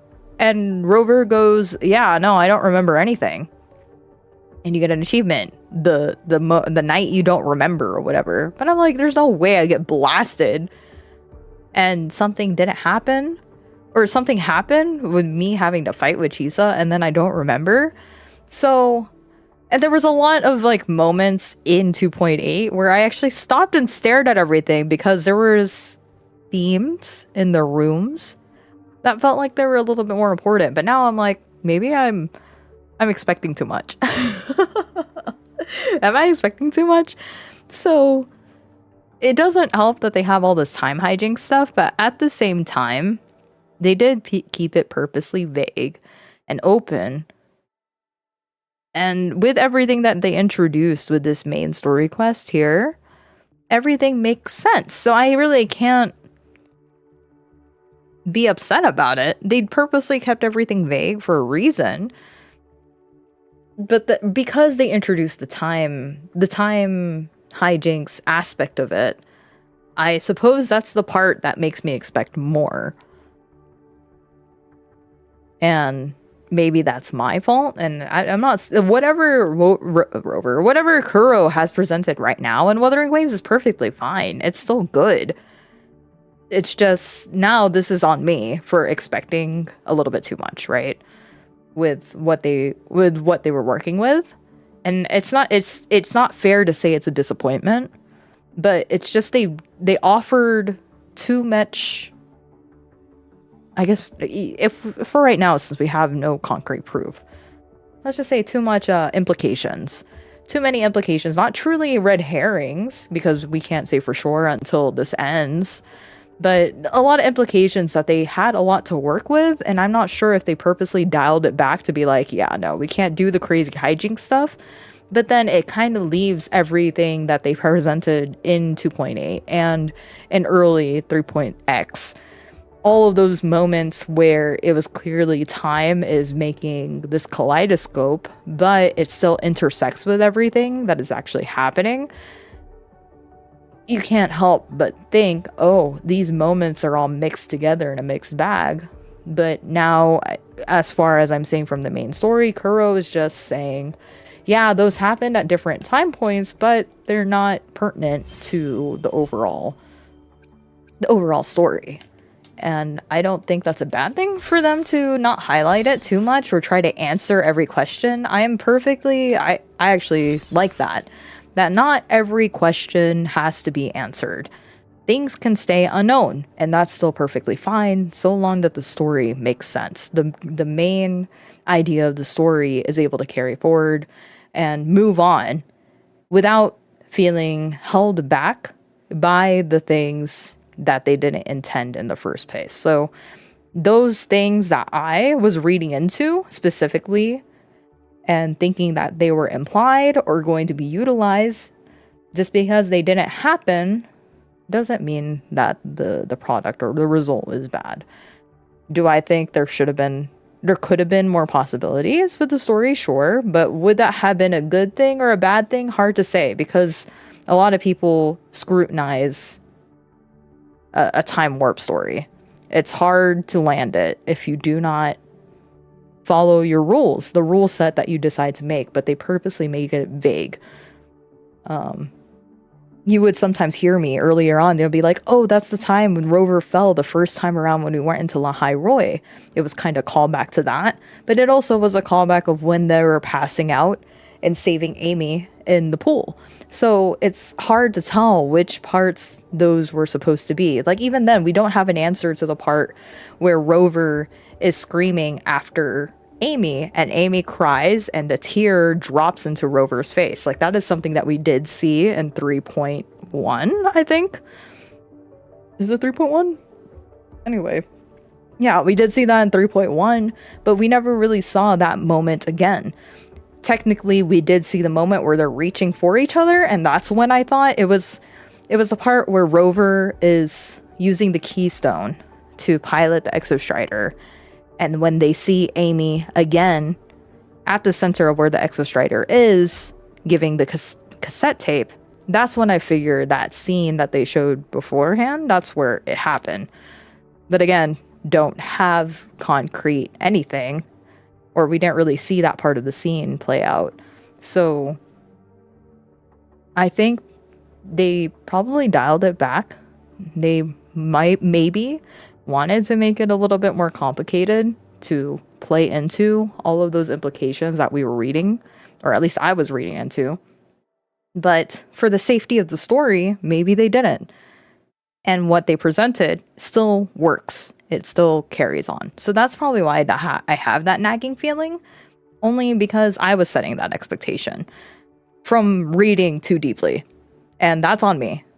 For what they did, though, presentation, the fight especially, super good. Like, I get that a lot of people that are playing this game are mostly looking into the hype moments, the cool fights, the really neat, like, combat and everything, and that's perfectly fine.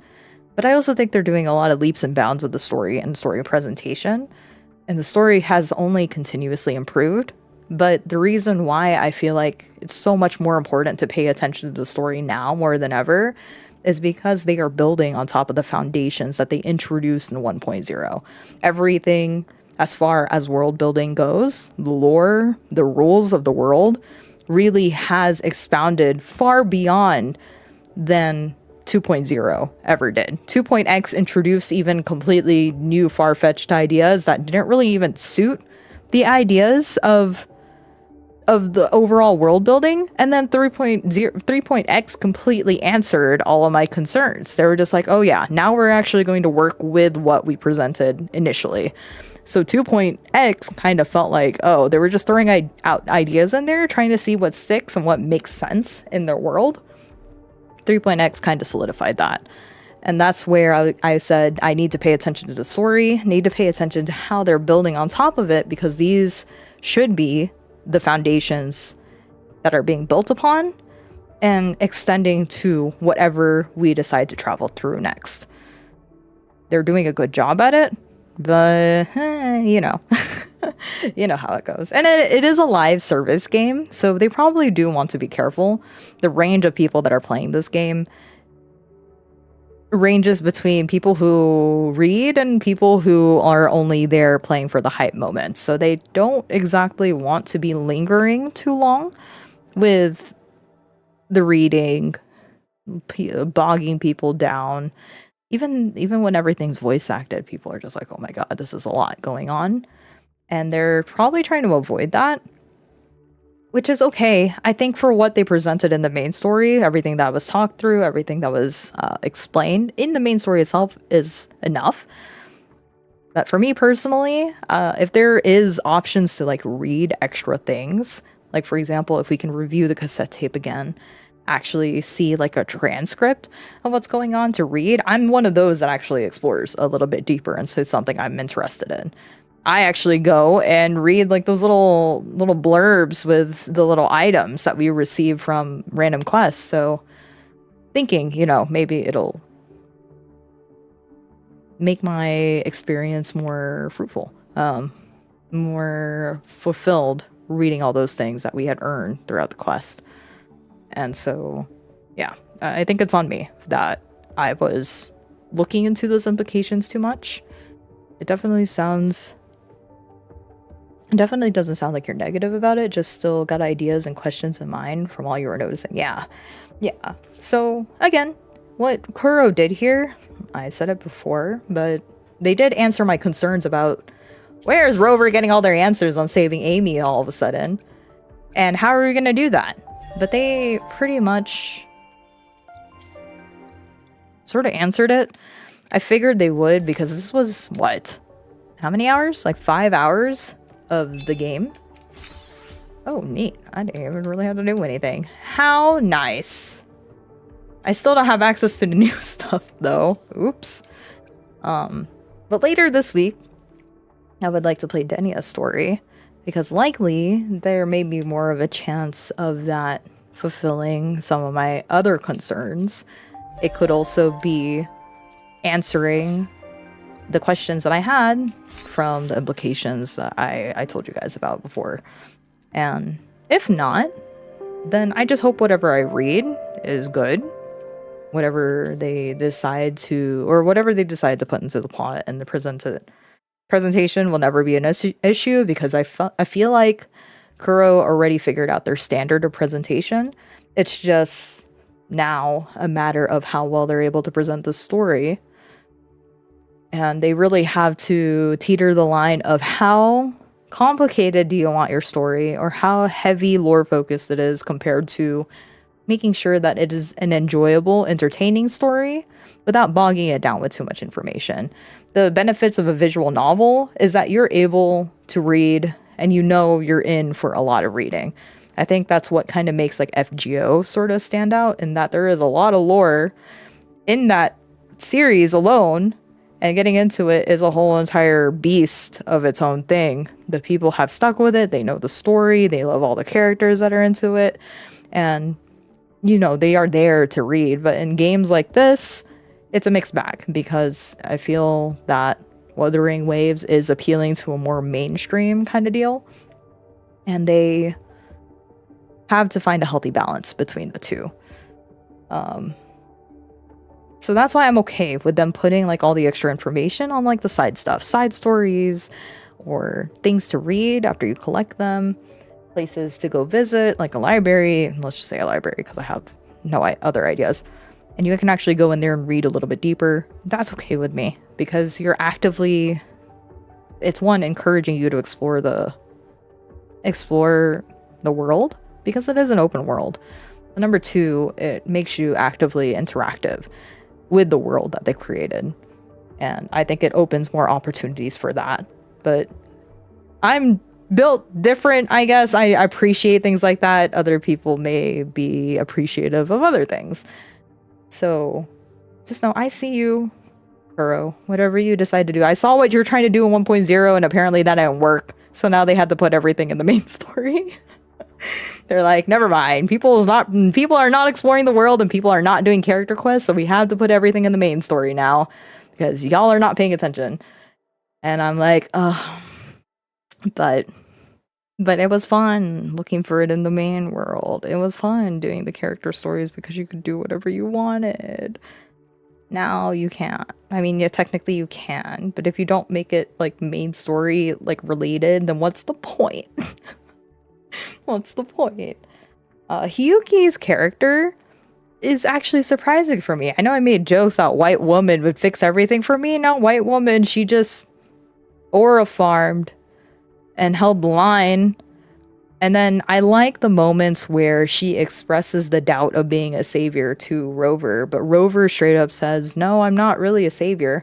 Voice pretty much what we were thinking by then, but in a way, it was also nice for Rover to meet somebody in the same shoes as them.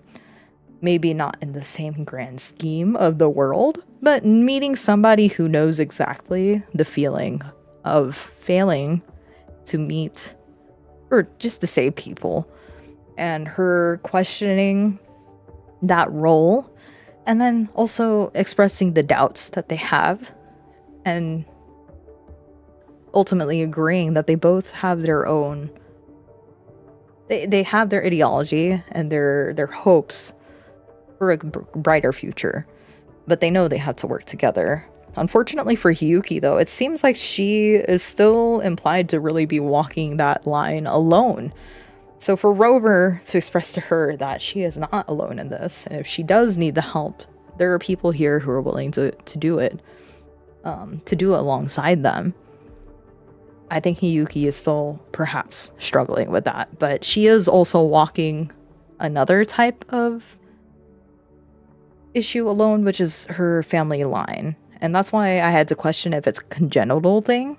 The flaming Sakura, the Miko flaming Sakura stuff, that I don't know if she was directly related to her sister or if it's an inherited thing.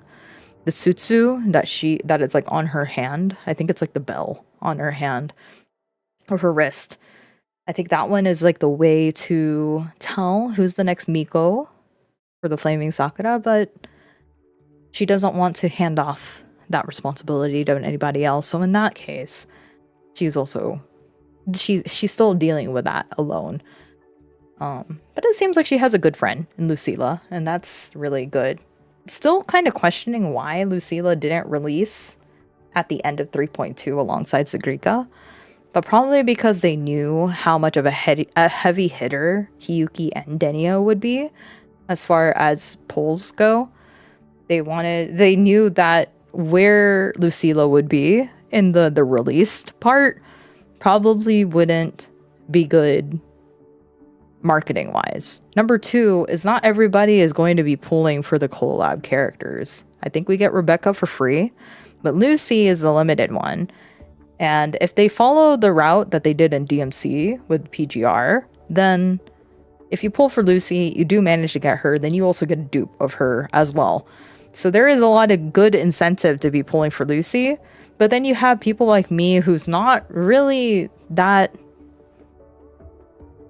into Edgerunners. Like I never went into the cyberpunk part. So I don't know really much about cyberpunk, and I don't have an attachment to those characters. So my interest is actually pulling for the Lucilla instead. But we'll see what they say with the 3.4. Because this is 3.3 right now. So with 3.4, we'll see how they're going to market that one. If that one also has a segue, another segue, or another main story. And then alongside that, the collab story. Or is it just the collab story, we have a segue, or is it just collab? Which makes me wonder if that'll work. That's kind of risky, only making it a collab story with no main story in sight for another patch. That seems a little bit risky for me. I mean, if it's a good collab, who's gonna complain, right? Why not? You still get like free rewards for doing it.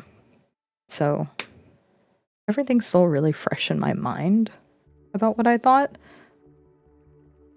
Though I also like that it's not like the Avengers. Everybody is here. We're all fighting. They already did that for 2.x. So for them to go a different route where it's like, listen, we're holding our different spots in the Hyrule.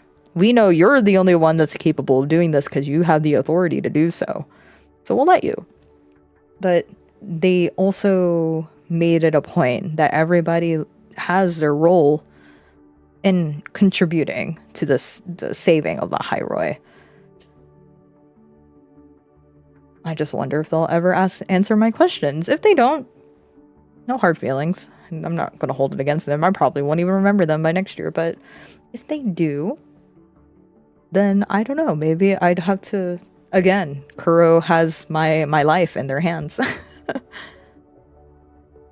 Sadly, I'm unable to hear as I don't have my headphones on, but hi, hope stream's going well. I'm getting ready for work, so I'll sadly not stay. So hope you have a continued good stream. Hi, White. Thanks for dropping by. Oh. Thanks for dropping by and saying hi. Have a good day at work. Be safe. Okay. So yeah, later this week, I want to play Denia. I want to do the Elusive Realms, and I also want to explore the Dimmer Plains. So it's going to be a stacked woo-wah day. Whether that's going to be Wednesday or Thursday, we'll see. I don't think I'm still going to have a schedule. I'm not that... I'm not that dedicated right now, but it is... I don't feel burnt out, so that's kind of nice. I would like to stream more again. And... yeah, that's going to be it. It's already 7 o'clock. I'm gonna go take a shower and get ready to go to bed. Thank you guys for joining me for woo-wah. I am still impressed about how enamored I am by this game. I still really enjoy this game, and that's pretty good. Good on you for 2 years. Congrats, Kuro. Congrats, woo-wah. And I hope that it continues on for a good long time. Everything that is set up is awesome, and I'm so glad that I waited, because that whole entire scene, imagine if I was playing that on my phone. The whole entire mech fight would have not had the impact. I'd be like, I can't even dodge. I'm just gonna get hit by everything. and then it's like I'm gonna watch that thing go from like 1 health bar to 999 and be like, oh my god, I messed it up. Actually, it wouldn't even happen. I probably wouldn't even see it. The text is so freaking small. And then I wouldn't be able to... No, I'm so glad. So glad that I just waited, because it took a lot in me to be like, no, I can wait. I can wait. And I'm so glad that I did. So thank you guys for enjoying it with me. I'm excited to do Denia's quest later this week. And I will see y'all around. Glad to be back. Thank you guys. Have a good day. I know it's really, really late, so please get some rest. Go up and stretch. And just have a good day. Happy Monday. Take care. Bye-bye. Good night.